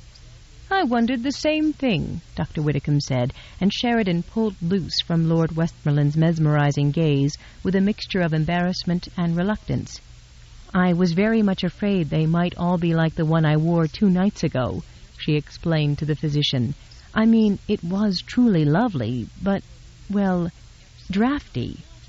"Draughty?" Dr. Widdicombe repeated blankly. "Yes, you know, it rather floated about, and I felt like I was wearing a lavender veil instead of a sturdy gown.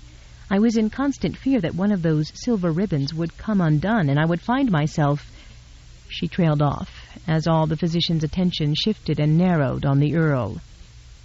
"So it was lavender, was it?" he asked her without taking his gaze from her fiancé. "And flimsy?" "Yes, but it was perfectly proper to wear it in England," she put in quickly, sensing increasing censure in the look the older man was giving the Earl. "Who told you that, my dear?" "The maid, Constance." Determined that he not misjudge her fiancé, who looked mildly amused despite the doctor's continued narrowed scrutiny, she added very firmly, "Dr. Widdicombe, the maid assured me it was meant to be worn for 1 dinner bell. Those were her very words. For 1 dinner bell."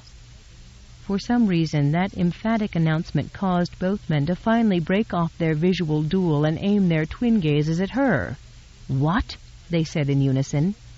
Wishing she'd never brought the matter up, Sheridan drew a long breath and patiently explained to both baffled male faces.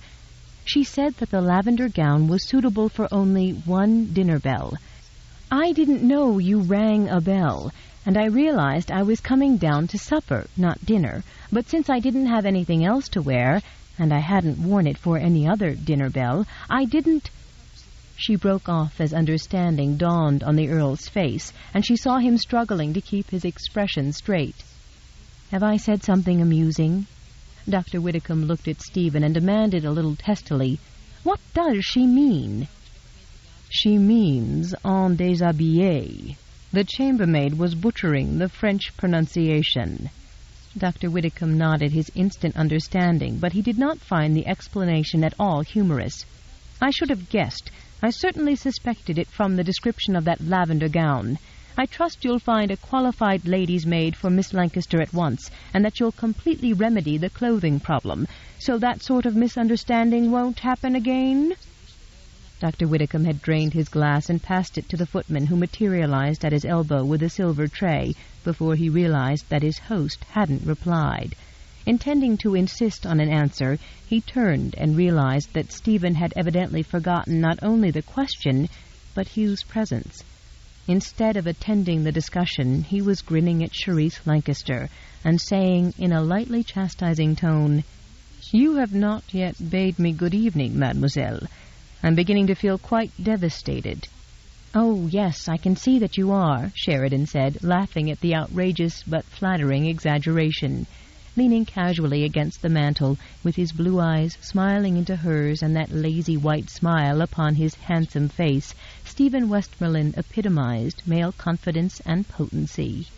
Nevertheless, his teasing gallantry and the warmth in his eyes had a strangely exhilarating effect on her, and her own smile warmed as she admitted dryly, "I did intend to greet you at once, but I've forgotten how it should be done, and I've been meaning to ask you about it." "What do you mean?" "I mean, am I to curtsy?" she explained with a desperate little laugh that Stephen found utterly endearing. Somehow she managed to confront her enormous problem and all its obstacles with a smiling honesty that he found astonishing and incredibly courageous. As to how he wished her to greet him, he would have preferred that she offer both her hands to him as she'd done to Hugh Widdicombe, or, better yet, that she offer her mouth for the kiss he suddenly wanted to put there. But since neither was feasible right now, he nodded in answer to her question and said casually, "It's customary." "I rather thought it was," she said, and sank into a graceful, effortless curtsy. "Was that acceptable?" she asked, putting her hand into Stephen's outstretched palm as she arose. "More than acceptable," he said with a grin. "How did you spend your day?" From the corner of his eye, Hugh Widdicombe carefully noted the warmth of the Earl's smile, the absorbed way he watched her as she answered his question, and the fact that he was standing far closer to her than was necessary or even seemly. If he was merely acting a part, then he was certainly enjoying it, and if he wasn't merely acting... Dr. Widdicombe decided to test the latter possibility, and in a casual, joking tone he addressed their profiles. "I could still be coerced into staying for supper, were I invited." Charisse Lancaster looked around at him, but Stephen didn't so much as glance in his direction. "Not a chance," he said dryly. "Go away." "Never let it be said I don't know a hint when I hear one," Dr. Widdicombe said, so encouraged, so utterly delighted by everything, including Stephen's unprecedented lack of hospitality, that he almost clasped the butler's outstretched hand at the front door when the butler gave him his hat and cane. "Keep an eye on the young lady for me," he said instead, with a conspiratorial wink. "It will be our little secret." He was halfway down the front stairs before he realized that the butler hadn't been Colfax, but another much older man. It didn't matter. Nothing could have dampened his spirits right then. His carriage was waiting at the curb, but the night was so fine and his hopes so high that he decided to walk and motioned to his coachman to follow him.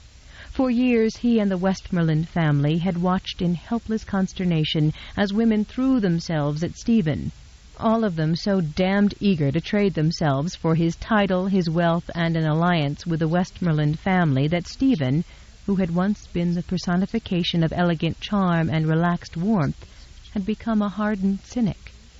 He was sought after by every hostess and matchmaking mamma in England, treated with the deferential respect that his immense wealth and powerful family commanded amongst the temps, and desperately desired, not for what he was, but for who he was and what he had.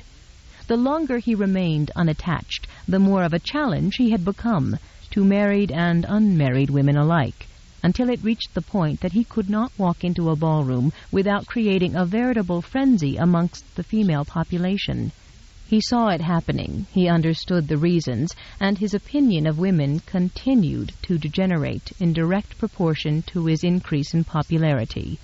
As a result, his attitude toward the entire female sex was now so jaded and so low that he publicly preferred the company of his mistress to that of any respectable female of his own class. Even when he came to London for the season, which he hadn't done in 2 years, he disdained to put in an appearance at any of the major social functions, preferring to spend his evenings either at the gaming tables with male friends or else at the theatre and opera with Helene Devernay. So openly did he flaunt her in front of the offended Ton that it was causing a scandal broth that was deeply distressing to his mother and his sister-in-law. Until a year or 2 ago, he had at least tolerated the women who made cakes of themselves over him. Until then, he had treated them with nothing worse than amused condescension. But lately his patience had seemed to come to an end. These days he was fully capable of delivering a crushing set-down or a biting incivility that was guaranteed to reduce a lady to mortified tears and to outrage her relatives when they heard of it. And yet, tonight, he had been smiling into Charisse Lancaster's eyes with some of his old warmth. No doubt part of his attitude owed itself to the fact that Stephen felt responsible for her plight. And he was. She needed him desperately right now, but in Dr. Widdicombe's opinion, he needed her just as badly. He needed gentleness in his life and sweetness. Most of all, he needed hard proof that there were unmarried females in the world who wanted and needed more from him than just the use of his title, his money, and his estates. Even in her vulnerable state of mind, Charisse Lancaster seemed to place no importance in his title or the size and elegance of his home. She wasn't intimidated by him or his possessions, nor was she awed by his attention. Tonight she had greeted Hugh with a natural warmth that was irresistible. Then she had laughed out loud at Stephen's gallantry. She was refreshingly frank and unself-conscious, yet she was sweet and soft, too, enough to have been crushed by Stephen's neglect. She was the sort of rare young woman who thought of others' needs before her own, and who obviously forgave offenses with grace and generosity. During the first few days of her recovery, when she was still confined to her bed, she'd invariably asked Hugh to reassure the Earl that she was going to recover her health and her memory so that he wouldn't worry needlessly. Moreover, she'd been thoughtful enough and astute enough to realize that he would blame himself for her accident. In addition to that, Hugh was completely enchanted by her friendly, unaffected cordiality toward everyone, from the servants to himself and even her betrothed. Monica Fitzwaring was a fine young woman of excellent character and breeding, and Hugh liked her very well, but not as a wife for Stephen. She was lovely, gracious, and serene, as she'd been taught to be, but because of that same upbringing, she had neither the desire nor the ability to evoke deep emotions in any husband, and particularly not in Stephen. Not once, in all the times Hugh had seen Stephen with her, had he ever looked at her with the sort of gentle warmth he'd shown to Charisse Lancaster in the last hour. Monica Fitzwaring would make Stephen an excellent hostess and charming dinner companion, but she would never be able to touch his heart. Not long ago, Stephen had alarmed his entire family by announcing that he had no intention of ever marrying Monica or anyone else merely to beget an heir. Hugh found that more reassuring than alarming. He didn't approve one bit of these modern marriages of convenience that were so de rigueur amongst the temps, not for anyone he cared about, and he cared very much about the Westmorelands. For Stephen, he wanted nothing less than the sort of marriage Clayton Westmoreland had, the sort of marriage Hugh himself had when his Margaret was alive. His Margaret. Even now, as he strolled past the stately mansions that marched along Upper Brook Street, the thought of her made him smile. Charisse Lancaster rather reminded him of his Margaret, he realized, not in looks, of course, but in her kindness and her pluck. All things considered, Hugh was quite convinced that fate had finally given Stephen Westmoreland the sort of blessing he deserved. Of course, Stephen didn't want that sort of blessing, and Charisse Lancaster wasn't likely to feel very blessed when she discovered she'd been duped by her fiancé and her own physician. Nevertheless, fate had Hugh Widdicombe as an ally, and Dr. Widdicombe fancied himself as something of a potent force when the need arose. "Maggie girl," he said aloud, because even though his wife had died 10 years before, he still felt she was very close, and he liked to talk to her to keep her close. "I think we're going to pull off the best match in years. What do you think?" Swinging his cane, he tipped his head and listened, and then he started to chuckle because he could almost hear her familiar response. "I think you should call me Margaret, Hugh Whitcomb, not Maggie."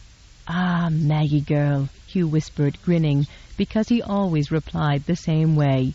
"You've been my Maggie since the day you slid backwards off that horse and dropped right into my arms. I did not slide off, I dismounted, a little awkwardly." "Maggie," Hugh whispered, "I wish you were here." "I am, darling." 18. Stephen had intended to spend the night with Helene, at the theater and then in her bed, but 3 hours after he'd left, he found himself back at his own front door, frowning because his knock hadn't been answered. Inside the entrance hall, he looked around for a butler or a footman, but the place seemed deserted, despite the relatively early hour. Dropping his gloves on a hall table, he strolled into the main salon. No butler materialized to divest him of his coat, so he shrugged out of it and tossed it over the arm of a chair. Then he took out his watch, wondering if it had stopped. His watch indicated the hour was 10:30, and when he turned to study the ormolu clock on the mantel, both timepieces agreed. Normally he never returned from an evening with Helene, or any of his clubs, until dawn, and even then a sleepy-eyed footman was always in the hall to greet him. His thoughts turned to the evening he'd just spent with Helene, and Stephen reached up, idly rubbing his hand over the back of his neck, as if he could somehow rub away the discontent and ennui that had plagued him all night. Seated beside her in his box at the theater, he'd paid scant attention to the performance on stage, and then it was only to find fault with the actors, the musicians, the stage setting, and the perfume worn by the elderly dowager in the next box. In his state of restlessness, everything seemed to either bore or grate on him. The unusually pleasant mood he'd enjoyed earlier, as Sherry partook of an early dinner and regaled him with her amusing and often astute observations about her latest discoveries in the newspapers, had begun to dissipate as soon as he left the house. By the end of the play's first act, Helene had sensed his discontent, and smiling invitingly behind her fan, she had whispered, "Would you prefer to leave now and create our own second act in more congenial surroundings?" Stephen had readily acceded to her suggestion that he take her to bed, but his performance there was as unsatisfying as the performance he'd witnessed at the theater. Once he'd gotten his clothes off, he discovered he didn't want to indulge in the sort of leisurely sexual preliminaries he normally enjoyed. He simply wanted to spend himself in her. He'd wanted physical relief, not sensual pleasure. He'd gotten the former and given none of the latter. Helene had noticed, of course, and as he shoved off the bedcovers to get up, she raised up on an elbow and watched him dressing. "What occupies your thoughts tonight?"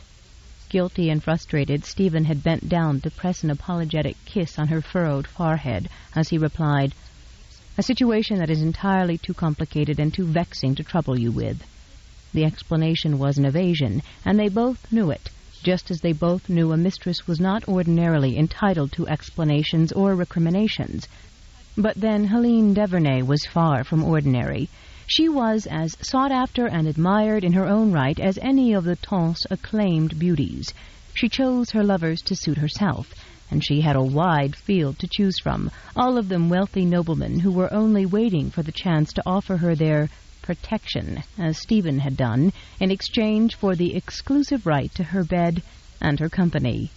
She'd smiled at his evasion and traced her fingertip down the deep V of his open shirt as she inquired with sham innocence, "I understand from a seamstress at Madame Lasau's that you had urgent need of several gowns that you desired to be delivered to your home with utmost haste for a visitor there. How is that situation?" she finished delicately. Stephen straightened and regarded her with a mixture of amusement, irritation, and admiration for her perception. "The situation," he admitted bluntly, "is vexing and complicated." "I rather thought it might be," she said with a knowing smile, but Stephen heard the underlying note of sorrow in her voice. She was obviously concerned about the presence of an unknown woman in his home, and that puzzled him. In his elite social circle, not even the presence of a wife had any bearing on a man's decision to have a mistress. Amongst the temps, marriages generally took place between two congenial strangers who expected to remain exactly that, once the requisite heir was produced. Neither party was expected to alter their lifestyle to suit the other, and affairs were as rampant among women as men. Discretion, not morality, was what mattered to both parties in a temps marriage. Since both Helene and he understood all that, and since he was not married, Stephen was amazed that she would give even a passing thought to his female houseguest. Leaning down, he kissed her on the mouth as he ran his hand familiarly over her bare thigh. "You are making entirely too much of the matter.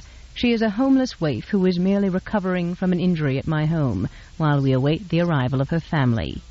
But as Stephen left the house he provided for Helene, he reluctantly faced the fact that Charisse Lancaster was a far cry from a pitiable homeless waif. In reality, she was courageous, intelligent, spontaneous, amusing, naturally sensual, and thoroughly entertaining. And the surprising, irritating truth was that he'd enjoyed her company tonight far more than he'd enjoyed taking Helene to the theater or to bed. Sherry enjoyed his company, too. She liked talking to him, and she liked being in his arms. Those thoughts gave birth to an impractical possibility that he actually let himself consider as his carriage neared his home on Upper Brook Street.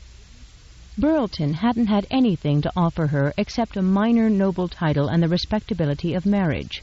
But she and her father had been willing to settle for only that.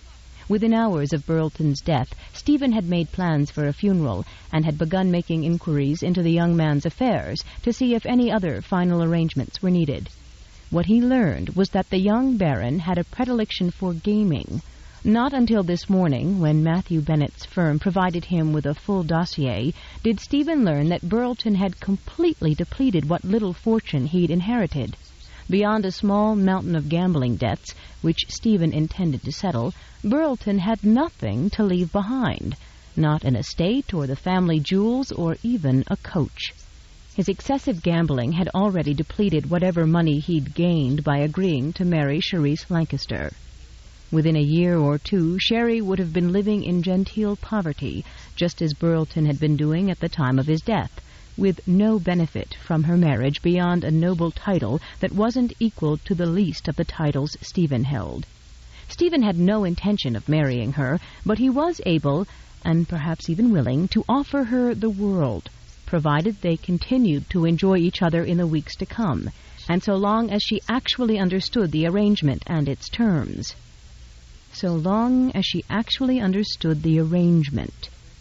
The ugliness of what he was actually considering hit him, and it sickened him. Charisse Lancaster was a naive virgin, not a courtesan. Even if she had had the background and experience to understand what such a relationship would entail, which she did not, she was still much too young for him, and he was entirely too jaded for her. Fortunately, he was not quite jaded enough, or debauched enough, or bored enough to actually offer her an arrangement that would have robbed her of her virtue and all chances of respectability. He could not believe he was so utterly lacking in morality, so vile, that he was capable of killing a young would-be bridegroom and then, in less than a fortnight, actually considering making a mistress of the young man's affianced bride. It wasn't merely revolting, it was madness. He accepted that he obviously had lost all his ideals over the years, but until that moment, he'd never felt he'd lost his mind as well. Feeling like a complete degenerate, Stephen resolved to fulfill his role as Sherry's temporary guardian from that moment forward, and to think of her only in the most impersonal terms. In keeping with this, he would henceforth see that she was not only amused and made to feel secure, but also spared any future physical advances from him. She might think they were betrothed, but he damned well knew better, and in the future he would remember it. One person with a faulty memory was enough. He wished very devoutly that she would recover quickly, but he was beginning to feel less guilty for depriving her of her real fiancé. She deserved someone better than young Burlton. He would never have been man enough for her. He was too callow for her, too irresponsible, and too poor. She needed, she deserved, to be garbed in furs and kept in the lap of sumptuous luxury. In the back of his mind, he was aware that the responsibility for finding her someone like that was very probably his, but he didn't want to contemplate that now. It dimmed his pleasure, and he wanted to salvage the rest of the evening and make it enjoyable for both of them. Wondering when he had developed such a weakness for damsels in distress, and such a bizarre partiality for distressed damsels with flame-colored hair, Stephen stood in the empty salon, prepared to do his duty as guardian by entertaining his house guest. Except the house was as silent and deserted as an empty tomb. Shoving his hands into his pockets, he turned slowly, still half expecting Sherry or a servant to materialize from the corners of the empty room. When no one did, he started forward, undecided whether to go to bed or rouse his normally efficient servants, who'd suddenly become inexcusably lax in their duties. He was reaching for the bell pull when he heard the faint sound of raised voices speaking in unison from somewhere at the back of the house, and then the sound died away. Puzzled, Stephen headed in the direction of the sound, his booted footsteps echoing on the floor of the colonnaded entry hall as he crossed it and turned down a long corridor that ran toward the back of the house. At the end of the corridor he stopped again, his head tipped to the side, listening to the silence. Sherry had undoubtedly retired hours ago, he decided, growing thoroughly annoyed with himself for rushing home from his mistress's inviting arms to devote himself to her like some over-ardent nursemaid. He started to turn in disgust, then stopped dead, as Sherry's merry voice wafted down the hallway from the direction of the kitchen. "All right, everyone, let's try it again. Only, Mr. Hodgkin, you must stand right near me and sing louder, so I don't get the words wrong again. Ready?" she said. A chorus of servants' voices suddenly burst into a jaunty Yuletide song that every English child since the Middle Ages had learned to sing. Stephen strode toward the kitchen, his annoyance increased by the thought of Sherry being in the kitchen with his dawdling servants instead of his being waited upon by them. In the doorway of the large tiled room, Stephen stopped short, staring in amused disbelief at the sight that greeted him. 50 servants in their various household uniforms were standing in 5 perfect rows, with Sherry and old Hodgkin positioned in front of them. Normally, the household staff conformed to a rigid, centuries-old hierarchy, with the head butler and the housekeeper at the pinnacle of it. But it was obvious to Stephen that Sherry had organized them without regard to either rank or decorum, and probably according to singing ability instead. Poor Colfax, Stephen's lofty head butler, was relegated to the back row, between a chambermaid and a laundress, while his arch-rival for household supremacy, Stephen's valet Damson, had managed to obtain a more important placing in the front row. Damson, a rigidly superior gentleman's gentleman, who rarely deigned to speak to anyone but Stephen, had actually slung his arm around a footman's shoulders, and the two of them were harmonizing with shared gusto, their rapturous gazes cast toward the ceiling, their heads nearly touching.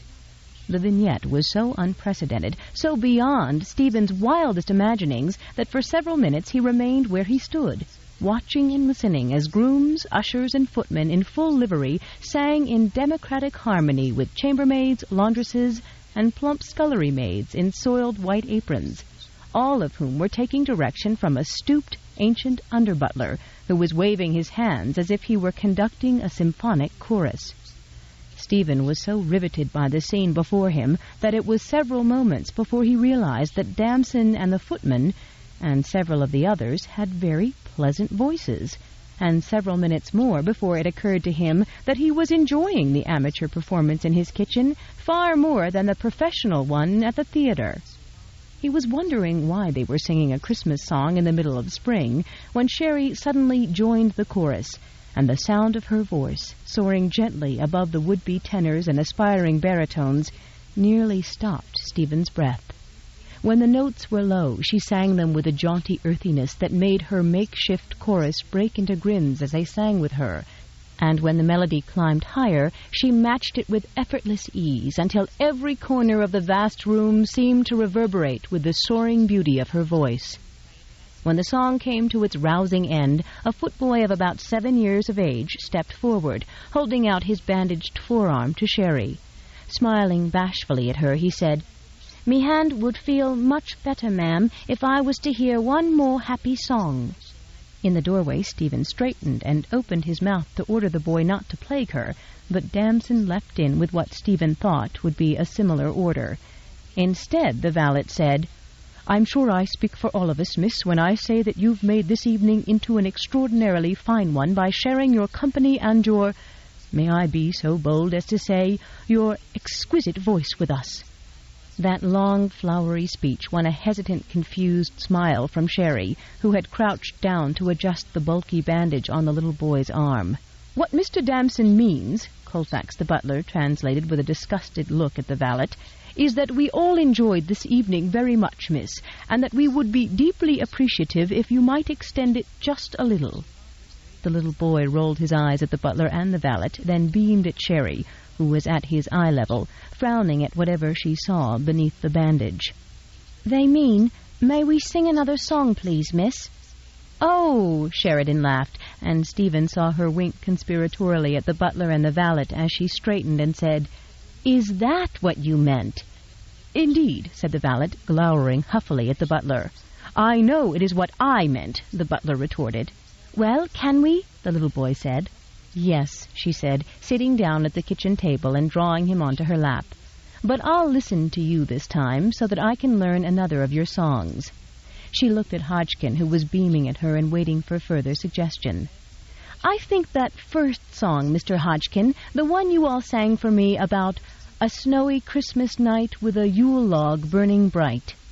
Hodgkin nodded, held up his thin hands for silence, waved his arms dramatically, and the servants instantly burst into exuberant song. Stephen scarcely noticed. He was watching Sherry smile at the little boy in her lap and whisper something to him.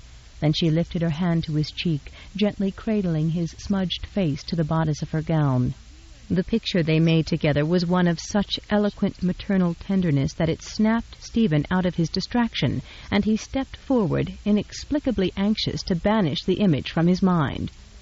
"Is it Christmas already?" he said, strolling into the midst of the cozy scenario.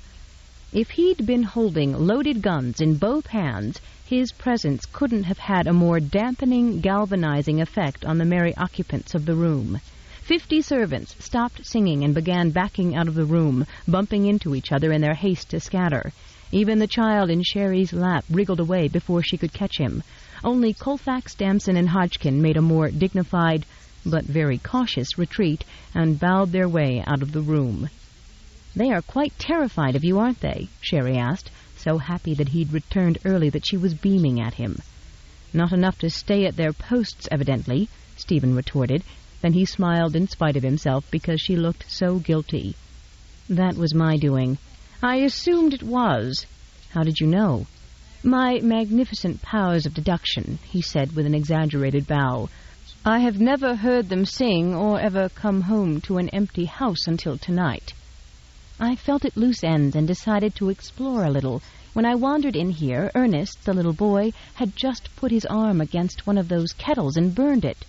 "And so you decided to cheer him by organizing all the servants into a choir?" "No, I did that because everyone seemed to be as much in need of a little cheering as I was." "Were you feeling ill?" Stephen asked worriedly, scanning her face. She looked fine, very fine, lovely and vibrant, and embarrassed. "No, I was—" "Yes?" he prompted when she hesitated. "I was sorry you were gone." Her candid answer made his heart lurch in surprise, and something else, some other feeling he couldn't identify, and didn't want to try. On the other hand, for the moment she was his fiancée, and so it seemed both appropriate and pleasurable to lean down and press a kiss to her flushed cheek, despite the fact that he had vowed in that same hour to maintain a completely platonic relationship from that moment on. And if the kiss drifted to her lips, and his hands caught her shoulders, drawing her closer for a moment, then that, too, seemed harmless enough. What was not appropriate or harmless was the instantaneous response of his sated body when she pressed lightly against him and put her hand against his chest, or the tender thought that suddenly sprang to his mind, "I missed you tonight." Stephen released her as if his hands were burned and stepped back. but he kept his expression bland so that his confused annoyance wouldn't show. He was so preoccupied that he automatically complied when she suggested he wait while she fixed them something to drink. When she had the cups and pot arranged on a tray, Sheridan returned to the table and sat down across from him. She propped her chin in her hands and studied him with a slight smile, while Stephen watched the way the firelight glinted on her hair and made her cheeks glow. "It must be exhausting work being an earl," she remarked. "How did you become one?" "An earl?" She nodded, glanced at the pot, and got up quickly. "The other night, after supper, you mentioned that you have an older brother who is a duke, and then you said you inherited your titles by default." "I was being glib," Stephen answered idly, his attention pulled inevitably to her quick, graceful movements as she readied whatever she was preparing. End of Side 3. Side 4. Until You, by Judith McNaught, continuing on page 134. "My brother inherited the ducal title and several others through our father. Mine came to me from an uncle. Under the terms of a letters patent and a special remainder granted to one of my ancestors generations ago, the Earls of Langford were allowed to designate the heir to their titles if they were childless." She gave him a distracted smile and nodded, and Stephen realized with a jolt that she wasn't particularly interested in a topic that was normally a matter of avid fascination to every unwed female of his acquaintance. "The chocolate is ready," she said, picking up a heavy tray laden with a pot, cups, spoons, and several delicate pastries she'd evidently discovered in a cupboard. "I hope you like it. I seem to know exactly how to make it," she said, putting the tray into his hands as if it were perfectly natural for him to march about bearing it. "Only I don't know whether I make it well or not." She looked thoroughly pleased that she remembered how to make the drink, but it struck Stephen as a little odd that she would know how to perform a task that was always relegated to the servants. On the other hand, she was American, and perhaps American women were more familiar with kitchens than their English counterparts. "I hope you like it," she repeated dubiously as they headed toward the front of the house. "I'm sure I will," Stephen replied dishonestly. The last time he'd drunk hot chocolate, he'd been in leading strings. These days his preferences ran toward a glass of aged brandy at this hour. Afraid she'd somehow read his thoughts, he added for emphasis, "It smells delicious. All that singing about snow and Yule logs must have whetted my appetite for it." 19.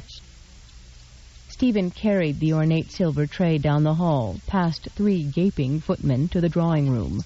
Colfax was at his regular station near the front door, and he rushed forward with the obvious intent of prying the tray loose from him. But Stephen stopped him with a mocking remark to the effect that they had already fended for themselves without any help, and he saw no reason to change that, now that most of the work was already done. They were halfway into the drawing-room when the door-knocker was raised and lowered with emphatic regularity. Stephen had given instructions that all callers were to be informed he was not in, and he paid the sound no heed. But an instant later he heard a chorus of cheerful voices that made him groan inwardly. "He most certainly is at home, Colfax," Stephen's mother was telling the butler. "When we arrived in London 2 hours ago, there was a note from him announcing his intention to remove to the country. If we had not arrived several days early, he would have been gone. Now, where is he hiding himself?" Swearing under his breath, Stephen turned just as his brother, his brother's wife, and a friend of hers accompanied his mother into the drawing-room. A fleet of ships sailing determinedly into battle against what they perceived as his antisocial behavior. "I won't have it, darling," his mother announced, marching forward to press a kiss on his cheek. "You are too much—" Her eyes riveted on Sherry, and her voice trailed off lamely. "Alone." "Entirely too much," Whitney Westmoreland announced, her back to the room as she allowed Colfax to divest her of her cape. "Clayton and I intend to see that you attend every important ball and route for the next 6 weeks," she continued, as she linked her arm through her husband's and started forward. 2 steps into the drawing-room, they stopped. Stephen glanced apologetically at Sherry, who looked completely disoriented and panicky, and whispered, "Don't worry, they will like you once they recover from their surprise." In the space of a few tense seconds, Stephen rapidly considered every plausible and implausible way of handling what looked to be impending disaster. But without ordering Sherry to leave so that he could explain, which would only humiliate and distress her, he had no choice but to improvise and to play out the farce in his family's presence and then explain the truth to them after Sherry went up to bed. In keeping with that plan, Stephen sent a warning look to his older brother that insisted on his unquestioning cooperation. But Clayton's amused attention was on Sherry and the forgotten tea tray in Stephen's hands. "Very domestic, Stephen," Clayton remarked dryly. Impatiently putting the tray down, Stephen looked at the doorway, where Colfax was waiting for instructions about refreshments, and nodded emphatically to produce them at once. Then he turned to the waiting group and began the introductions. "Mother, may I present Miss Charisse Lancaster?" Sherry looked at her future mother-in-law, realized she was being introduced to a dowager duchess, and promptly panicked because she couldn't think what to say. She threw an agonized look at Stephen and said in a whisper that seemed to shriek through the silent waiting room, "Will an ordinary curtsy suffice?" Stephen put his hand beneath her elbow, partly for support and partly to urge her forward, and gave her a reassuring smile. "Yes." Sherry sank into a curtsy and felt her knees wobble. Then she drew on courage she didn't know she possessed and straightened.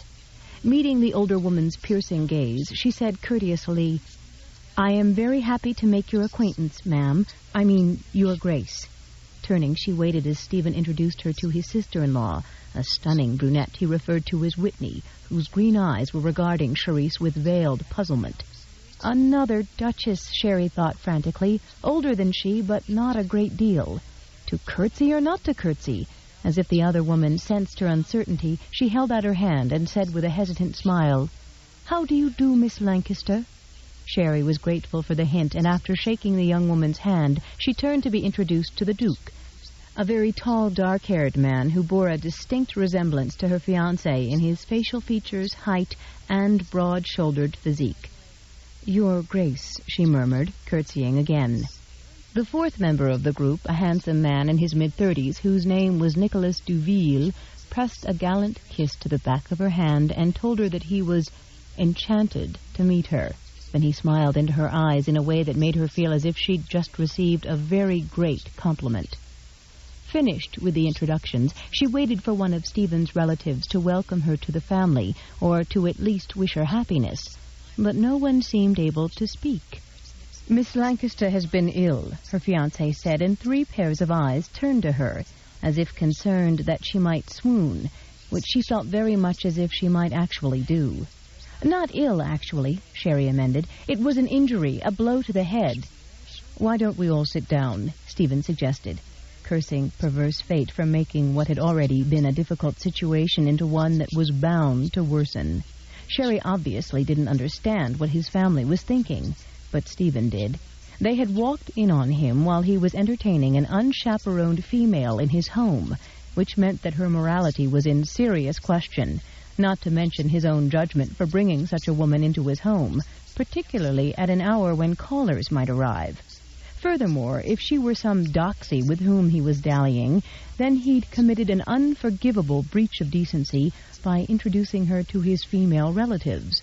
Rather than believe he would descend to that, they were now waiting patiently for some sort of explanation as to who she was, or where her chaperone was, or where his mind was. Stalling for time, Stephen stood up as the butler came forward bearing a tray of decanters and glasses.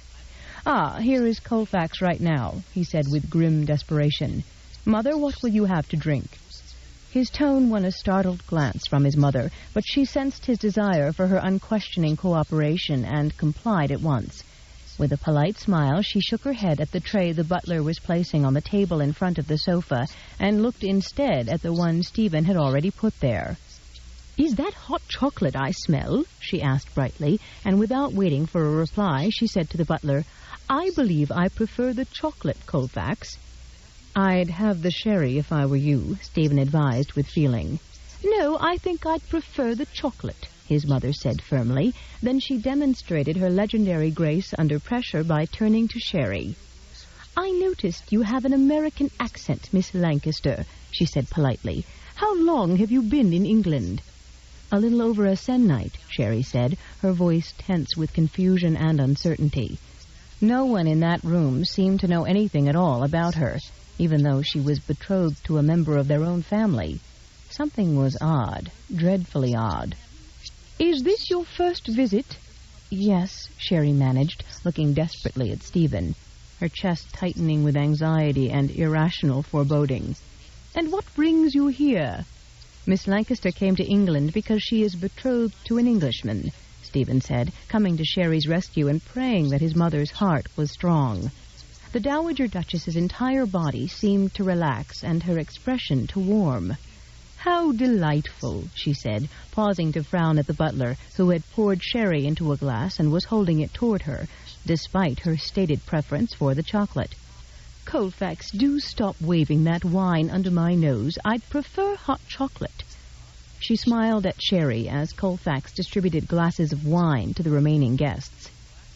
"To whom are you betrothed, Miss Lancaster?" she inquired brightly, reaching forward and helping herself to a cup of the chocolate. "She is betrothed to me," Stephen said flatly.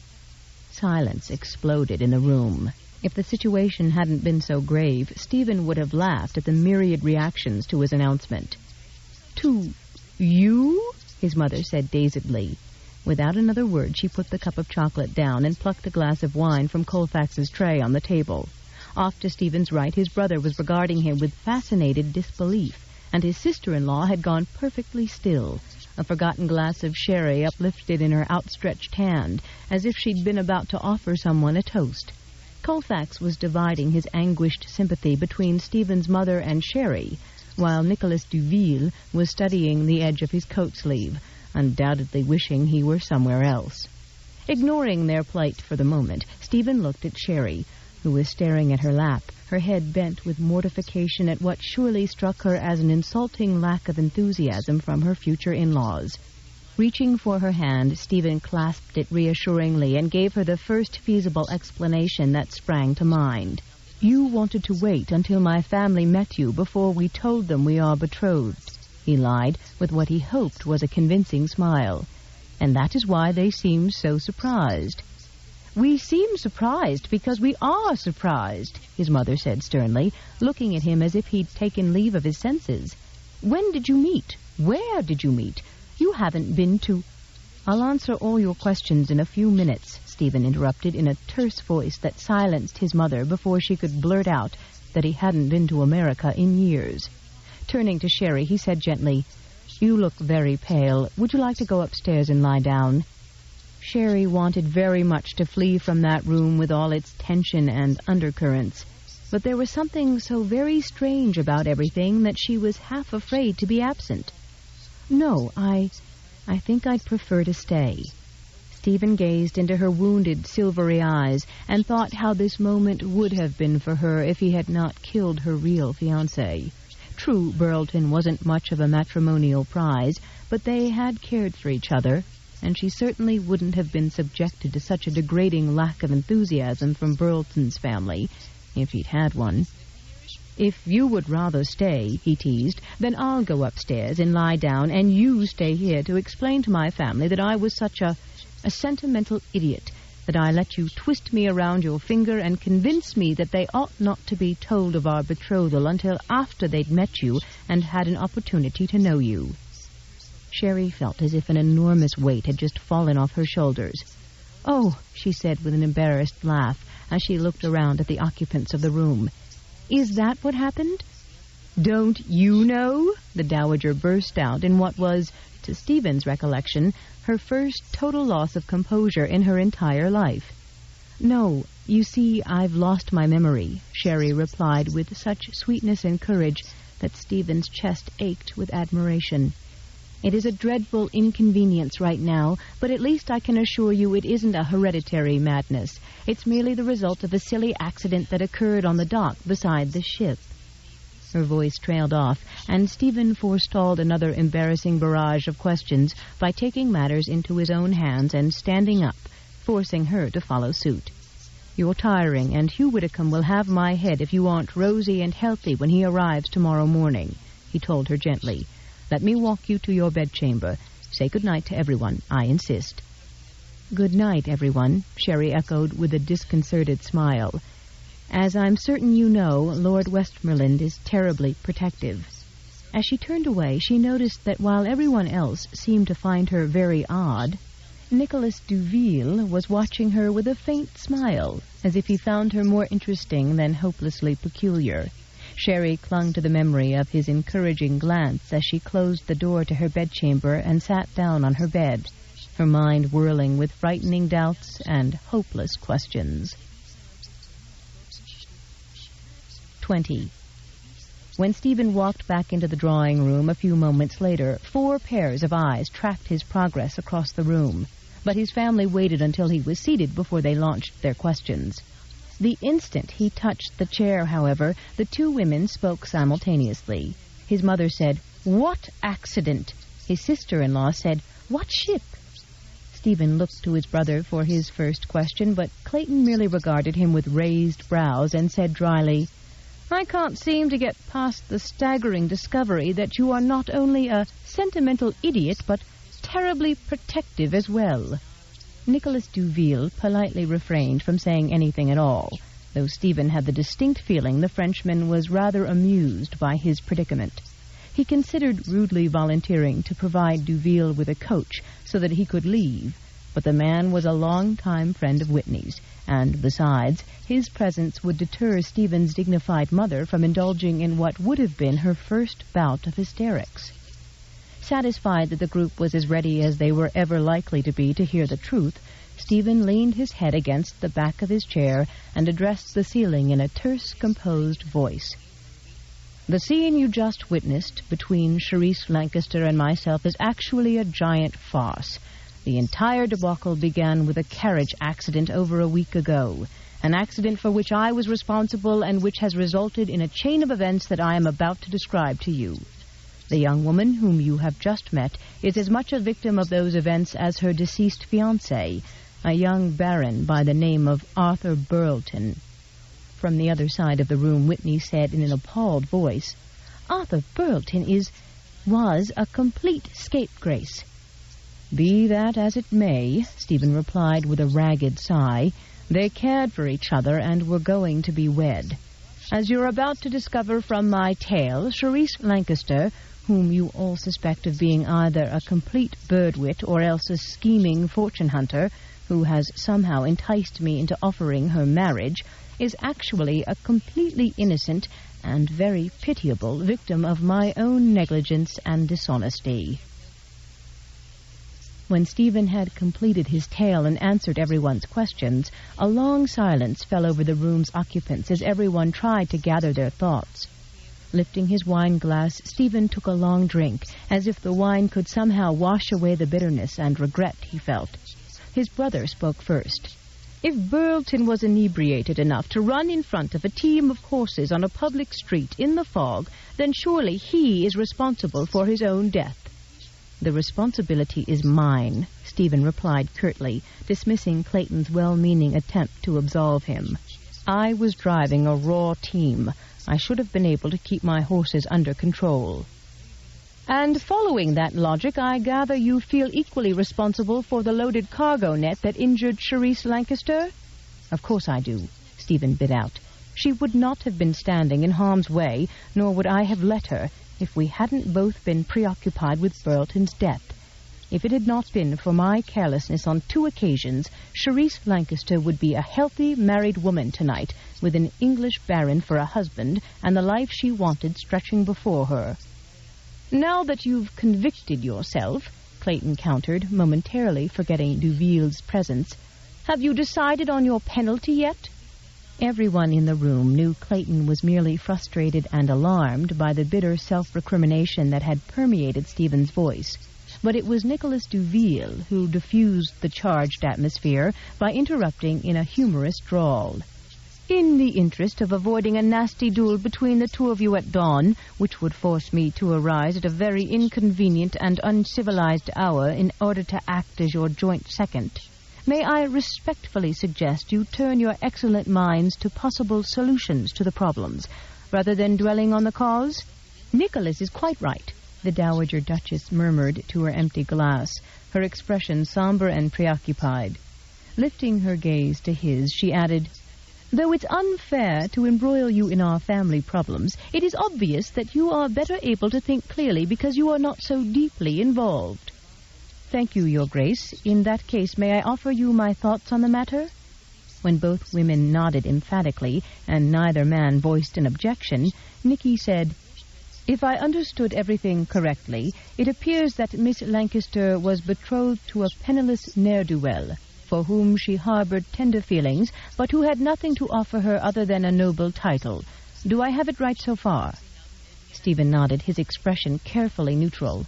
And, Nicky continued, because of two accidents for which Stephen feels responsible, Miss Lancaster now has no fiancé and no memory. Correct? Correct, Stephen said. As I understood it, her physician believes her memory will return in its own good time. Is that also correct? When Stephen nodded, Nicky said, therefore, the only permanent loss she has suffered, for which you can possibly feel responsible, is the loss of a fiancé who possessed a meaningless title and several very unsavory habits. In which case, he lifted his glass in a mocking toast to his own powers of reason, it appears to me that you could discharge your debt to her by simply finding her another fiancé to take Burleton's place. And if the fiancé you select also happens to be a decent fellow, capable of supporting her in a respectable style, then you could not only soothe your guilt, but you might rightly feel as if you've saved her from a life of torment and degradation. He glanced at Whitney and then at Stephen. How am I doing so far? I'd say you're doing rather well, Stephen replied with a slight smile. I'd given some thought to a similar idea, but, he added, the idea is far easier to contemplate than to execute. Oh, but I know we could pull it off if we put our heads to it, Whitney exclaimed, anxious to pursue any solution at all that would derail his guilt and give them all a direction. All we need do is see that she's introduced to a few of the hundreds of eligible men who will be here for the season. She looked at her mother-in-law for support and received an overbright smile that belied unspoken worries. Actually, there are one or two minor problems associated with that plan, Stephen said dryly, but he couldn't bring himself to dampen her enthusiasm. Besides, the plan seemed far more feasible now, with the women in his family ready to lend their enthusiasm and assistance than it had in the past days. Why don't you give the entire project some careful thought, and we'll discuss the various aspects of it on the morrow. At 1 o'clock here, he suggested. When everyone agreed, he cautioned, for Sherry's sake, it is important that we foresee problems and avert them in advance. Remember that when you are thinking about all this. I'll send a note to Hugh Widdicombe and ask him to come round and join the discussion, so that we are certain we aren't imperiling her recovery in any way. As the group arose, he looked at his mother and Whitney and said, unless I miss my guess, Sherry is wide awake and torturing herself with questions she can't possibly answer about everyone's reaction to her tonight. He didn't have to complete the request. Both women were already heading for the door, anxious to atone for any unhappiness they'd caused his temporary fiancé. 21. Standing at the windows, gazing out into a night as dark and blank as her memory, Sherry whirled around at the soft knock on the door of her bedchamber and called for her visitors to enter. "We've come to beg your forgiveness," Stephen's mother said as she walked over to the windows. "We didn't understand about your betrothal or your accident or all the rest until Stephen explained to us." "I'm so glad you're still awake," Stephen's beautiful sister-in-law said, her green eyes filled with an odd kind of regret as they searched Sherry's. "I don't think I could have slept after the way we behaved to you downstairs." Momentarily mired down in the social technicalities of how she ought properly to respond to an apology from two regal duchesses, Sherry gave up worrying about protocol and did what she could to soothe their obvious unease.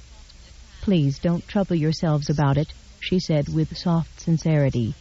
I don't know what could have possessed me to want to keep the betrothal a secret, but I wonder sometimes if, when I am quite myself, I am perhaps a little eccentric. I think, Whitney Westmoreland said, looking as if she were trying to smile when she felt rather sad, that you are very brave, Miss Lancaster. And then, as if she'd belatedly thought of it, she held out her hands and exclaimed with a bright smile, "Oh, and welcome to the family. I've always wanted a sister." Something about that forced, desperate cheer in her voice set off the alarm bells in Sherry's brain, and she felt her hands tremble as she held them out to her future sister-in-law. "Thank you." That sounded so inadequate that an awkward pause followed, and Sherry stifled a hysterical laugh as she explained, "I haven't the slightest idea if I've always wanted a sister, but I'm perfectly certain that I must have, and that I would have wished for her to be as lovely as you are."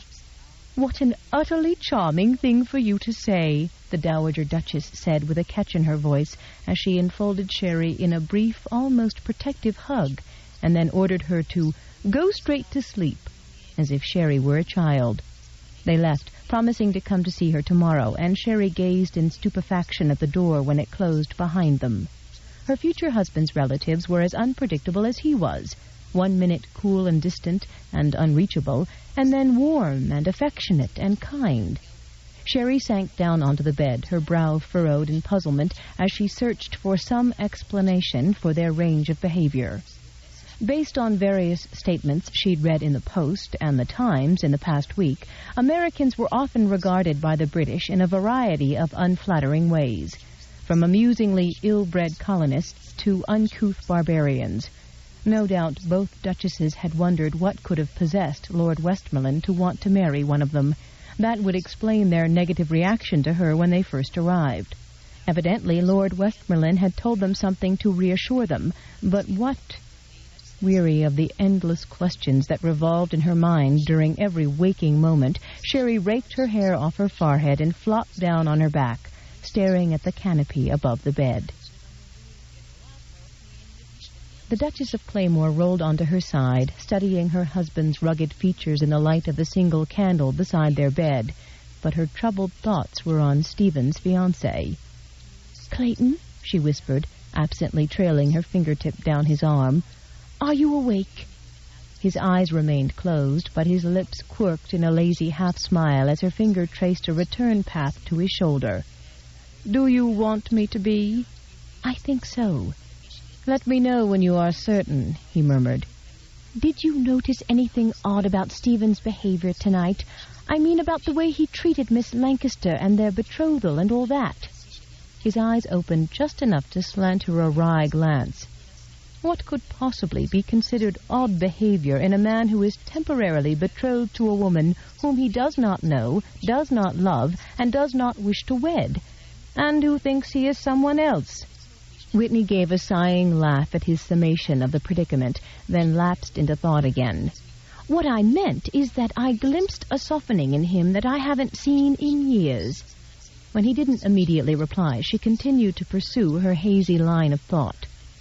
"Would you say that Miss Lancaster is extremely attractive?"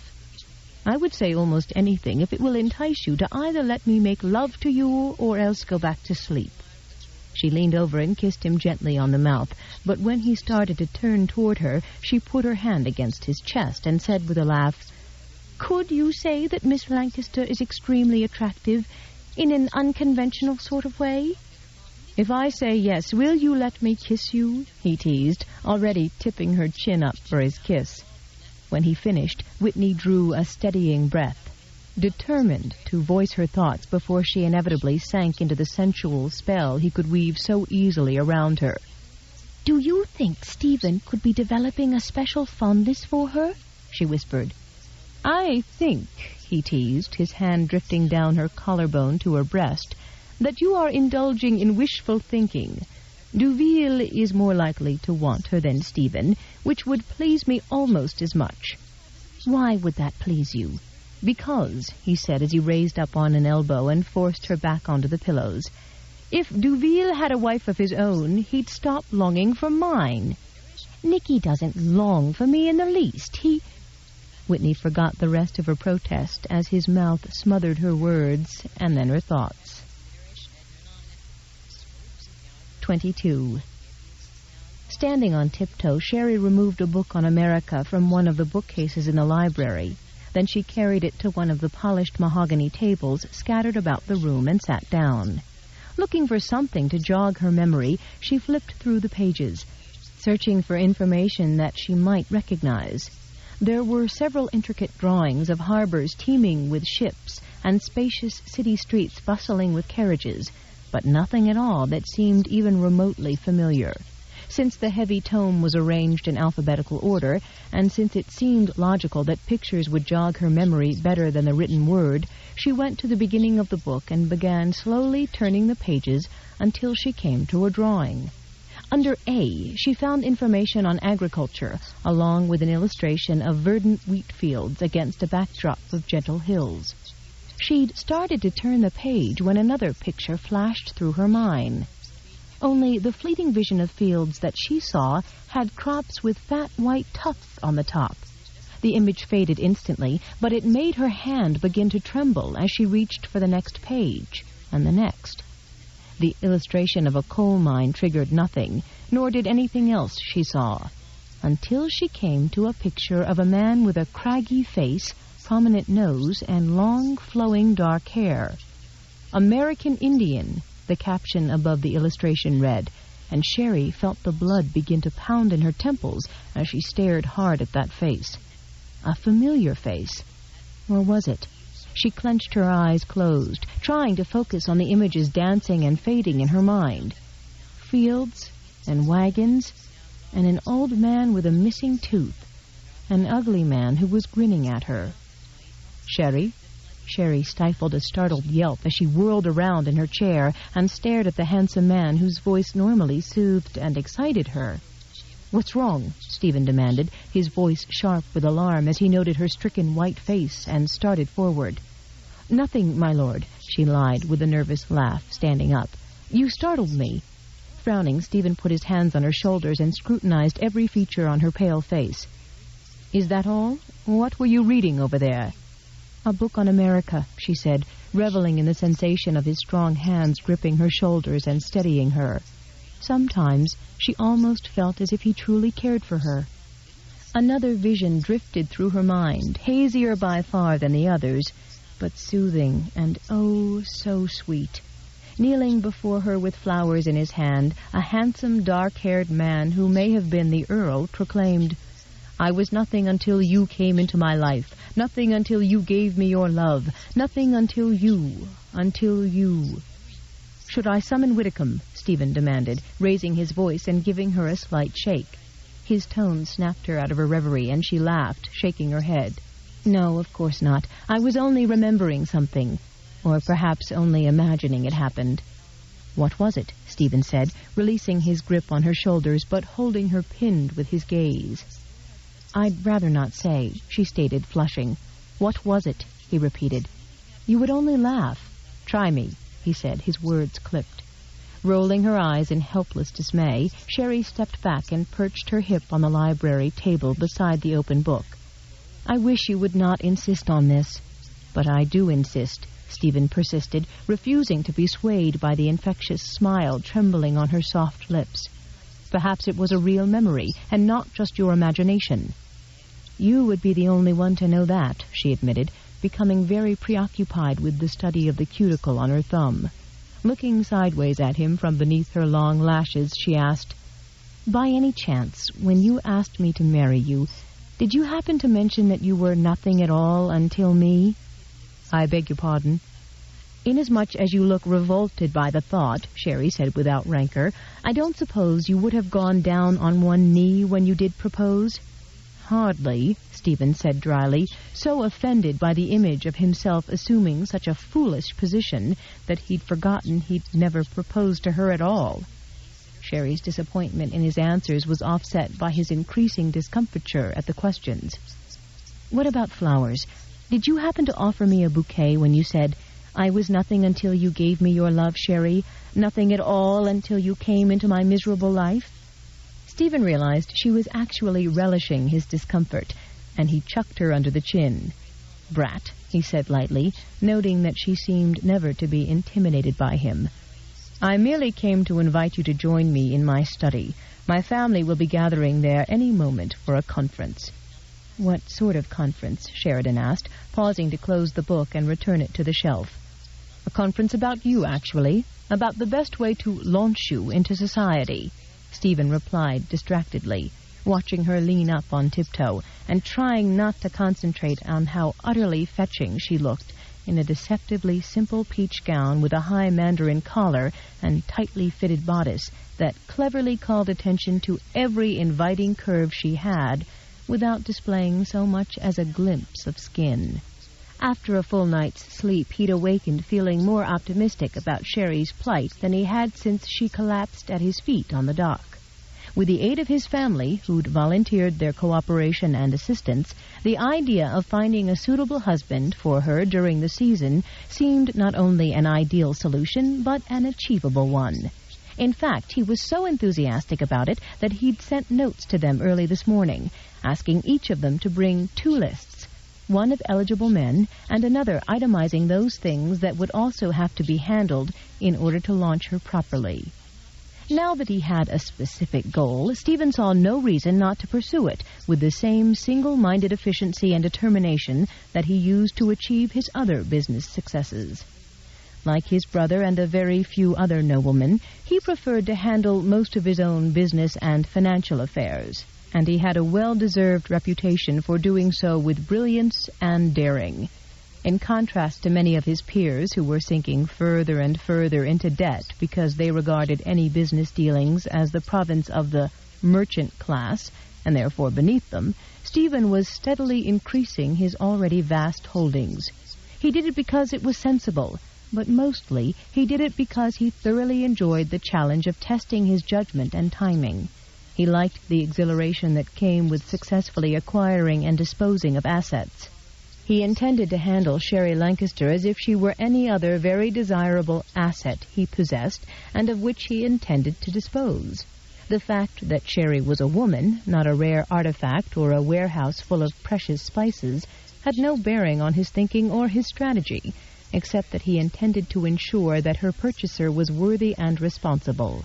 The only remaining difficulty was to enlist her cooperation in being disposed of. He'd considered that delicate problem earlier, while he bathed. By the time Damson removed a jacket of biscuit superfine from one of the wardrobes and held it up for Stephen's approval, he'd arrived at the best and only solution. Rather than add yet another lie to the ones Sherry had already been told, Stephen was going to tell her a partial truth, but not until after he'd met with his family. Sherry put away the remaining books she'd intended to look through, as well as the quill and paper she'd removed from a desk drawer. Then she turned, and he offered his arm to her. The gesture was so gallant, and the smile in his eyes so warm, that she felt a helpless burst of joy and pride. Clad in a light tan coat, his long legs encased in coffee-brown trousers and shiny brown top boots, Stephen Westmoreland was the stuff that dreams were made of. Tall, broad-shouldered, and breathtakingly handsome. As they started down the staircase, she stole another glance at his chiseled profile, marveling at the strength and pride carved into every feature on that starkly beautiful tanned face. With that lazy, intimate smile of his and those deep blue, penetrating eyes, why, he must have been making female hearts flutter all over Europe for years. No doubt he'd kissed a great many of those females, too, for he certainly knew how to do it, and he didn't seem the least hesitant about it when he chose to kiss her. Thousands of women all over Europe had probably found him as completely irresistible as she did, and yet, for some incomprehensible reason, he'd chosen her above them. That seemed so unlikely, so inconceivable, that it made her uneasy. Rather than surrender to doubt and uncertainty, Sherry returned to the light-hearted conversation they'd had in the library.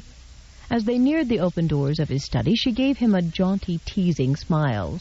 "Since I can't remember your proposal, you might at least have pretended that you made me a proper one, on bended knee. Considering my weakened condition, that would have been the more chivalrous thing to do."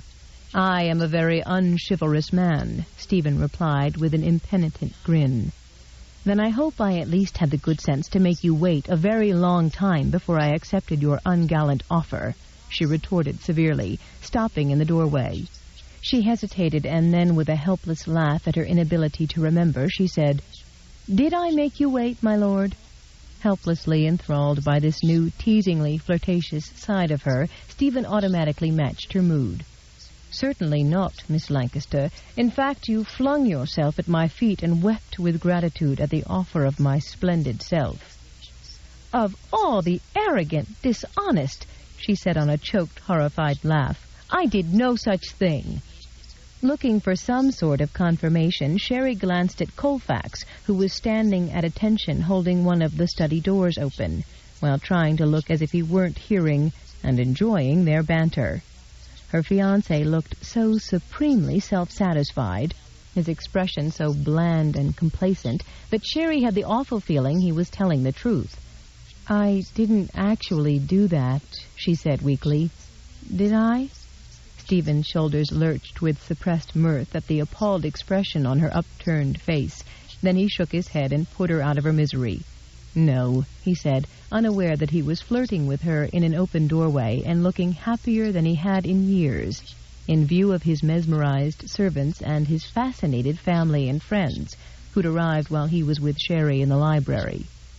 "After you greet everyone, I'm sending you for a ride in the park so that you can take in the sights and get some fresh air while we discuss arrangements."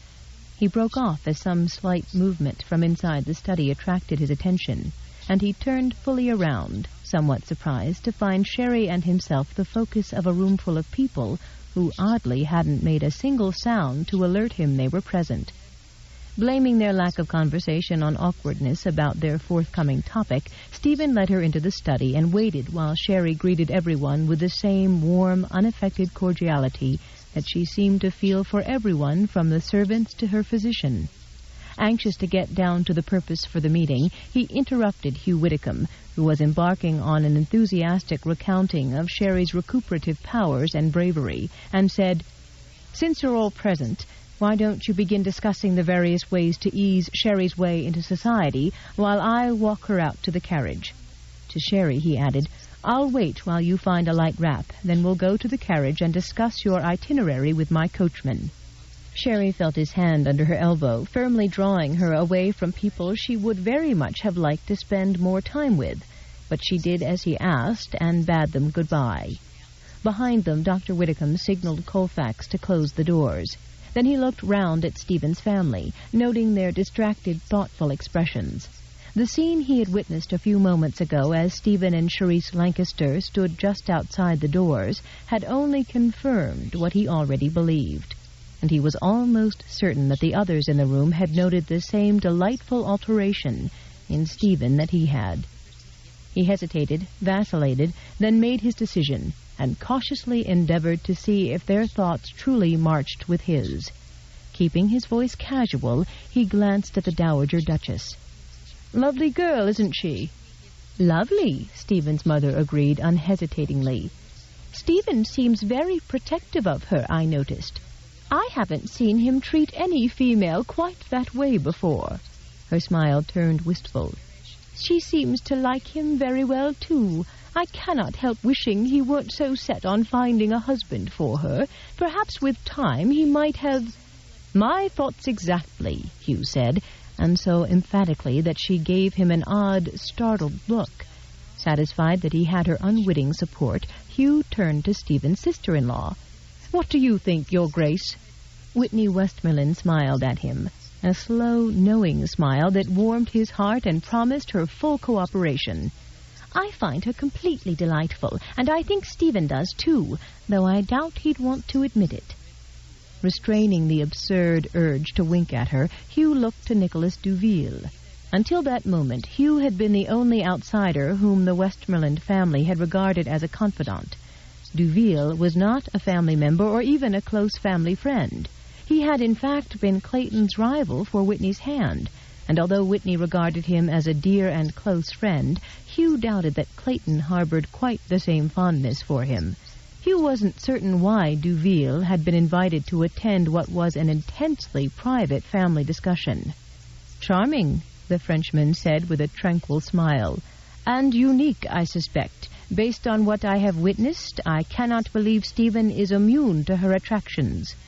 Satisfied that he'd gathered all the support he could have hoped, Hugh looked at Clayton Westmoreland, the one member of the group who he knew could and would put a stop to any sort of intervention if he didn't agree. "Your Grace," he invited. The Duke gave him a steady look and said one word very clearly and very distinctly. "No." "No? Whatever you're thinking, forget it. Stephen will not welcome our interference in his personal life."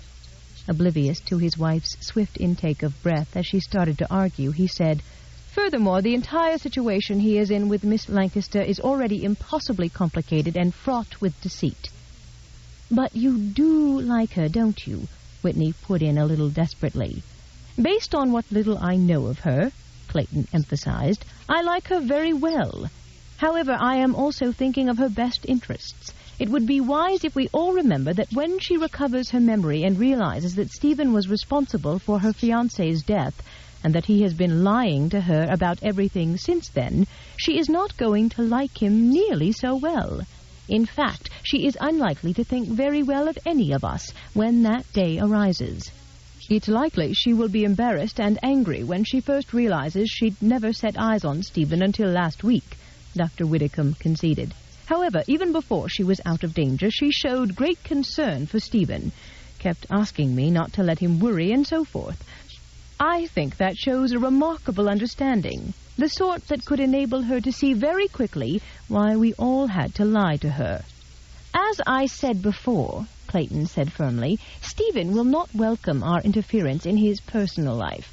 If anyone in the family feels the need to try to dissuade him from finding her a husband or to influence him in her favor in any way, then it should be done openly, today. After that, the matter should be left to Stephen and Miss Lancaster and fate." Surprised when there was no objection from his wife, Clayton turned to tease her about her uncharacteristic acquiescence, but she was frowning at Duville, who, in turn, seemed to be vastly amused about something. He was wondering about that silent exchange when Stephen strode swiftly into the study. 23. "Sherry is safely out of hearing and out of the house," Stephen announced as he carefully closed the study doors behind him. "I'm sorry to have kept you waiting, but you were all more prompt than I anticipated." Walking over to his desk, he sat down behind it, passed a cursory glance over his accomplices, who were seated in a semicircle in front of the desk, and went directly to the point. Rather than getting mired down in the minor complications and details of sending Sherry out into society, he said in a cordial but business-like tone, "Let's go directly to the subject of prospective husbands. Did you bring your lists of acquaintances who might serve the purpose?" A rustling followed as the women searched their reticules, and Widdicombe reached into his pocket to extract the lists they had prepared that morning at his instruction. His mother leaned forward and handed her folded sheet of writing paper to him, but she pointed out a major encumbrance. "Without a dowry, Miss Lancaster is at a terrible disadvantage, no matter how desirable she might be.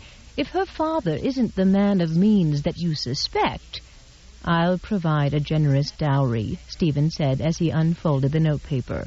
He glanced at the first few names on the list, and his reaction veered from horror to hilarity. "Lord Gilbert Reeves?" he repeated, looking at her. "Sir Francis Barker? Sir John Teasdale? Mother, Reeves and Barker must be 50 years older than Sherry, and Teasdale's grandson was at university with me. These men are ancient." "Well, I'm ancient," she protested defensively. "You said we were to list any unmarried acquaintances for whom we could personally vouch, and that's what I did." "I see your point," Stephen said, struggling to keep his face straight. "While I look over the other lists, perhaps you could concentrate on some younger men of good reputation with whom you are not quite so personally acquainted." When she nodded agreeably, Stephen turned to his sister-in-law and smiled as he reached for her list. His smile faded, however, as he looked down the long list of names. John Marchman, he said with a frown. Marchman is a compulsive sportsman. If Sherry was ever going to see him, she'd have to slog down every stream in Scotland and England and spend the rest of her life in the hunting field. Whitney managed a look of innocent confusion. He is exceedingly handsome, however, and he is also very amusing. Marchman? Stephen repeated incredulously. He's terrified of women. The man still blushes in the company of a pretty girl, and he's nearly 40. Nevertheless, he is very kind and very nice. Stephen nodded absently, looking at the next name and then at her. The Marquis de Sal won't do at all. He's a habitual womanizer, not to mention a complete hedonist. Perhaps, Whitney graciously conceded, but he does have charm, wealth, and an excellent address. Crowley and Wiltshire are both too immature and hot-tempered for her, he said, studying the two names. Crowley isn't too bright, but his friend Wiltshire is a complete bacon brain. They duelled a few years ago, and Crowley shot himself in the foot. Oblivious to her startled giggle, he added disgustedly, a year later they decided to settle another argument on the field of honor, and Wiltshire shot a tree. Bending a reproving look on his laughing sister-in-law, he added, It wasn't funny. The ball from Crowley's pistol ricocheted off the tree and hit Jason Fielding, who'd raced out there to try to stop them. If it hadn't wounded Jason in the right arm, Crowley probably wouldn't have walked away in one piece. If Sherry married either one of them, they'd manage to make her a widow by their own hand, mark my word. He looked at the next two names and then scowled at her. Warren is a mincing fop. Sir Rangley is a dead bore. I can't believe you think these men are eligible suitors for anyone, let alone an intelligent, sensible young woman. For the next 10 minutes, Stephen dismissed every name on the list for a variety of reasons that seemed very sound to him, but he began to have the annoyed feeling that the group gathered around the desk was finding his rejection of suitor after suitor amusing. The last name on Whitney's list made his brows snap together and his smile vanish. Roddy Carstairs, he exclaimed in disgust. I wouldn't let Sherry near that overdressed, egotistical, razor-tongued little gossip for anything. He's never married because he's never found a woman who he thinks is worthy of him. Roddy is not little, Whitney pointed out firmly, though I'll grant he's not precisely tall, but he is a particular friend of mine. Biting her lip to hide her smile, she added, You are being excessively particular, Stephen. I'm being practical. Discarding that list, he reached for Hugh Widdicombe's, glanced at it, frowned, and tossed it aside. Apparently you and my mother have a great many friends in common. With an irritated sigh, he got up and walked restlessly around to the front of his desk. He perched his hip on the edge of it, crossed his arms over his chest, and regarded his brother with frustration and hope. I see you haven't brought a list, but you must know someone who'd be right for her. As a matter of fact, his brother replied in a voice tinged with ironic amusement, I've been thinking that over as I listened to you eliminate the other candidates. And I realized I do know someone. He doesn't meet all of your lofty criteria, but I'm no longer in any doubt he's the right man for her. Thank God. Who is he? You. The word hung on the air while Stephen bit back a strange and irrational bitterness. I am not a candidate, he said frigidly. Excellent. Nicholas Duville's amused exclamation drew everyone's instant attention as he removed a sheet of writing paper bearing his family crest from his pocket. In that case, I did not waste my time in making out my own list. I assumed, he added as Stephen slowly unfolded his arms and reached for the paper, that since I was invited here today, I was also to bring a list? It's good of you to have gone to the trouble, Stephen said, wondering why he'd let his brother's absurd jealousy of Duville color his own impression of the man. Nicholas Duville was not only a handsome, educated, well-bred man, he was witty and he was damned nice. Stephen opened the list and looked at the single name scrawled across it. Then he lifted his head and regarded Duville with narrowed eyes. Is this your idea of a joke? I hadn't expected you to find the notion laughable, he countered smoothly. Unable to believe he was serious, Stephen studied him in cool silence, noticing for the first time that there was an infuriating arrogance about the man, his smile, and even the way he was sitting in the chair, his driving gloves dangling idly from one hand. Realizing that no one else understood what he was talking about, Stephen managed to clarify the matter and still challenge Duville's integrity. "You seriously want to be considered as a suitor for Charisse Lancaster?" "Why not?" Nicky countered, visibly enjoying the other man's discomfiture. "I am not too old, too short, nor have I ever shot myself in the foot. I dislike fishing, I haven't an excessive attachment to the hunt, and though I do have some vices, no one has ever accused me of being overdressed, razor-tongued, or a gossip." But egotistical they have, Stephen thought with another flash of hostility, and jaded.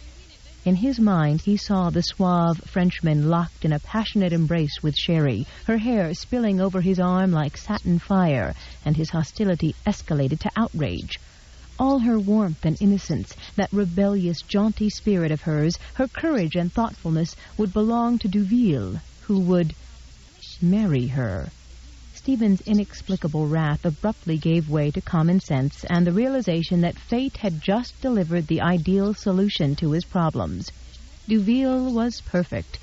He was, in fact, regarded as a tremendous matrimonial prize amongst the temps. "Am I to take your silence for assent?"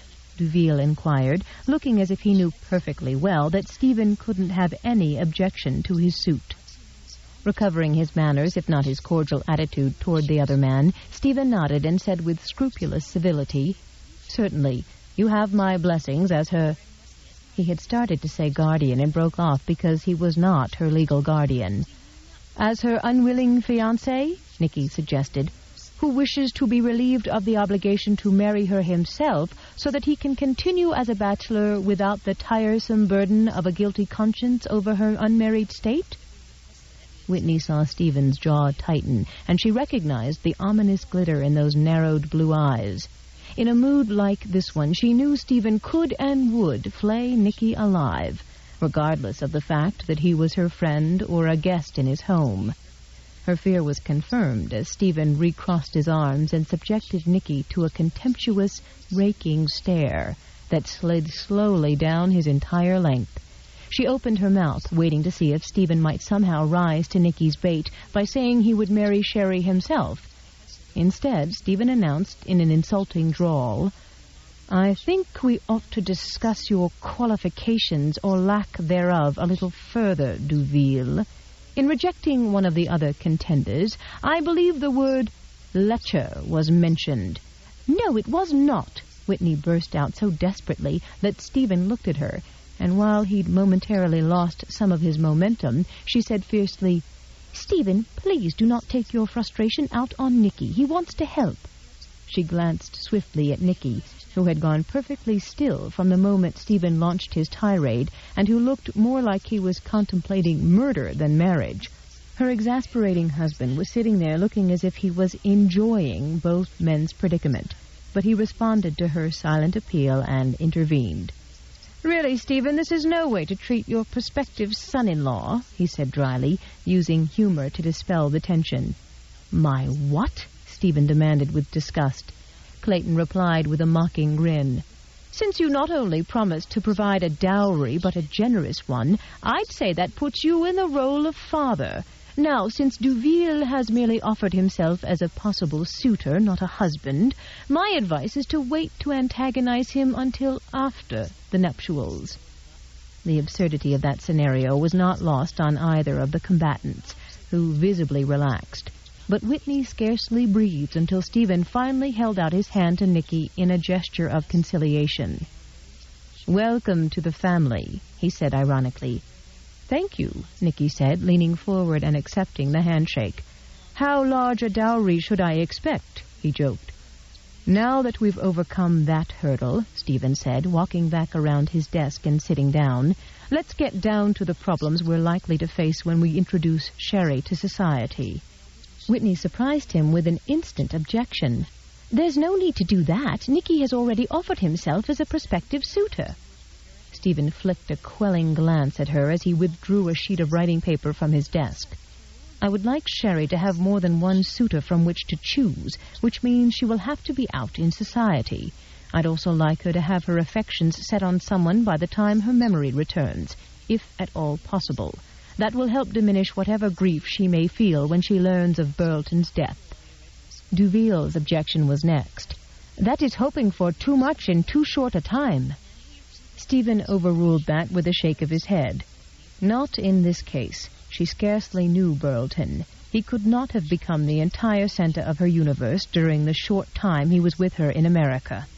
No one could argue the logic of that, but from there on, everything concerning Sherry's actual introduction to society went up for endless debate.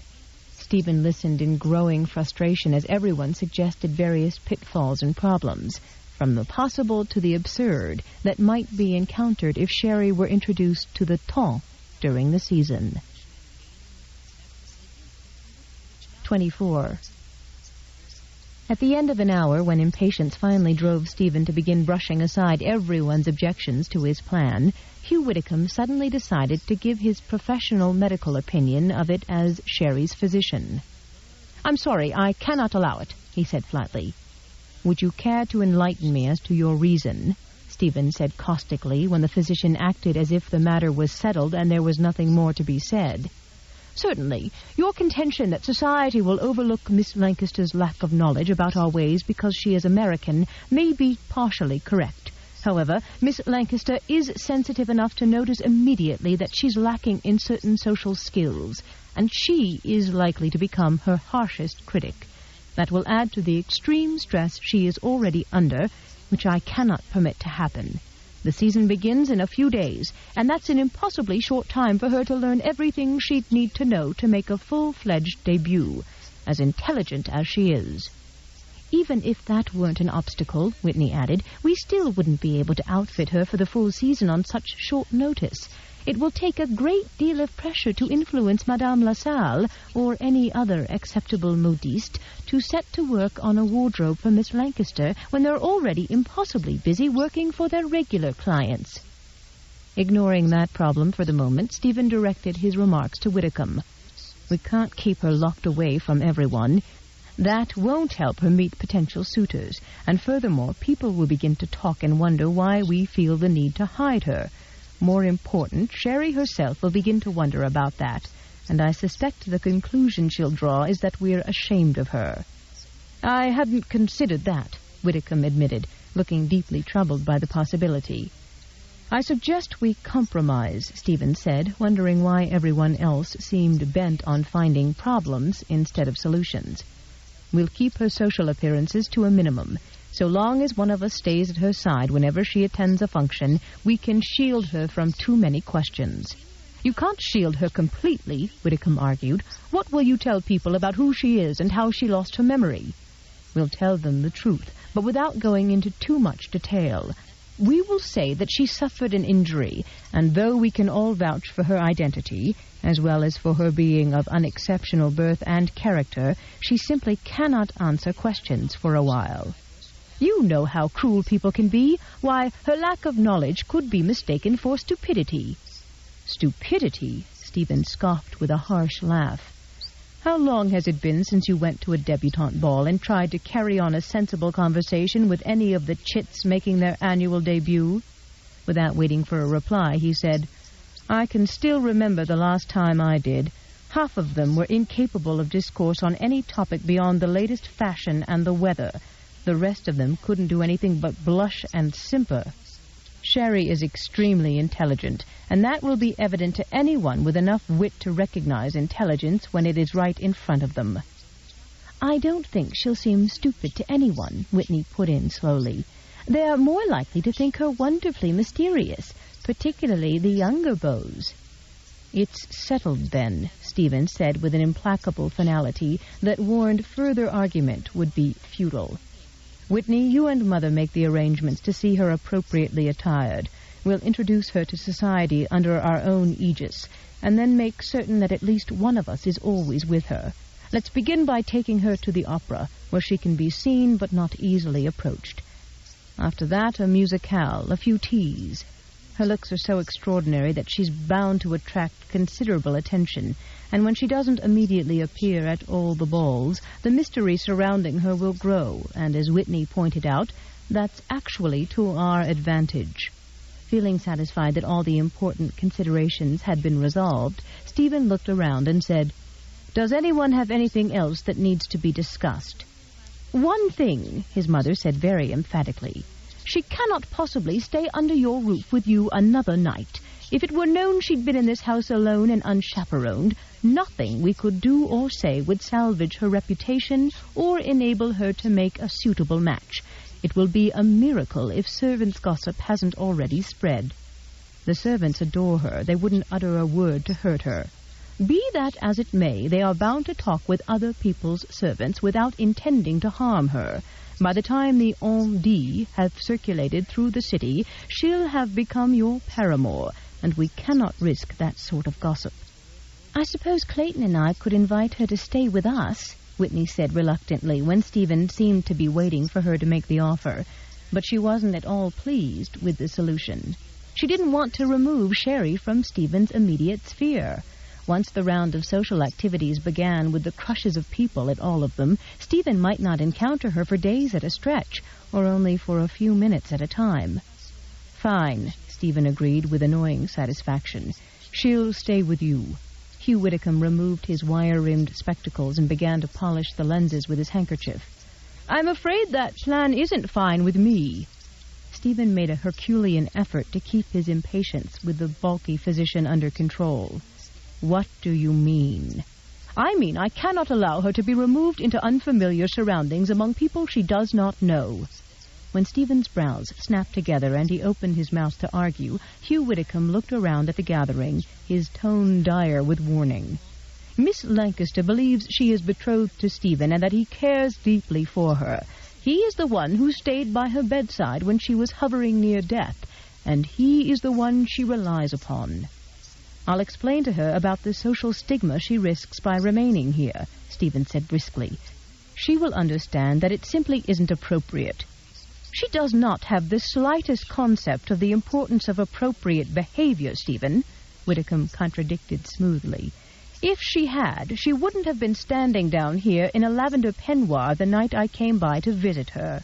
"Stephen!" his mother exclaimed. "She was fully covered," he said with a dismissive shrug, "and it was all she had to wear."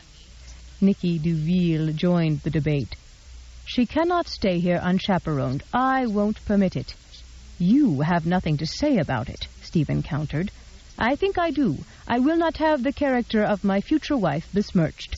I, too, have a family who must accept her."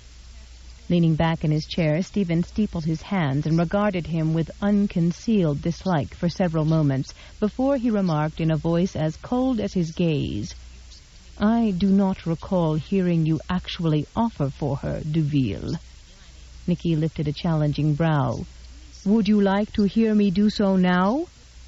"I told you that I want her to have a choice of suitors," he said in an ominous voice. Stephen wondered how his brother could countenance such an arrogant bastard within a mile of his wife. "At this time you are nothing but a possible contender for her hand. If you wish to retain that status for another 60 seconds, I suggest—" "I could stay here with Miss Lancaster," the dowager interjected desperately. The two men reluctantly ended their visual duel and looked to Hugh Whitcomb for a decision. Instead of immediately replying, Hugh began polishing his other lens while he considered the dampening effect the dowager's presence was likely to have on a budding romance. A regal, imposing woman, even late in her 5th decade, she was much too keen to permit the sort of cozy atmosphere Hugh wanted to see preserved between Stephen and Sherry Lancaster. Moreover, she would be bound to intimidate Sherry, no matter how she tried to do the opposite. Rapidly considering the most persuasive argument against her solution, he said, "In the interest of your own health, Your Grace, I do not think you ought to tax yourself with the responsibilities of a constant chaperone. I would not want to see a recurrence of last year's problem." "But you said it wasn't serious, Hugh," she protested. "I'd like to keep it that way." "He's right, Mother." Feeling that he'd already overburdened his family with his own problems, Stephen seconded the motion and added, We need to find someone who can stay with her at all times, a chaperone of unimpeachable character and reputation, who could also serve as a lady's companion. "There's Lucinda Throckmorton-Jones," the Dowager Duchess said after a moment's thought. "No one would dare to question the acceptability and character of any young lady in her charge." "Good God, no!" Hugh exclaimed, so forcefully that everyone gaped at him. "That hatchet-faced dragon may be the duenna of choice among some of our best families, but she'd drive Miss Lancaster back to her sickbed. The woman actually refused to budge from my elbow when I put salve on a burned thumb belonging to one of her charges. Acted like she suspected I might want to seduce the silly chit." "Well, then, who do you suggest?" Stephen snapped, losing all patience with the balky, unhelpful physician. "Leave that matter to me," Hugh amazed him by saying. "I may know just the lady if her health is adequate to the task. She's quite lonely and feeling rather useless these days." The Dowager Duchess regarded him with interest. "Whom do you mean?" Rather than risk having the astute lady immediately veto his choice, Hugh decided to take matters into his own hands and then present them with a fait accompli. "Let me give it further thought before I narrow the choice down to one.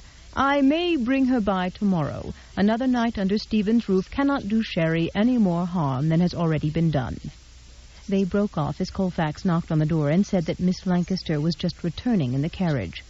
"I think that covers everything." Stephen stood up, concluding the meeting. "Everything but two small details," Clayton pointed out. "How do you intend to gain your fiancé's cooperation in your scheme to find her another husband without crushing her or humiliating her? And what do you intend to do when she tells someone she is betrothed to you?" "They'll laugh her out of London." Stephen opened his mouth to point out yet again that he was not her fiancé, and then gave up. "I'll handle that tonight or tomorrow," he said instead. "Be tactful," Hugh warned her. "Do not upset her." Whitney stood up, pulling on her gloves. "I think I'd better pay a personal call on Madame LaSalle at once. Persuading her to drop everything and go to work on a complete wardrobe now, when the season is about to go into full swing, will require a miracle." "It will require a great deal of Stephen's gold, not a miracle," her husband said with a chuckle. "I'll drop you at LaSalle's shop on my way to White's." "White's is in the opposite direction, Claymore," Nicky pointed out. "If you would allow me to escort your wife to the modiste, perhaps along the way she could suggest the best way for me to gain Miss Lancaster's confidence." With no feasible reason to object, Clayton nodded curtly, and Duville offered his arm to Whitney, who paused to press a kiss on Clayton's cheek. As the foursome departed, both brothers watched Duville's retreating back with matching scowls. "How often," Stephen asked cynically, "have you wanted to knock Duville's teeth down his throat?" "Not as often as I suspect you are going to," Clayton said dryly. "What do you think, Nicky?" Whitney asked after glancing behind her to make certain Stephen's butler was closing the door and not eavesdropping in the doorway. He shot her a sideways smile as he signaled for his carriage. "I think that at this moment your husband and your brother-in-law are longing for any excuse to draw my blood." Whitney smothered a laugh as a footman rushed forward to let down the steps, and she climbed into the carriage. "I think Stephen is the more eager." "An alarming thought," he said, chuckling, "since he has the hotter temper and the reputation as a crack shot." She sobered. "Nicky, my husband was very specific in there about our not interfering. I thought you understood the warning I was trying to give you to forget all about volunteering yourself as Miss Lancaster's suitor. You will have to excuse yourself from the contest at the first opportunity. Clayton rarely forbids me anything, and I will not defy him when he does." "You are not defying him, chérie. I am. Furthermore, he said only that the family could not interfere. I am not part of your family, to my everlasting regret." He grinned to take the solemnity out of it, and Whitney knew he was merely flirting. "Nicky?" "Yes, my love." "Do not call me that." "Yes, Your Grace," he teased. "Do you remember how painfully naive and gauche I was when you decided to help launch me into society by attending my debut and paying me particular attention?" You were never gauche, chérie. You were refreshingly innocent and unconventional. Charisse Lancaster, she persisted, is as inexperienced as I was. More so. Do not let her mistake your attention for real devotion. I mean, do not let her care for you too much. I couldn't bear it if we were responsible for hurting her more than she has been. Nicky stretched his long legs out in front of him, looked at them in thought for a moment, then he slanted her a smile. When I attended your debut, I remember warning you that you must not confuse a harmless flirtation for something more meaningful. I did that so you would not be hurt. Do you recall the occasion? Yes. And in the end, you were the one who rejected me. After which you soothed your broken heart with an endless string of willing ladies. He didn't deny it, but said instead, Charisse Lancaster reminded me of you from the moment I saw her. I cannot say why I think she is very out of the ordinary, or how deep the resemblance to you goes, but I am looking forward to the discovery. I want her for Stephen, Nicky. She is right for him. I know Dr. Whitcomb thinks as I do. All you were supposed to do is pay her enough attention to make Stephen a little jealous. I think I can handle that without trying, he chuckled, so that Stephen will have to see how desirable she is and that he's at risk of losing her to another. If you mean to adhere to your husband's dictate about not becoming involved, I am afraid you are going to have to leave the methods to me. Agreed? Agreed. 25. Summoned to the Earl's study by a footman, Sherry bade a cheerful good morning to the servants she passed in the upper hall, paused in front of a gilt-framed mirror to ensure her hair was tidy. Then she smoothed the skirt of her new lime dress and presented herself to Hodgkin, who was stationed at the open doors to the study, watching as footmen applied beeswax to graceful tables and polished to silver candelabra. Good morning, Hodgkin. You are looking especially fine today. Is that a new suit? Yes, miss. Thank you, miss, Hodgkin said, fighting unsuccessfully to conceal his pleasure at the discovery that she, too, noticed how well he looked in the new suit of clothes that he was entitled to twice each year as part of his employment. Straightening his shoulders to their most rigid angle, he confided, It arrived yesterday directly from the tailor's. I have a new gown, she confided in return. Stephen had looked up at the sound of her voice and now watched her pick up her skirts and do a slow pirouette for the under-butler's benefit. Isn't it lovely? He heard her ask. The scene was so unaffectedly charming that Stephen smiled and answered before the under-butler could. Very lovely, he replied, which caused Hodgkin to jump nervously and Sherry to drop her skirts. But she smiled that winsome smile of hers as she came toward his desk, her hips swaying gently. Most of the women, Stephen knew, had been taught exactly how to walk and how to carry themselves, so they moved with the practiced precision of a drill team. Sherry had an effortless grace about her, as if walking was what it should be, a distinctive, naturally feminine act. Good morning, she said, gesturing toward the sheaf of documents and correspondence on his desk. She added, I hope I'm not interrupting you. I thought you wished to see me at once. You aren't interrupting, Stephen assured her. In fact, I sent my secretary away so that we could be private. Sit down, please. Glancing at Hodgkin, he nodded toward the doors in a silent order that they were to be closed. As the tall oaken panels swung silently into place, Sherry settled her skirts around her. She took painstaking care with her new gown, Stephen noticed, smoothing her hand over a wrinkle and looking down at her feet to make certain the hem didn't lie beneath the toe of her slipper. Satisfied that everything was arranged in becoming order, she looked at him expectantly, her lovely eyes inquisitive and trusting. She trusted him implicitly, Stephen realized, and in return he was about to abuse that trust by manipulating her. As the silence lengthened to the point of awkwardness, he realized that he had been dreading this moment more than he'd realized, enough to have put it off last night so that they could enjoy supper together. However, there was no point in delaying it another minute, and yet that's exactly what he found himself doing. He searched quickly for a topic, failed to come up with one, and filled the expectant silence with the first remark that came to mind. Have you had a pleasant morning? It's a little too soon to tell, she solemnly replied, but her eyes lit with laughter. "We finished breakfasting only an hour ago." "Has it only been an hour? It seems longer," Stephen said inanely, feeling as awkward and ill at ease as an untried youth alone with a woman for the first time. "Well, what have you done since then?" he persevered. "I was in the library looking for something to read when you sent for me." "You can't mean you've finished all those magazines I had sent over for you. There was a stack as high as my waist." She bit her lip and gave him a laughing look. "Did you actually look at any of them?" "No, why?" "I don't think you'd find them very edifying." Stephen knew nothing of women's magazines except that women read them faithfully, but in an effort to keep the conversation going, he politely inquired about the names of the magazines she'd received. "Well, there was one with a very long name.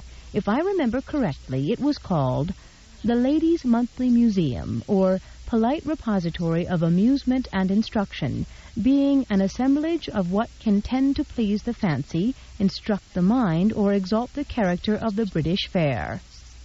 "All of that in one magazine?" Stephen teased. "That's quite an ambitious undertaking." "That's what I thought, until I looked at the articles. Do you know what one of them was about?"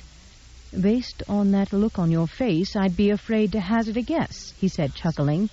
"It was about rouge," she provided. "What?" "The article was about how to rouge one's cheeks. It was absolutely riveting. Do you suppose that falls under the heading of instructing the mind or of exalting the character?" she inquired with sham gravity as Stephen's shoulders shook with helpless laughter at her wit. Some of the other magazines did have articles of far more import, however. For example, in the one called La Belle Assemblée, or Belle's Court and Fashionable Magazine, addressed particularly to the ladies, there was an informative treatise on the correct way for a lady to hold her skirts when she curtsies. I was spellbound.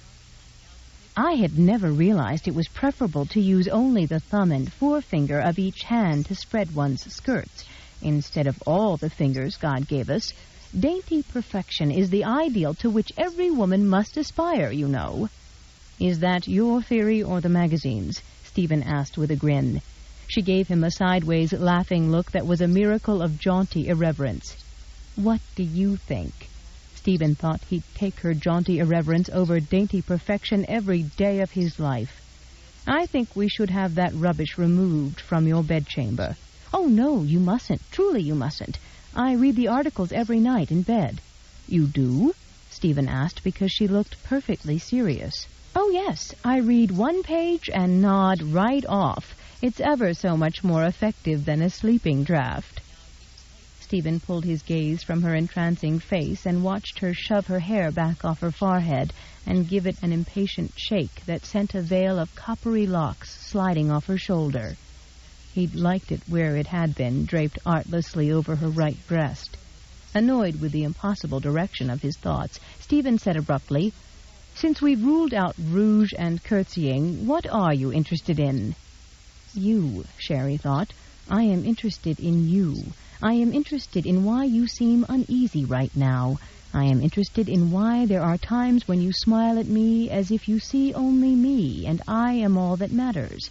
I am interested in why there are times when I sense that you don't want to see me at all, even when I'm in front of you. I am interested in anything that matters to you because I want so much to matter to you. I am interested in history, your history, my history." "History! I like history," she provided brightly after a pause. "What else do you like?" Since she couldn't speak from memory, she gave him the only answer that came to mind. "I think I like horses very well." "Why do you say that?" "Yesterday, as your coachman drove me through a park, I saw ladies riding, and I felt happy, excited. I think I must know how to ride." "In that case, we'll have to find you a suitable mount and find out. I'll send word to Tattersall's and have someone over there choose a nice, gentle little mare for you." "Tattersall's? It's an auction house. May I go along and watch?" "Not without causing an uproar." She gave him a startled look, and he smiled. "Females are not allowed at Tats." "Oh, I see. Actually, I'd rather you didn't spend money on a horse. It may turn out that I don't know how to ride at all." Could I not use one of your horses first to find out? I could ask your coachman." "Don't even consider it," Stephen warned sharply. "I do not own a horse suitable for you or any other woman to ride, no matter how accomplished you may be. My animals are not the sort for a demure jog through the park." "I don't think that's what I imagined yesterday. I felt like I wanted to gallop and feel the wind in my face." "No gallops," he decreed. No matter how much riding she'd done, she was no raw-boned country girl.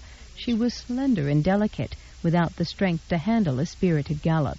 When she looked bewildered and mutinous, he explained gruffly, "I don't want to carry you home unconscious for a second time." He suppressed a shudder at the memory of her limp body in his arms, and that reminded him of another accident.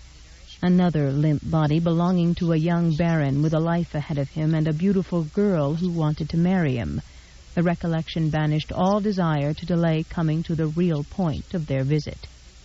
Leaning back in his chair, Stephen gave her what he hoped was a warm, enthusiastic smile, and put his plan for her future into action. "I'm delighted to tell you that my sister-in-law has persuaded the most fashionable modiste in London to abandon her shop in its busiest time and to come here, with seamstresses in tow, in order to design a wardrobe for you to wear during the season's activities." Instead of being thrilled, she furrowed her brow a little at the news. "Surely that doesn't displease you?" "No, of course not. But you see, I don't need any more gowns. I still have 2 that I haven't yet worn." She had a total of 5 ordinary day dresses, and she actually believed that was a wardrobe. Stephen decided her father must have been a selfish miser. "You will need a great many other things besides those few items." "Why?" "Because the London season calls for an extensive wardrobe," he said vaguely. "I also wanted to tell you that Dr. Widdicombe will be arriving this afternoon with an acquaintance of his, an elderly lady who, I understand from the doctor's note, is eager and competent to be an acceptable duenna for you." That startled an instantaneous chuckle from her. "I don't need a lady's companion," she laughed. "I am a—" Sherry's stomach churned, and the words simply stopped coming. The thought that prompted them vanished into the ether. "You are what?" Stephen prompted, watching her closely and noting her agitation. She reached for the words, the explanation, but they evaded her, retreating further from her mind's grasp. "I don't know." Eager to get the distasteful part of the discussion over with, Stephen brushed that aside. "Don't worry about it. Everything will come back to you in good time. Now, there is something else I want to discuss with you." When he hesitated, she lifted those large silvery eyes to his and smiled a little, to reassure him that she felt quite well enough to go on. "You were about to say?" End of Side 4. Side 5, Until You, by Judith McNaught. Continuing on page 180. "I was about to say that I have arrived at a decision with which my family agrees." Having closed off her only possible avenue of appeal by warning her that his family concurred with him, Stephen presented her with a carefully worded ultimatum. "I want you to have an opportunity to enjoy the season and the attention of other men before we announce our betrothal." Sherry felt as if he had slapped her. She didn't want attention from strange men, and she couldn't imagine why he would like that. Steadying her voice, she said, "May I ask why?" "Yes, of course. Marriage is a very great step, which should not be undertaken lightly." Stephen broke off, mentally cursing himself for idiotically paraphrasing the actual ceremony, and switched to what he felt was a convincing explanation she wouldn't see through. "Since we did not know each other well before you came to England, I've decided that you ought to have the opportunity to look over the other eligible suitors in London before you settle on me as a husband. For that reason, I'd like our betrothal to remain a secret between us for a while." Sherry felt as if something were shattering inside. He wanted her to find someone else. He was trying to rid himself of her. She could feel it, and why not? She couldn't even remember her own name without a reminder, and she was nothing like the gay, beautiful women she'd seen in the park yesterday. She couldn't even begin to compare to his sister-in-law or his mother, with their self-assured manner and regal ways.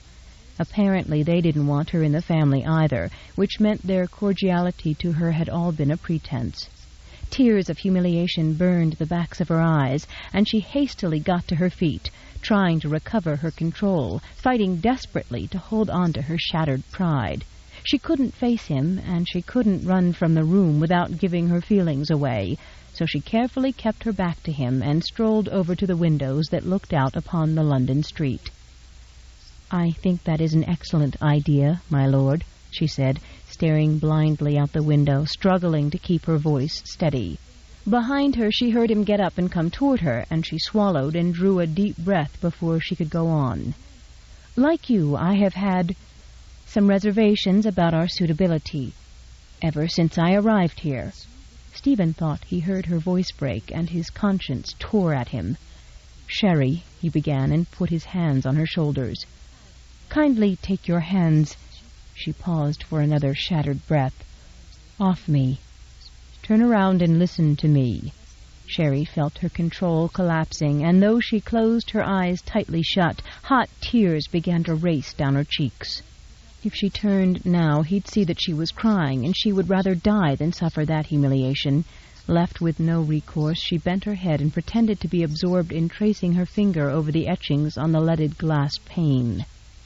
"I am trying to do what is best," Stephen said, fighting the desire to wrap her in his arms and beg her forgiveness. "Of course, your family could not possibly think I am suitable for you," she managed in a relatively normal voice after a moment, "and I'm not at all certain how my father could have thought you were suited to me." She sounded composed enough that Stephen was about to let go of her when he saw the tears dropping onto the sleeve of her gown, and his restraint broke. Grabbing her shoulders, he turned her around and pulled her into his arms. "Please don't cry," he whispered into her fragrant hair. "Please don't. I'm only trying to do what is best." "Then let go of me," she said fiercely, but she was crying so hard her shoulders were quaking. "I can't," he said, cradling the back of her head and holding her hot cheek pressed to his shirt, feeling the wetness seeping through it. "I'm sorry," he whispered, kissing her temple. "I'm sorry." She felt so soft against him. She was too proud to struggle and too shattered to stop crying, so she stood rigidly in his embrace, her body racked with silent sobs. "Please," he whispered hoarsely, "I don't want to hurt you." He stroked his hand over her back and nape in a helpless attempt to soothe her. "Don't let me hurt you." Without realizing what he was doing, he forced her chin up with his hand and touched his mouth to her cheek, trailing a light kiss over the smooth skin, feeling the wetness of her tears. With the single exception of the night she regained consciousness, she had not shed a single tear over the absence of her memory, or the blinding pain from her injury. But she was crying in silent earnest now, and suddenly Stephen lost his mind and his control. He rubbed his mouth over her trembling lips, tasting their salty softness, and crushed her closer to him, delicately teasing her lips with his tongue, urging them to part. Instead of sweetly offering him her mouth, as she had done before, she tried to turn her face away. He felt her rejection like a physical blow, and he doubled his efforts to make her succumb, kissing her with demanding hunger, while in his mind he saw her smiling up at him a few minutes ago, and leading a chorus of servants in the kitchen, and flirting with him yesterday. "I hope I had the good sense to make you wait a very long time before I accepted your ungallant proposal," she teased. She was rejecting him now, permanently, and something deep within Stephen gave out a keening cry, mourning the loss of her tenderness and passion and warmth. Shoving his hands into her hair, he turned her face up to his and gazed into wounded, hostile silver eyes. "Sherry," he whispered thickly as he purposefully lowered his mouth to her, "kiss me back." She couldn't free her mouth from his, so she fought him with rigid, unmoving indifference, and Stephen fought back. Using all of the sexual expertise he'd acquired during 2 decades of dalliance with the opposite sex, he ruthlessly laid siege to the defenses of an inexperienced, virginal 20-year-old. Slanting his arm across her back, holding her pressed fiercely close to him, he teased and seduced her with his hands and mouth, and then his voice. "Since you're going to be comparing me with your other suitors," he whispered without realizing that he was undoing everything he thought he'd wanted to accomplish, "don't you think you ought to know how I compare?" It was his words, not the seduction of his hands and mouth, that crumbled Sherry's resistance.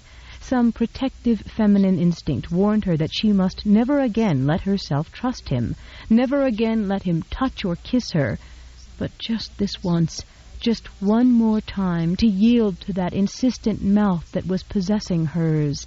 Her lips softened imperceptibly, and Stephen claimed his victory with the swiftness of the hunter, except gentleness was his weapon now. Reality set in finally, and Stephen lifted his mouth from hers and dropped his arms. She stepped back, breathing hard. Her entrancing smile was overbright. "Thank you for the demonstration, my lord. I shall endeavor to grade you fairly when the time for comparison arrives." Stephen scarcely heard her, nor did he try to stop her when she whirled on her heel and left him standing there. Reaching out, he braced his hand against the window frame, staring blindly at the ordinary scene in front of his house. "Son of a bitch," he whispered savagely. Careful to smile at each servant she passed so that they wouldn't know how she felt, Sherry walked up the stairs, her lips feeling swollen and bruised from the plundering kisses that had destroyed her and meant nothing to him. She wanted to go home. The phrase became a chant with every carefully paced step she took, until she finally gained the privacy of her own chamber. She curled into a protective ball on the bed, her knees drawn to her chest, her arms wrapped tightly around them, feeling as if she could splinter into 1,000 pieces if she let go. Turning her face into the pillow to stifle her sobs, Sheridan wept for a future she couldn't have and a past she couldn't remember.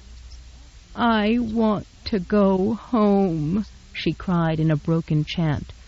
"I want to go home. Papa," she wept, "why are you taking so long to come for me?" 26. A beautiful spotted horse was grazing nearby, and in a fit of exuberance Sherry got up and jumped onto its back, and they rode off in the moonlight, her laughter echoing on the wind. The horse and she were flying, flying. "You'll break your neck, Cara," the younger man called, and he was in hot pursuit, his horse's hooves pounding closer and closer, and they were both laughing and flying across the meadow. "Miss Lancaster!" Another voice, a female voice, was calling from a further distance. "Miss Lancaster!" A hand touched her shoulder, shaking her lightly, and Sherry jolted back to harsh reality. "I'm sorry to wake you, ma'am," the maid said, "but Her Grace is in the sewing-room with the seamstresses, and she asked if you would join them there." Sherry wanted to wrap herself in the bedcovers like a cocoon and seek out her dream again, but how did one tell a duchess and her seamstresses to go away so one could dream, particularly when one was an unwanted fiancé of the duchess's son? Reluctantly, Sherry got up, washed her face, and followed the maid upstairs to a huge sunny room. The duchess who was waiting turned out to be the Earl's sister-in-law, not his mother. Refusing to disgrace herself further by revealing any of her emotions, Sherry gave her a scrupulously polite greeting that was neither cool nor warm.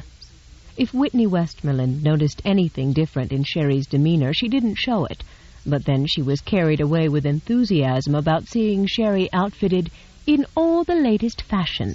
With Whitney Westmoreland smiling and chatting about balls and routs and Venetian breakfasts, and seamstresses buzzing around her like gnats, Sherry stood for what seemed an eternity on a raised platform in a huge sunny room, being measured, pinned, pushed, tugged, and turned. This time she was not gullible enough to believe Whitney's warm smile and encouraging comments were sincere. She simply wanted Sherry off their hands, engaged to someone else, and obviously a wardrobe was the first step toward that goal. Sherry understood that, but she had plans of her own. She was going back home, wherever home was, and she couldn't possibly get there fast enough to suit herself. She intended to reassure the Duchess of that as soon as this absurd fuss over clothing was over. But when the seamstresses finally let her step off the platform and pull on a dressing robe, they didn't leave. Instead, they began opening trunks and swirling bolts of fabrics over furniture, window seats, and carpet, until the entire room was a riot of colors in every imaginable shade, from emerald green to sapphire blue and sunny yellows, down to the palest pinks and shades of cream. "What do you think?" Whitney asked her. Sherry looked around at the dizzying array of sumptuous silks and soft batistes, of gossamer chiffon and delicate lawn. Jaunty striped fabrics were scattered among silks that were richly embellished with gold and silver, and bolts of batiste heavily embroidered with flowers of every color and type. Whitney Westmoreland was smiling, waiting for Sherry to express her pleasure or her preferences. What did she think? Sherry wondered a little hysterically. Putting up her chin, she looked at the woman named Madame Lassalle, who spoke with a French accent and behaved like a general, and she stated her preference, though she didn't know where it came from. "Do you have anything in red?" "Red?" the woman gasped, her eyes popping. "Red? No, mademoiselle, not with your hair." "I like red," Sheridan persisted stubbornly. "Then you must have it," she said, recovering her diplomatic self, but not yielding a bit artistically. "You must use it to upholster furniture or hang at the windows, but it is not a color that can be worn on your lovely self, mademoiselle. Heaven has already blessed you with hair of the rarest red, and so it would be wrong, sinful, to wear anything that would not flatter your special gift." That flowery speech was so absurd that Sherry bit back a wan smile and saw the Duchess struggling to keep her own countenance straight. Momentarily forgetting that Whitney Westmoreland might pretend to be her friend, but was nothing of the sort, she said, "I think that means it would look dreadful on me." "Oui," said Madame with great feeling. "And that there is nothing on earth that would compel her to make me a red gown, no matter how much I insisted," Sherry added. The Duchess returned Sherry's laughing look and said, "Madame would sooner throw herself into the Thames." "Oui," all of the seamstresses chorused, and for a few moments the room was filled with the convivial laughter of 8 women with a common goal. For the next several hours, Sherry stood mostly aside, while the Duchess and Madame talked endlessly about the correct styles and fabrics to be used. Just when she thought it was all settled, they began to discuss embellishments, and there was more talk about bows and laces and satin edging. When she finally realized the seamstresses were actually going to remain at the house, working day and night in this room, Sherry firmly interceded. "I have 5 gowns already, one for every day for nearly a week." Conversations dropped off and gazes swiveled to her. "I'm very much afraid," the Duchess said with a smile, "that you will be changing gowns 5 times a day." Sherry frowned at the amount of time that must take, but she held her silence until they left the sewing-room. Planning to retreat back into the solitude of her room after she told the Duchess she had no intention of marrying into the family, she headed in that direction with the Duchess by her side. "I really cannot change gowns 5 times a day," Sherry began. "They will all be wasted." "No, they will not," Whitney said with a confident smile that was not returned. Wondering worriedly why Sherry Lancaster seemed reserved and distant today, she said, "During the season, a well-dressed lady needs carriage dresses, walking dresses, riding habits, dinner dresses, evening gowns, and morning dresses. And those are only the barest necessities. Stephen Westmoreland's fiancé will be expected to have opera dresses, theater dresses. I am not his fiancé, nor have I any desire to be," Sherry interrupted implacably, as she stood with her hand on the handle of the door to her bedchamber. "I've tried to make it clear all day and in every way possible that I do not need or want all that clothing. Unless you will let my father repay you for it, I ask you to cancel everything. And now, if you will excuse me—" "What do you mean you aren't his fiancé?" Whitney said, and in her alarm she laid her hand on the other woman's arm. "What has happened?" A laundress padded down the hall with an armload of linen, and Whitney said, "Could we talk in your bedchamber?" "I do not wish to be rude, Your Grace, but there is nothing to talk about," Sherry said very firmly, proud that her voice didn't waver in the least, and that there was nothing plaintive in the way she was speaking to the other woman. To her surprise, the Duchess did not stiffen in affront. "I disagree," she said with a stubborn smile, and reached forward to nudge the door open. "I think there is a great deal to talk about." Fully expecting some sort of deserved reprimand for her discourtesy or ingratitude, Sherry walked into the bedchamber, followed by the Duchess. Refusing to cower or apologize, she turned around and waited in silence for whatever was to come. In the space of seconds, Whitney considered Sherry's denial of her betrothal, noted the total absence of her normal, unaffected warmth, and correctly assumed her current attitude of proud indifference was a facade to conceal some sort of deep hurt. Since Stephen was the only one who had the power to truly hurt her, that meant he was the likely cause of the problem.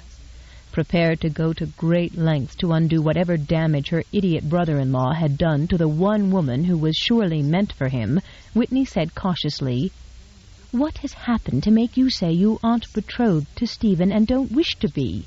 "Please," Sherry said with more emotion than she wanted to show. "I do not know who I am or where I was born, but I do know that there is something inside of me that cries out against the deceit and pretense I've been told.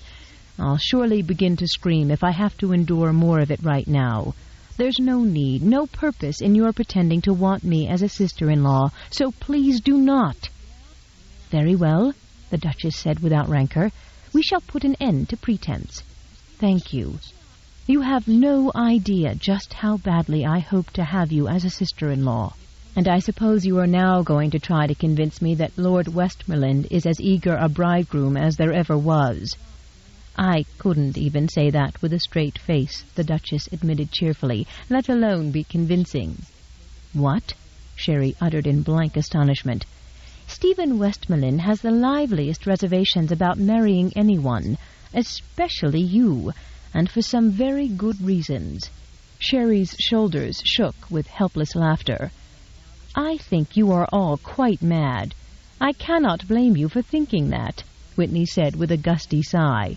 "Now, if you would like to sit down, I shall tell you what I can about the Earl of Langford. But first I have to ask you what he told you this morning that has made you think he does not desire to marry you." The offer of information about a man who was a total mystery to her was nearly irresistible, but Sherry wasn't certain why the offer was being made or if she should accept it. "Why do you wish to become involved in all this?"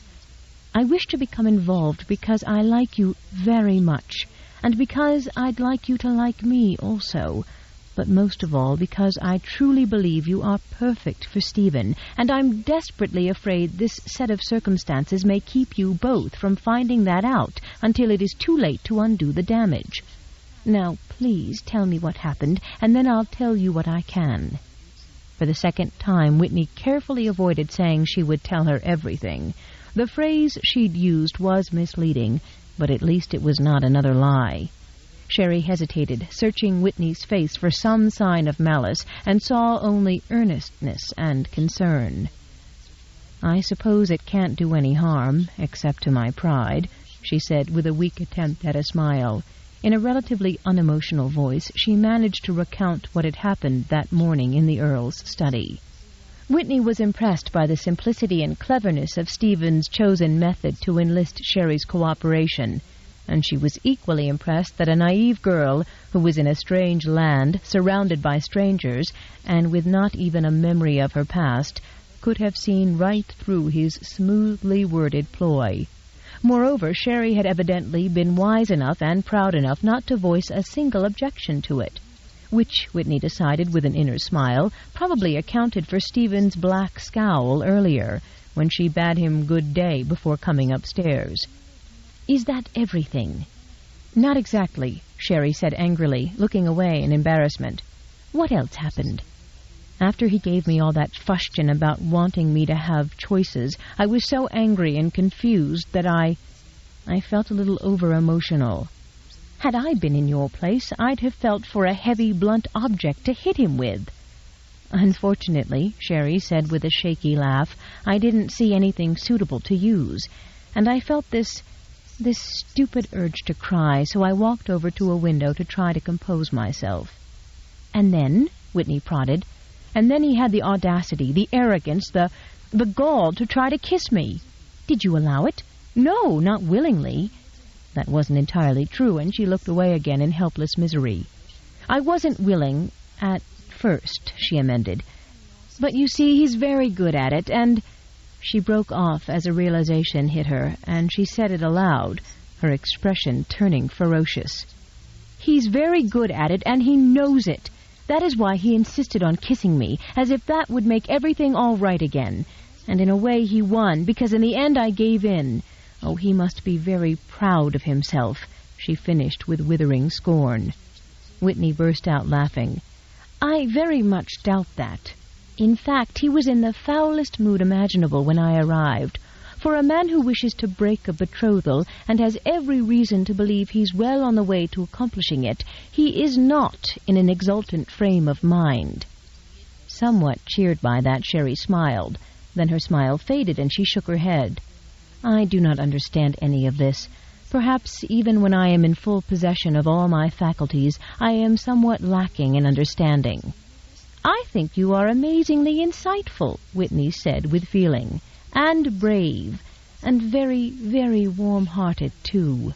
She watched uncertainty flicker in expressive gray eyes, and Whitney wanted desperately to trust Charisse Lancaster with the entire truth, every bit of it, beginning with Burleton's death and Stephen's part in it. As Stephen had pointed out, Sherry had scarcely known Burleton. Moreover, it was very clear that she had strong feelings for Stephen. On the other hand, Dr. Whitcomb had emphasized the real danger of upsetting her too much, and Whitney was terribly afraid the news of Burleton's death and Stephen's part in it might do just that. She settled for telling her everything but that, and, returning the other girl's level gaze, she said with a sad smile, "I am going to tell you a story about a very special man whom you may not at first recognize. When I met him 4 years ago, he was vastly admired for his tremendous charm and delightful manners. Men respected his skill at gaming and sports, and he was so handsome that women actually stared at him. His mother and I used to go into whoops over the effect he had on them, and not merely innocent young girls in their first season, but sophisticated flirts as well. I know he thought their reaction to his face was excessively silly, but he was unfailingly gallant to all of them. And then 3 things happened that changed him drastically, and the odd part is that 2 of them were good things. First, Stephen decided to take more of a personal interest in his business affairs and investments, which my husband had been handling along with ours. Stephen immediately began taking daring chances on large, risky ventures that my husband would never have considered, not with someone else's money. Time after time, Stephen took enormous risks, and time after time they paid off in enormous profits. And while all that was happening, so did something else that eventually contributed to his change from friendly gallantry to cold cynicism. Stephen inherited 3 titles from an elderly cousin of his father's, one of them the Earl of Langford. Normally titles passed to the eldest son, except in certain instances, and this was one of them. Some of the titles held by the Westmoreland family date back over 300 years, to King Henry VII. Among them are 3 titles granted by him that, at the request of the first Duke of Claymore, contain recorded exceptions to the normal line of descent. The exceptions allowed the holder of the title, if childless, to designate his own heir, so long as the heir was a direct descendant of one of the Dukes of Claymore. The titles Stephen inherited were old and prestigious, but the land and income that went with them were insignificant. However, and here is where everything began to go wrong, as it were, Stephen was already doubling and redoubling his own wealth. He loves architecture and studied it at university, so he bought 50,000 of the most beautiful rolling acres imaginable and began working on a design for a house that would serve as his primary seat. While that house was under construction, he bought 3 lovely old estates in different parts of England and began restoration on them as well. So there you have the whole picture. A man who was already wealthy, handsome, and from one of the most important families in England, and who quite suddenly acquired 3 titles, amassed a very large fortune, and bought 4 splendid estates. Can't you guess what happened next? I presume he moved into one of his new homes. Whitney gaped at her in laughing delight, pleased at her straightforward outlook and lack of guile. "He did do that," she said after a moment, "but that's not to the point." "I don't understand." "What happened was that 1,000 families who would settle for nothing less than a titled husband for their daughters, and daughters who expected nothing less than that for themselves, suddenly added Stephen Westmoreland to their lists of desirable husbands, to the very top of their lists, in fact. Stephen's desirability and popularity exploded so quickly and so noticeably that it was rather appalling to see. Because he was nearly 30 at the time, it was believed he would have to wed very soon, and that added a degree of desperation and urgency to the chase. Entire families descended on him if he walked into a room. Daughters were thrust in his way, subtly, of course, no matter where he went. Most men with titles and fortunes are born to them, as my husband was, and they learn to accept and ignore all that, though my husband admitted to me there were many times he felt like a hunted hare. In Stephen's case it all seemed to happen overnight. If it had been otherwise, if the change hadn't been so sudden and drastic, Stephen might have adjusted to it with more patience, or at least more tolerance. And I think he still would have done so if he hadn't also gotten involved with Emily Kendall. Sherry felt her stomach clench at the mention of a woman he'd been involved with, and at the same time she was helpless to control her curiosity. "What happened?" she asked when Whitney hesitated. "Before I tell you, you will have to give me your pledge never to breathe a word of this to anyone." Sheridan nodded. Whitney got up and restlessly wandered over to the windows. Then she turned and leaned back against the pane, her hands behind her back, her face somber. "Stephen met Emily 2 years before he inherited his titles. She was the most beautiful woman I've ever seen, and one of the wittiest and most amusing. And haughty. I thought her haughty. In any case, half the bachelors in England were mad about her, and Stephen was one of them, though he was clever enough not to let her see it. She had the most amazing way of bringing men to their knees, but Stephen wouldn't bend to her, and I suppose that was part of his appeal, the challenge. In what I can only think of as a moment of madness, Stephen asked her to marry him. She was stunned. "Because he loved her?" Sherry asked. "Because he was so dreadful as to ask her." "What?" According to my husband, who had the story directly from Stephen, Emily's primary reaction was shock and then anguish that he'd put her in such an untenable position. She is the daughter of a duke, and it seemed that her family would not countenance a marriage to a mere Mr.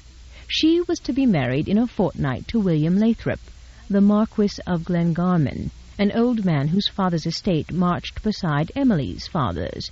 No one knew about the betrothal as yet because it had just been finalized. Emily burst into tears and told Stephen that before he'd asked her to marry him, she had at least been able to resign herself to marrying Lord Lathrop, but that now her life was going to be unbearable. Stephen was furious that she was to be wasted on a pathetic old man, but she convinced him there was no point in trying to reason with her father, which he actually wanted to do, even though he knew perfectly well that it is a daughter's duty to marry wherever her family wills.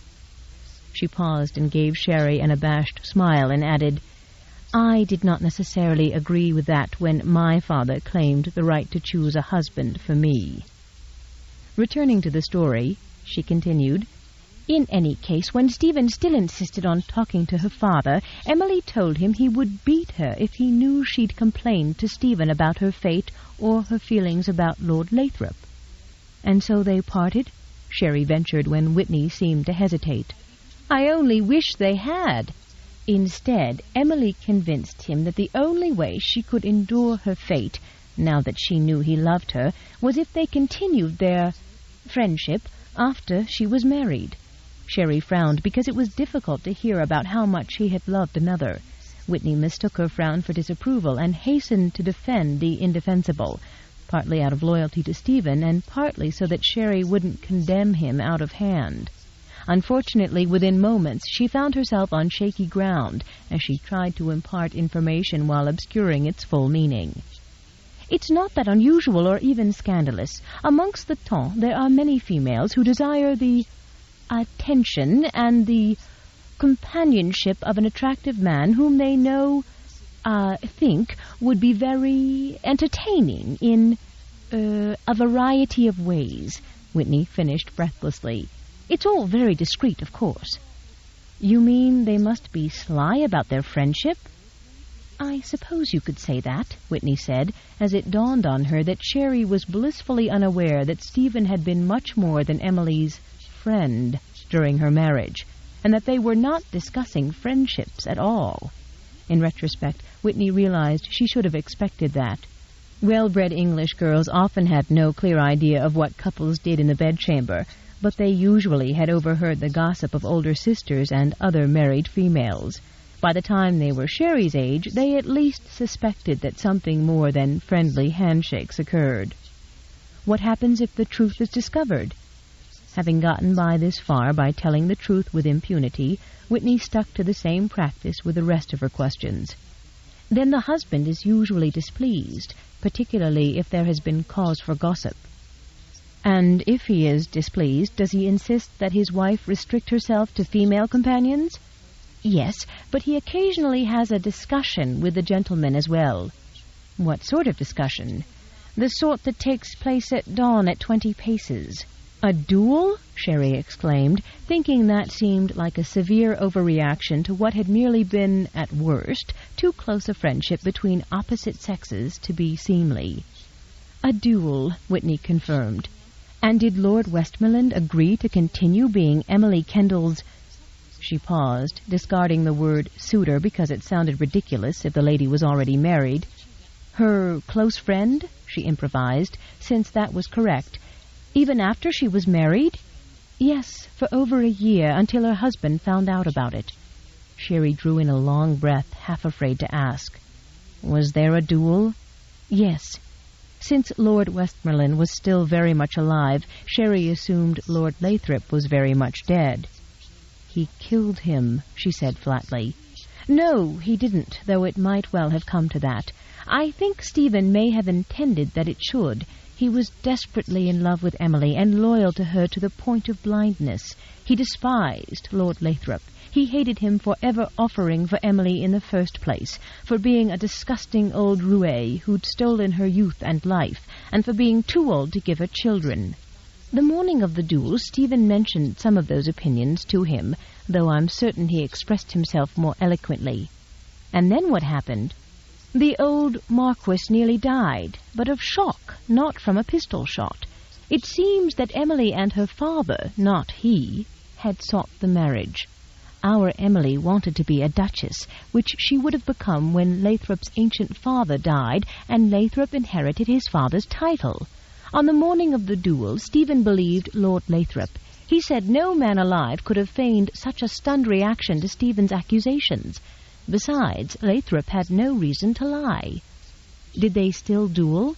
Yes and no. Stephen eloped, which amounts to an apology. In doing that, he gave the elderly man the satisfaction he was entitled to have from him.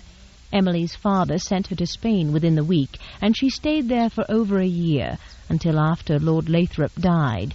She came home a new woman, more beautiful than before, but also more serene and less haughty. Whitney had intended to end the story there and explain the point she'd been trying to make with it, but Sherry's question obliged her to finish. Did they ever see each other again? Yes, and by that time Stephen had inherited his title. Oddly enough, or perhaps not oddly at all, considering the timing, it was Emily's father who went to see Stephen first. He told Stephen that Emily was in love with him, and always had been, which in her own selfish way I believe she was. He asked Stephen to at least talk to her. Stephen agreed, and I'm quite sure her father left in happy expectation that everything would be all right, and that his daughter was going to be the Countess of Langford. Emily came to see Stephen the following week, and she confessed to everything, from her selfishness to her deceit. She begged his forgiveness and pleaded with him to give her a chance to prove that she truly loved him, to show him that she'd changed. Stephen told her he would think about it. The very next day, her father paid a casual social call on Stephen and brought up the subject of a betrothal contract. Stephen volunteered to have something drawn up, and her father left believing Stephen was the most forgiving and generous of men. He was going to marry her after what she'd done? Sherry burst out in disbelief. I cannot believe he would. He must have been quite out of his head. The words were out before Sherry realized that the emotion she felt was as much jealousy as righteous indignation. Then what happened? She asked more calmly. Emily and her father came to see him, as they'd arranged to do, but the paper that Stephen handed them was not a betrothal contract. What was it? It was a list of suggested second husbands for her. Every man on it had a title, and every man was between the ages of 60 and 92. It was not merely an intentional insult to both of them. It was doubly cutting because he'd deliberately let Emily believe she was going to be given a betrothal contract. Sherry digested all that for a moment. He isn't very forgiving, is he? Particularly when you said earlier that it is not at all unusual for married ladies to do what she did. Stephen could not forgive her for wanting to marry Lathrop in the first place, not when she did it for his title. He could not forgive her for lying to him. But most of all, he could not forgive her for letting him nearly kill her husband in a duel. If you consider all I've told you, I think you will begin to understand why he mistrusts his own judgment of women, and why he mistrusts their motives. Perhaps you'll even find that his desire to have you meet other gentlemen before you decide permanently on him isn't so very wrong or even cruel. I am not saying he was right, Whitney added when her conscience issued another irate protest. I don't know that he is, and what I think doesn't matter in any case. I am only suggesting, that you listen to your heart and decide for yourself, based on the new information about him I've given you. And there is one more thing I can tell you that may help you to decide. What is it? Neither my husband nor I have ever seen Stephen look at any woman quite the way he looks at you, not with the same degree of gentleness and warmth and humor. Having done and said everything she could think of to help matters, Whitney walked over to the sofa to collect her things, and Sherry stood up. You've been very kind, Your Grace, Sherry said with soft sincerity. Please call me Whitney, the Duchess said as she picked up her reticule, and with a sideways smile she added, and do not call me kind, for then I will have to confess the truth, which is that I also have a selfish reason for wanting you in the family. What selfish reason is that? Turning fully toward her, the Duchess said with soft candor, I think you are my best chance of ever having a sister, and probably my only chance of having one with whom I could be completely delighted. In a world where everything and everyone seemed unfamiliar and suspicious, the words she'd said and the soft smile that accompanied them had a profound effect on Sherry. As they smiled at each other, Sherry reached out to shake the Duchess's hand, and the Duchess reached forward to meet it. And somehow the polite handshake became a tight squeeze of encouragement that lasted an extra moment longer than it needed to. And then it became a hug.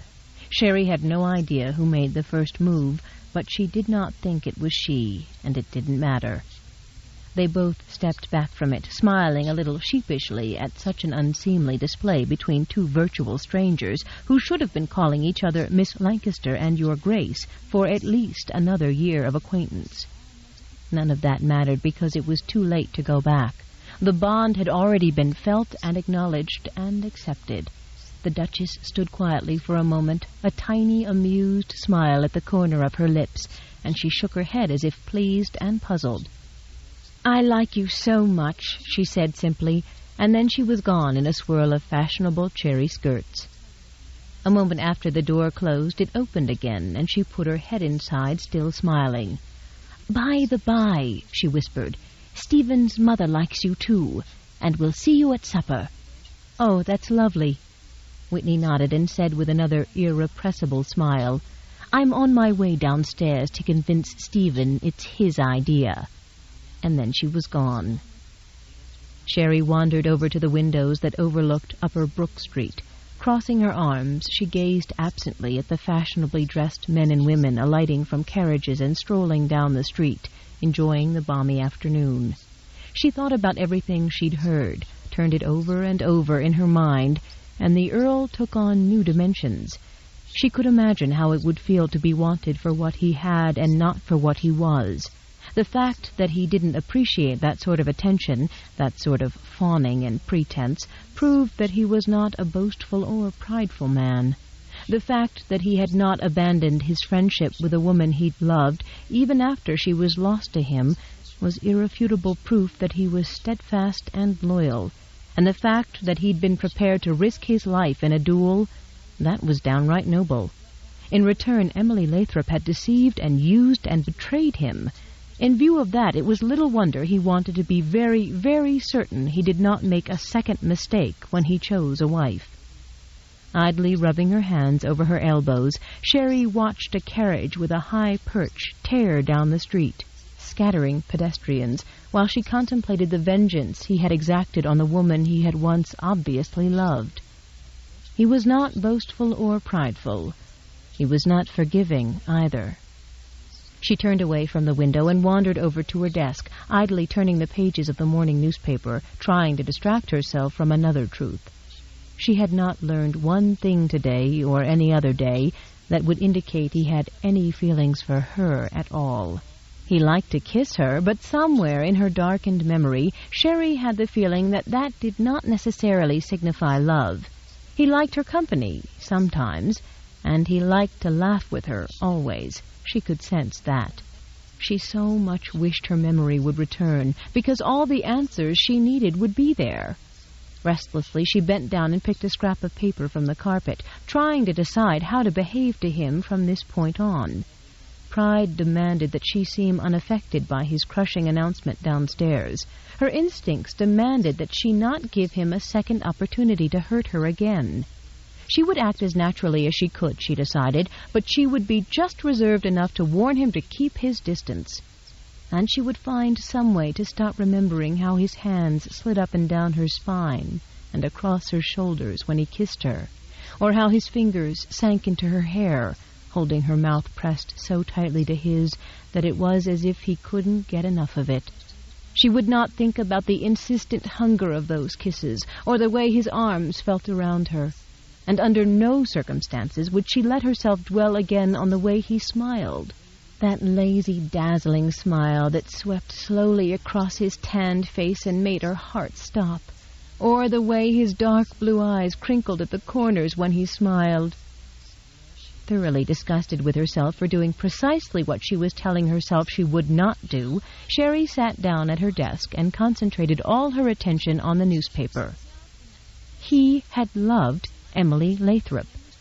Frustrated, Sherry closed her eyes tightly as if she could shut him out of her mind.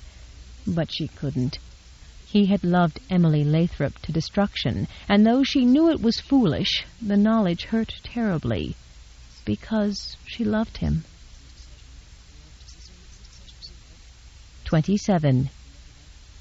Sheridan was still reeling from her realization when she was summoned to join Dr. Whitcomb and her future duenna. Longing for more time to think about all she'd learned that day, and oppressed at the prospect of living under the icy eye of some vigilant Englishwoman, Sherry reported to the drawing-room, where Dr. Whitcomb was hovering near an elderly lady seated upon the sofa. Instead of the grim-faced English Amazon Sherry had imagined, her chaperone looked more like a tiny, plump china doll, with pink cheeks and silver hair tucked neatly under a frilled white cap. She was dozing at the moment, her chin resting against her chest. "This is Miss Charity Thornton," Dr. Whitcomb whispered to Sherry when she was standing beside him. "The Duke of Stanhope's maiden sister." Swallowing an astonished chuckle at the absurdity of this diminutive sleeping person being in charge of her, Sherry lowered her own voice to a whisper and politely replied, "It is very good of her to come here to look after me." "Oh, she was thrilled to be asked." "Yes," Sherry joked helplessly, watching the gentle rise and fall of the elderly lady's bosom. "I can see that she is very excited." Off to the left, out of Sherry's line of vision, Stephen leaned against a carved satinwood table, observing the meeting, and he smiled at her quip. "Her younger sister Hortense wanted to accompany her," Dr. Whitcomb confided in his hushed voice, "but they bicker incessantly about everything, including their ages, and I didn't want to see your piece cut up." "How old is her sister?" 8 and 60. "I see." Biting her trembling lower lip in an effort to hide her mirth, Sherry whispered, "Do you think we should awaken her?" From his corner of the room, Stephen joined the conversation in a normal tone of voice. "Either that," he joked, "or we can bury her where she sits." Sherry stiffened in shock at the discovery of his presence, but Miss Charity jolted awake as if someone had fired off a cannon in her ear. "Goodness, Hugh," she exclaimed severely, "why didn't you awaken me?" She looked at Sherry and held out her hand, smiling. "I am so very pleased to come to your assistance, my dear. Dr. Widdicombe told me you're recovering from an injury and that you're in need of a chaperone of unimpeachable reputation while you stay here with Langford." Her smooth brow furrowed in bewilderment. "I can't quite remember what sort of injury it was, however." "A head injury," Sherry provided helpfully. "Yes, that was it." Her bright blue gaze darted to Sherry's head for a moment. "It looks as if it has healed." Dr. Widdicombe intervened. "The injury has healed," he reminded her, "but there is still a troublesome after-effect. Miss Lancaster has not yet recovered her memory." Miss Charity's face fell. "My poor child, do you know who you are?" "Yes." "Do you know who I am?" "Yes, ma'am." "Who am I?" Perilously close to a fit of giggles, Sherry looked aside, struggling for composure, and inadvertently encountered the Earl's grin and sympathetic wink. Deciding it was best to ignore his friendly overture until she had more time to sort out her own feelings, she jerked her gaze back to her chaperone, and dutifully answered the question she assumed had been put to her as a test. "You are Miss Charity Thornton, the Duke of Stanhope's aunt." "That is what I thought," the elderly lady exclaimed with relief. "I think I'll ring for tea," Sherry said, already fleeing from the room, her hand clamped over her mouth, her shoulders rocking with helpless laughter. Behind her, Miss Charity said sadly, "Such a beautiful child, but if that was a stammer I just heard, we're going to have a time of it, trying to make a good match for her." Hugh gave her shoulder a reassuring squeeze. "You're just the one to do it, though, Charity." "I shall show her just how to go about in society," Charity was saying when Sherry returned. Now that the elderly lady was fully awake, she seemed remarkably more alert and lucid, and she beamed brightly at Sherry as she patted the seat beside her on the sofa, in a clear invitation to sit down. "We are going to have a lovely time," she promised as Sherry complied with the invitation. "We will attend soirees, levees, and balls, and we'll shop in Bond Street and drive in Hyde Park along Pall Mall. Oh, and you must attend a ball at Almack's Assembly Rooms at once. Do you know about Almack's?" "No, ma'am, I'm afraid not," Sherry replied, wondering how her chaperone could possibly keep up such a pace. "You will love it," said Charity, clasping her hands in prayerful ecstasy. "It is the seventh heaven of the fashionable world, and more important than a presentation at court. The balls take place on Wednesday evenings, and they are so exclusive that once the patronesses have given you a voucher of entry, you are virtually assured of acceptance at all the temps functions. The Earl will escort you the first time, which will make you the envy of all the females and an object of special interest to all the males who are present. Almack's is just the place for you to make your first appearance in society." She broke off and looked worriedly at the Earl.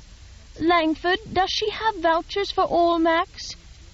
"I'm afraid I never gave Almack's a thought," Stephen replied, turning away in order to hide the revulsion that he felt for the place.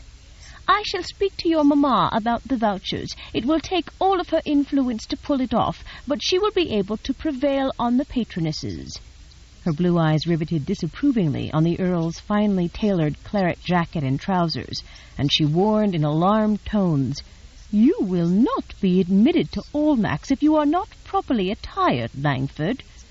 "I will warn my valet of the dire social consequences should he fail to turn me out appropriately," Stephen promised, straight-faced.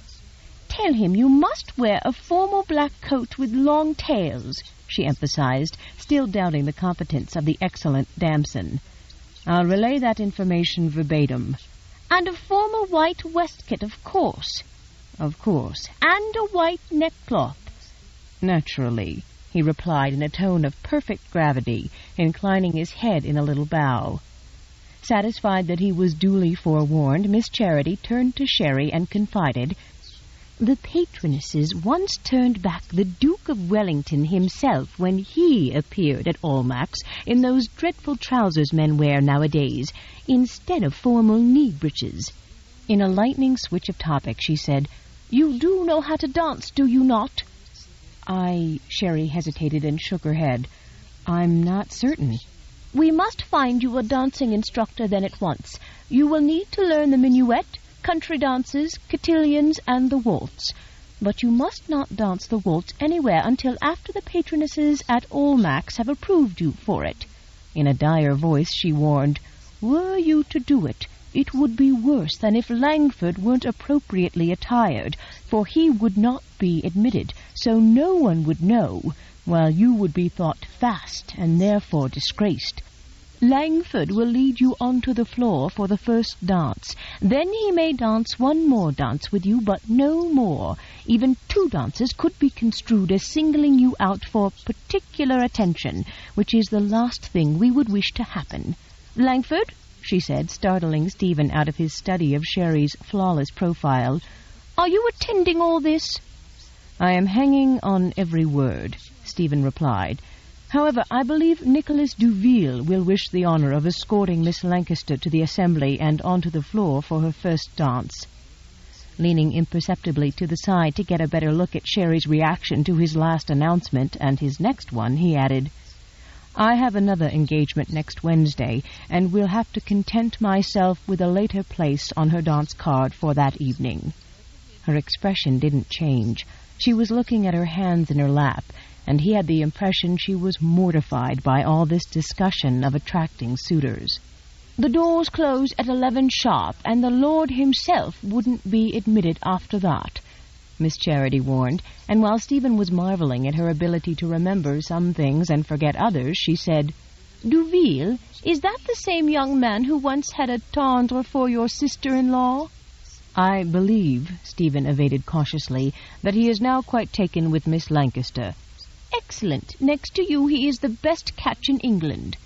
"He will be ecstatic to know that," Stephen replied, mentally applauding his sudden and inspired decision to force Duville to escort Sherry to Almack's hours before Stephen had to arrive.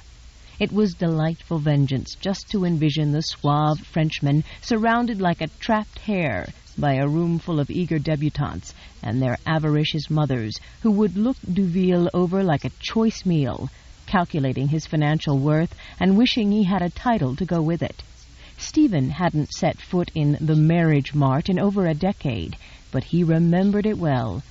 The gambling available in the anteroom was for stakes so low it was absurd, and the food was as boring as the gaming. Weak tea, warm lemonade, tasteless cakes, orgeat, and bread and butter.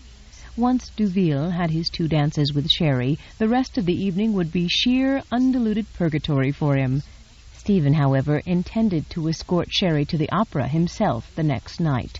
She liked music. He knew that from the night he found her singing with the servants' chorus. So she would surely enjoy Don Giovanni.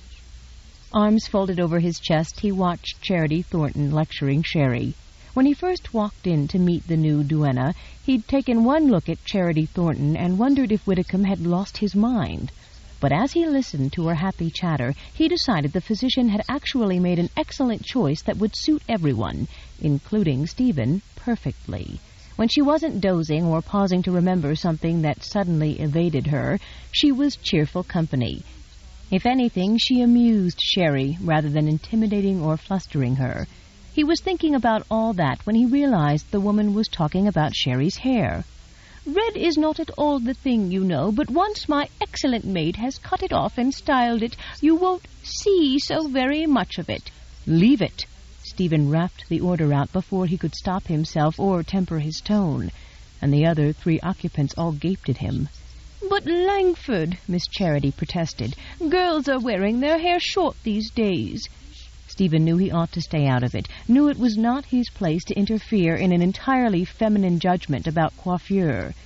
but the thought of Sherry's heavy mass of shiny hair lying in a molten heap on the floor was unthinkable. "Do not cut her hair," he said in a tone of icy command that sent most people scurrying for cover. Inexplicably, his tone made Widdicombe smile. It made Charity look chastened. It made Sherry momentarily consider cutting her hair off at the nape. 28. Whitney smiled as she watched Sherry's new maid put the finishing touches on her coiffure. Downstairs, Nicky was waiting to accompany Sherry and Charity Thornton to Almack's for Sherry's first official London appearance. Stephen was to join them there later, and the foursome would then proceed to the Rutherfords' ball, where Whitney, Clayton, and the Dowager Duchess would lend their protection and influence to ensure that nothing went wrong during the season's most important opening ball. "Stephen was absolutely right when he implored you not to cut your hair."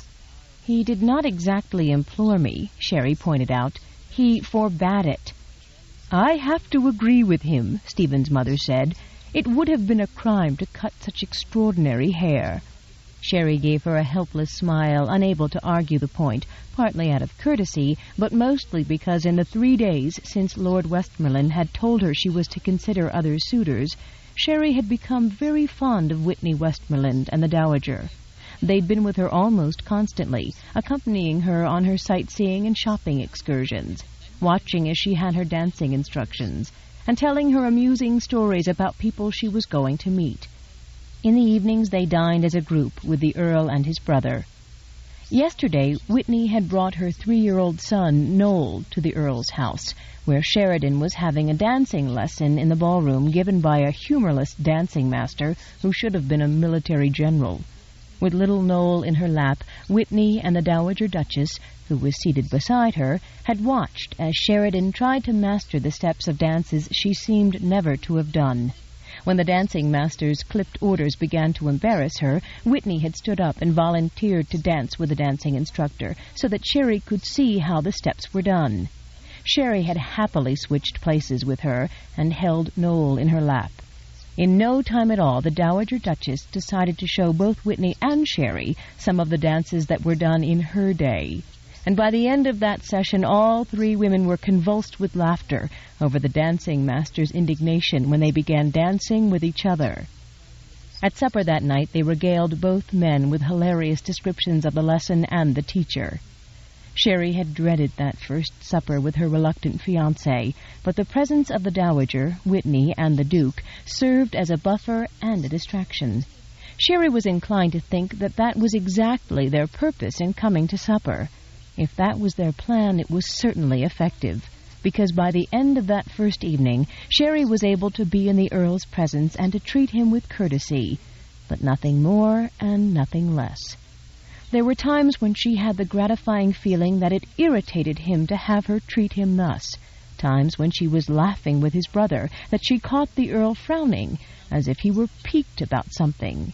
There were also times when Sherry felt as if Clayton Westmoreland was perfectly aware of his brother's unreliable disposition, and that for some reason the Duke found it amusing. For her part, Sherry thought the Duke of Claymore was the kindest, most amiable, charming man she had ever met.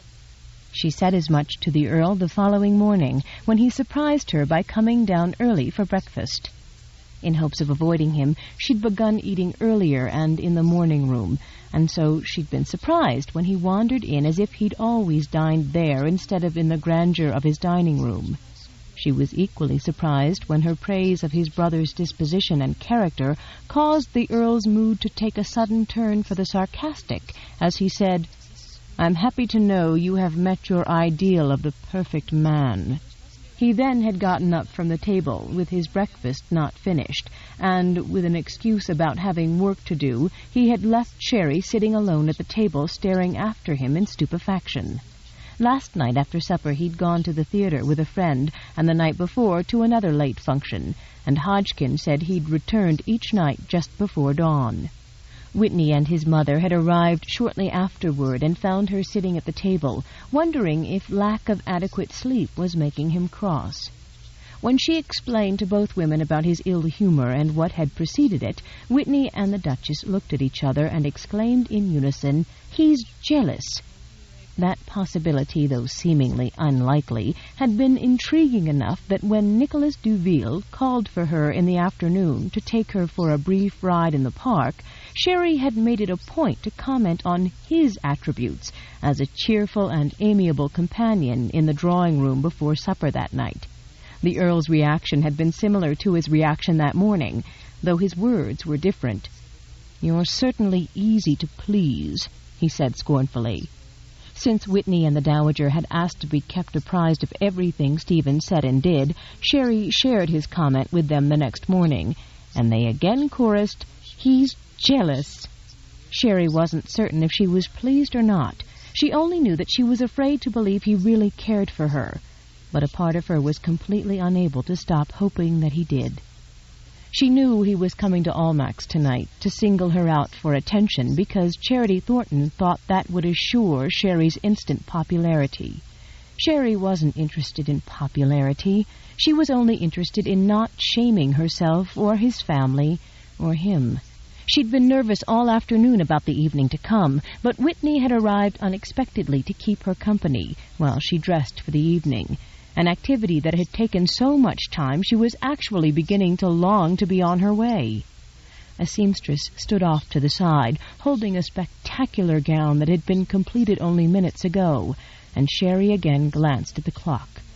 "I am keeping Monsieur Duville waiting," she said nervously. "I am perfectly certain Nicholas expects to be kept waiting," Whitney said dryly, but it wasn't Nicholas Duville Sherry was concerned about. Lord Westmoreland was downstairs, and she hoped to see if the final effect of all this preparation had any noticeable effect on the way he looked at her. "All ready? No, don't look yet," Whitney said, when Sherry started to turn to the mirror to see her new coiffure.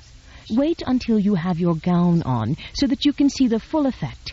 Smiling whimsically, she added, "I was staying with my aunt and uncle in Paris when I was of an age to make my first appearance in society. I had never seen myself done up in a real gown until the moment my aunt let me turn around and look in the mirror." "Really?" Sherry said, wondering how that could be true when from all she'd seen and read, wealthy English girls were turned out like princesses from the time they were quite little. Whitney saw the question she was too polite to ask and laughed. "I was a late bloomer." Sheridan found it impossible to imagine that the gorgeous brunette seated on the edge of the bed had ever known an awkward moment in her life, and she said so. "Only shortly before that night in Paris, my two greatest ambitions were to master the use of a slingshot and to force a local boy to fall madly in love with me, which is why," she finished with a confiding smile, "I was sent off to France in the first place. No one could think what else to do with me in order to stop me from disgracing myself." Sherry's joking reply was muffled as the maid and seamstress gently lowered the gown over her head. Behind her, the Dowager Duchess walked into the bedchamber. "I was too eager to see how you looked to wait until we saw you at the Rutherfords," she confided, standing back and watching the robing procedure. "Is Monsieur Duville annoyed because this is taking so long?" Sherry asked, lowering her arms and obediently turning around so that her helpers could begin to fasten the tiny hooks at the back of her gown. "Not in the least. He is having a glass of sherry with Stephen and—" "Oh," she breathed as Sherry turned around. "Please do not tell me anything is wrong," Sherry said.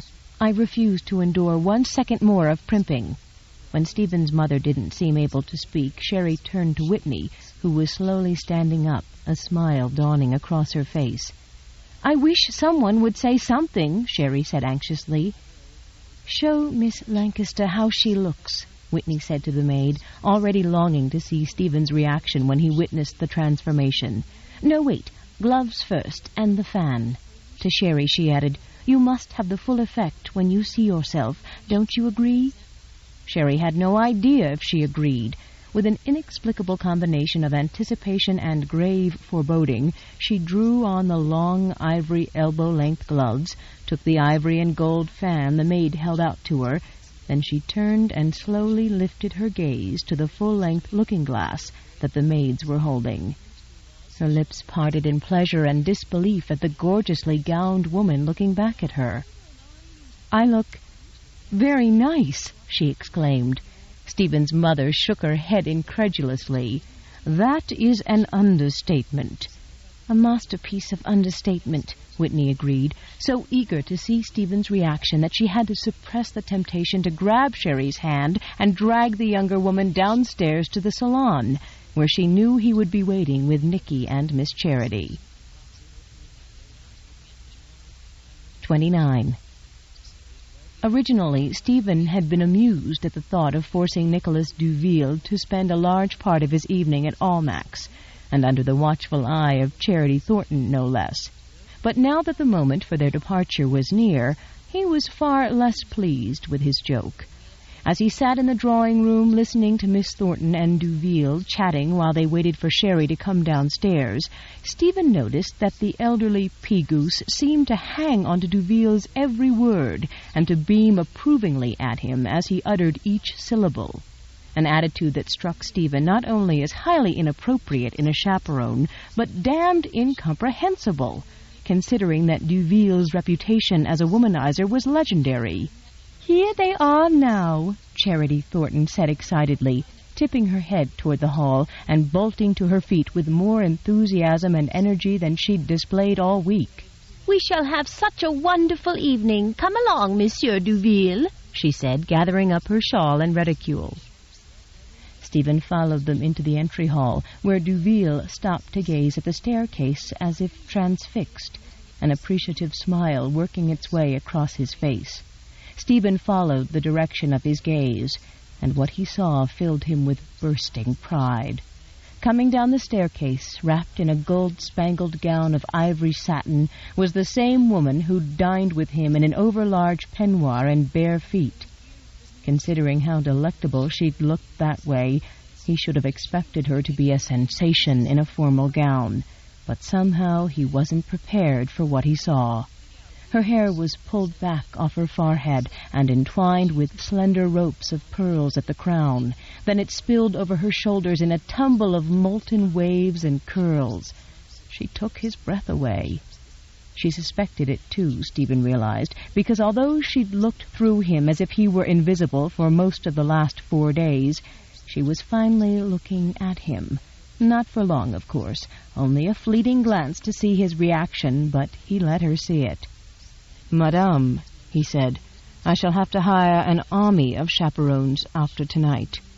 Until that moment, Sherry had almost managed to forget that his whole purpose for this expensive charade was to lure suitors so that he could hand her off to someone else. But his unhidden pleasure in the thought that she might attract considerable notice came as an agonizing reminder. It cut so deeply, coming in the precise moment when she had thought she actually looked nice, and hoped he might also, that she went numb inside. Extending her hand for his kiss, she said with quiet but unmistakable determination, "I will endeavor to make certain you need to do exactly that." Inexplicably, that rejoinder made his dark brows snap together into a frown of displeasure. "Don't endeavor too much. That is how reputations are made." 30. "What was that all about, Damson?" Stephen glanced at his valet in the mirror as he deftly tied the last of a series of elaborate knots into his white neckcloth, then leaned forward and ran a hand over his jaw to check the closeness of his shave. "Mr. Hodgkin thought you ought to be given this letter before you left in case it was important," Damson said as he laid the tattered missive on the bed and went about the more pressing business of seeing that his lordship was properly turned out for an evening at Almack's. Removing a formal black coat with long tails from one of the wardrobes, he patted across the suite, shaking out non-existent wrinkles from it. Holding up the coat, he waited while Stephen plunged his arms into the sleeves. Then he smoothed his hands over the shoulders, adjusted the front, and stepped back to survey the excellent results of his care and attention. "Did Hodgkin say who the letter was from?" Stephen asked, tugging his shirt cuffs into position and adjusting the sapphire studs at the cuff. "Lord Burlton's former landlord had it sent round to you. It was directed to the Baron at his old lodgings." Stephen nodded without much interest. He had settled Burleton's bill with his landlord and directed that gentleman to forward all of Burleton's mail to him. So far, all the mail had been from establishments where Burleton had made purchases for which he had not paid. Having deprived Burleton of his life and the opportunity to clear his debts himself, Stephen felt honor-bound to do so in his behalf. "Give it to my secretary," Stephen said, in a hurry to be off. He'd promised to join his brother for a few leisurely hands of cards or rounds of faro at the Strathmore, and he was running late. After an hour or two of high-stakes gambling, he planned to put in his appearance at Almack's, and at the earliest possible opportunity whisk her out of the marriage mart and then to Lord Rutherford's ball, which would be far more enjoyable for both of them. Duville, he decided with amused satisfaction, could content himself with escorting Charity Thornton to the Rutherfords. "I suggested Mr. Hodgkin give it to your secretary, my lord," Damson replied, vigorously brushing away any invisible but offensive bits that might have decided to implant themselves somewhere on his lordship's immaculate person. "But he was very insistent that you see it, lest it turn out to be news of import. It was posted from America." Thinking it was probably a charge for something Burleton had purchased while he was visiting there, Stephen reached for the letter and headed downstairs, opening it as he walked. "Macready is out front with the coach," Colfax advised him, holding out his gloves, but Stephen neither heard nor saw him. All his attention was riveted on the contents of the letter sent to Burleton by Charisse Lancaster's father's solicitor. Colfax noted his employer's deep preoccupation with the letter and his darkening expression, and immediately worried that the letter's contents might somehow cause the Earl to alter his plans for the evening. "Miss Lancaster was certainly in her best looks when she left for Almack's, and very much anticipating her evening, if I may say so," he pointedly remarked. It was the truth, but it was also Colfax's cautiously worded reminder, spoken out of fondness for the American girl, that the Earl's appearance at Almack's in her behalf was vitally important. Stephen slowly refolded the letter and stared past the butler, his thoughts clearly on something far removed from Almack's, and very dire. He left without a word, his strides long and purposeful, as he headed toward his waiting coach. "I fear it was disagreeable news, Hodgkin," Colfax said to the under-butler, who was hovering worriedly at the edge of the hall. "Very disagreeable indeed." He hesitated, feeling it was beneath his dignity to conjecture, but his concern for the lovely American girl overrode even his abiding concern for his dignity. "The missive was addressed to Lord Burleton. Perhaps it pertained only to him, and had naught to do with Miss Lancaster." 31. Situated in St. James's Square, behind a dark green canopy that stretched from the front door to the street, the Strathmore catered to a relatively small, highly select group of the nobility who preferred to gamble in more luxurious surroundings than the glaringly lit, noisy game rooms at White's, and to partake of better fare than the tasteless boiled fowl, beefsteaks, and apple tarts served at Brooks's and White's.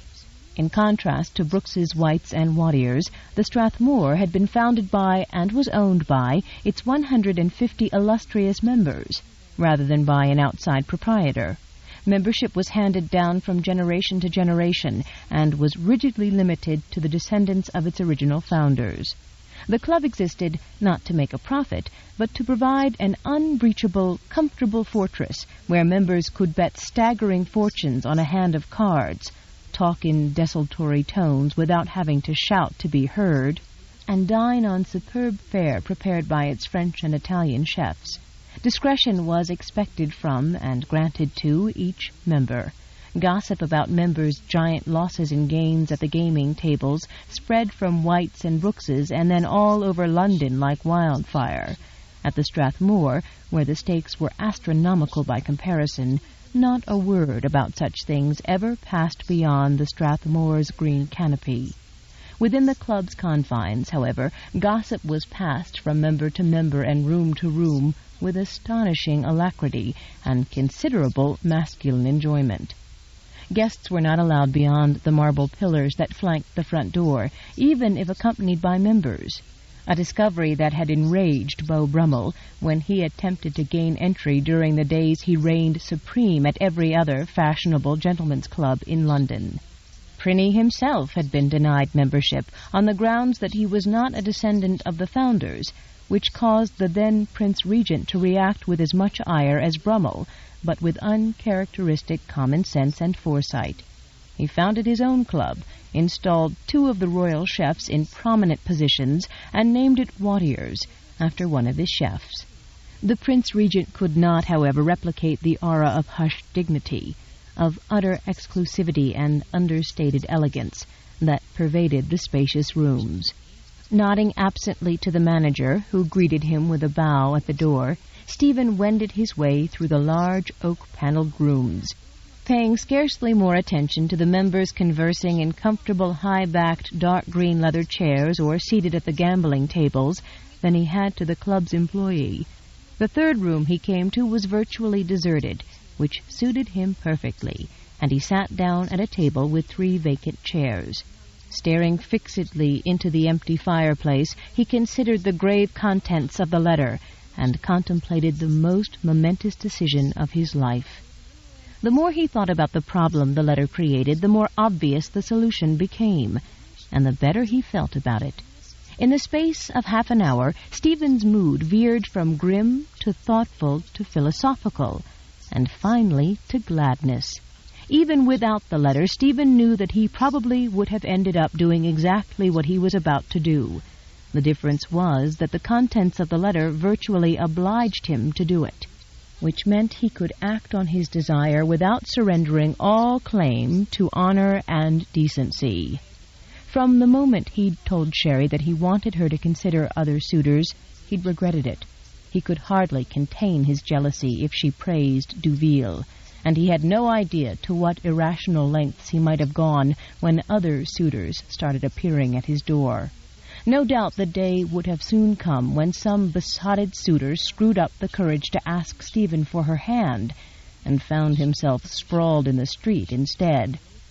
Whenever she was in a room with him, Stephen had trouble keeping his eyes off of her, and if they were alone, it took all of his control to keep his hands off of her. If she was gone, he couldn't seem to keep his mind off of her. Sherry wanted him, too. He'd known that from the very first, and she hadn't changed, no matter how much she tried to behave as if he were merely a distant acquaintance with whom she had little in common.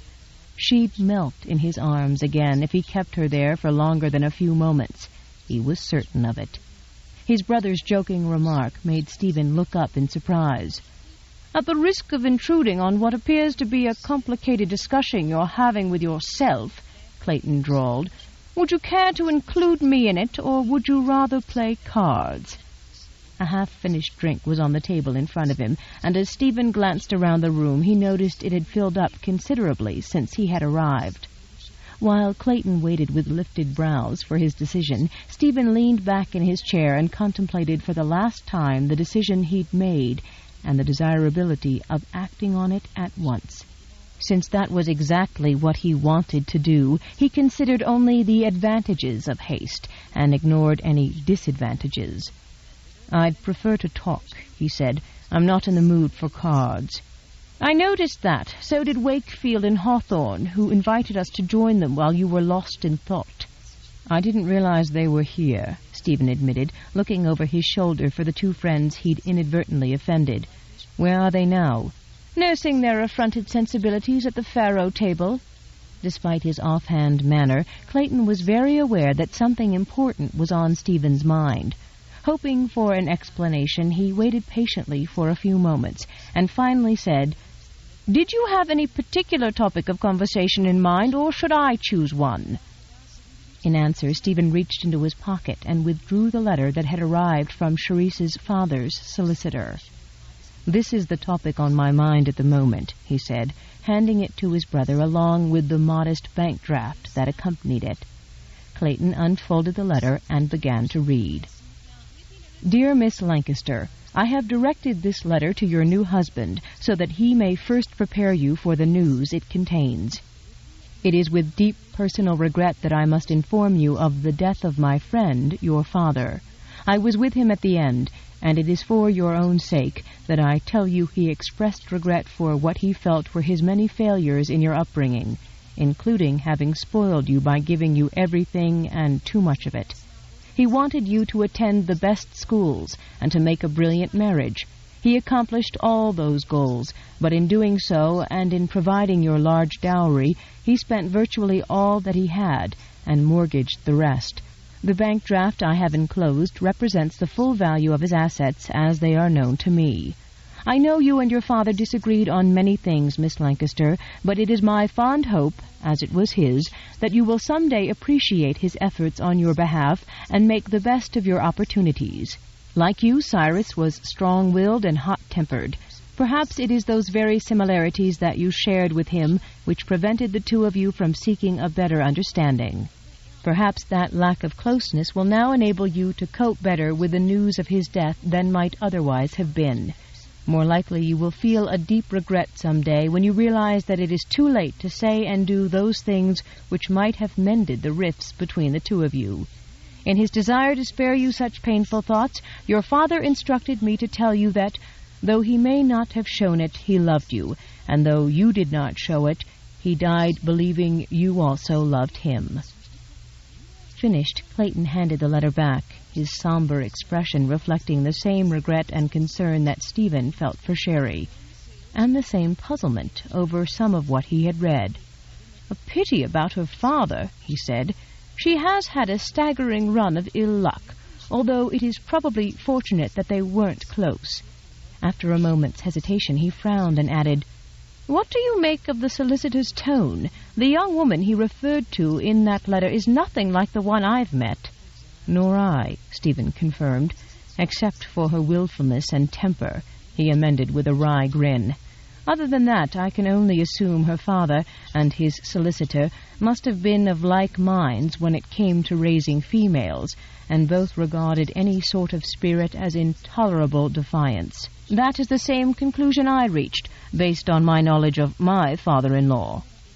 Lancaster must have been quite a pinch-penny if he regarded that ugly, serviceable brown gown she was wearing on the ship as giving her everything, Stephen remarked, as he stretched his long legs out in front of him, crossed them at the ankles, and settled more comfortably into the chair. Shoving his hands into his pockets, he glanced over his shoulder to signal a servant. "Champagne," he requested, in answer to the servant's inquiry. In the immediate aftermath of such grim news and its dire ramifications for Sherry, Clayton thought Stephen's indolent posture and his request for champagne were both a little odd.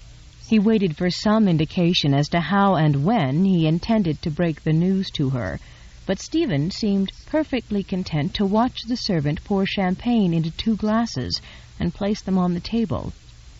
"What do you intend to do next?" Clayton finally demanded. "Propose a toast," Stephen said. "To be more specific," Clayton said, growing extremely impatient with his brother's deliberate obtuseness, "when do you intend to tell her about the letter?" "After we're married." "I beg your pardon?" Instead of repeating his answer, Stephen quirked an amused brow at his brother, picked up his champagne, and lifted the glass in a mock toast. "To our happiness," he said dryly.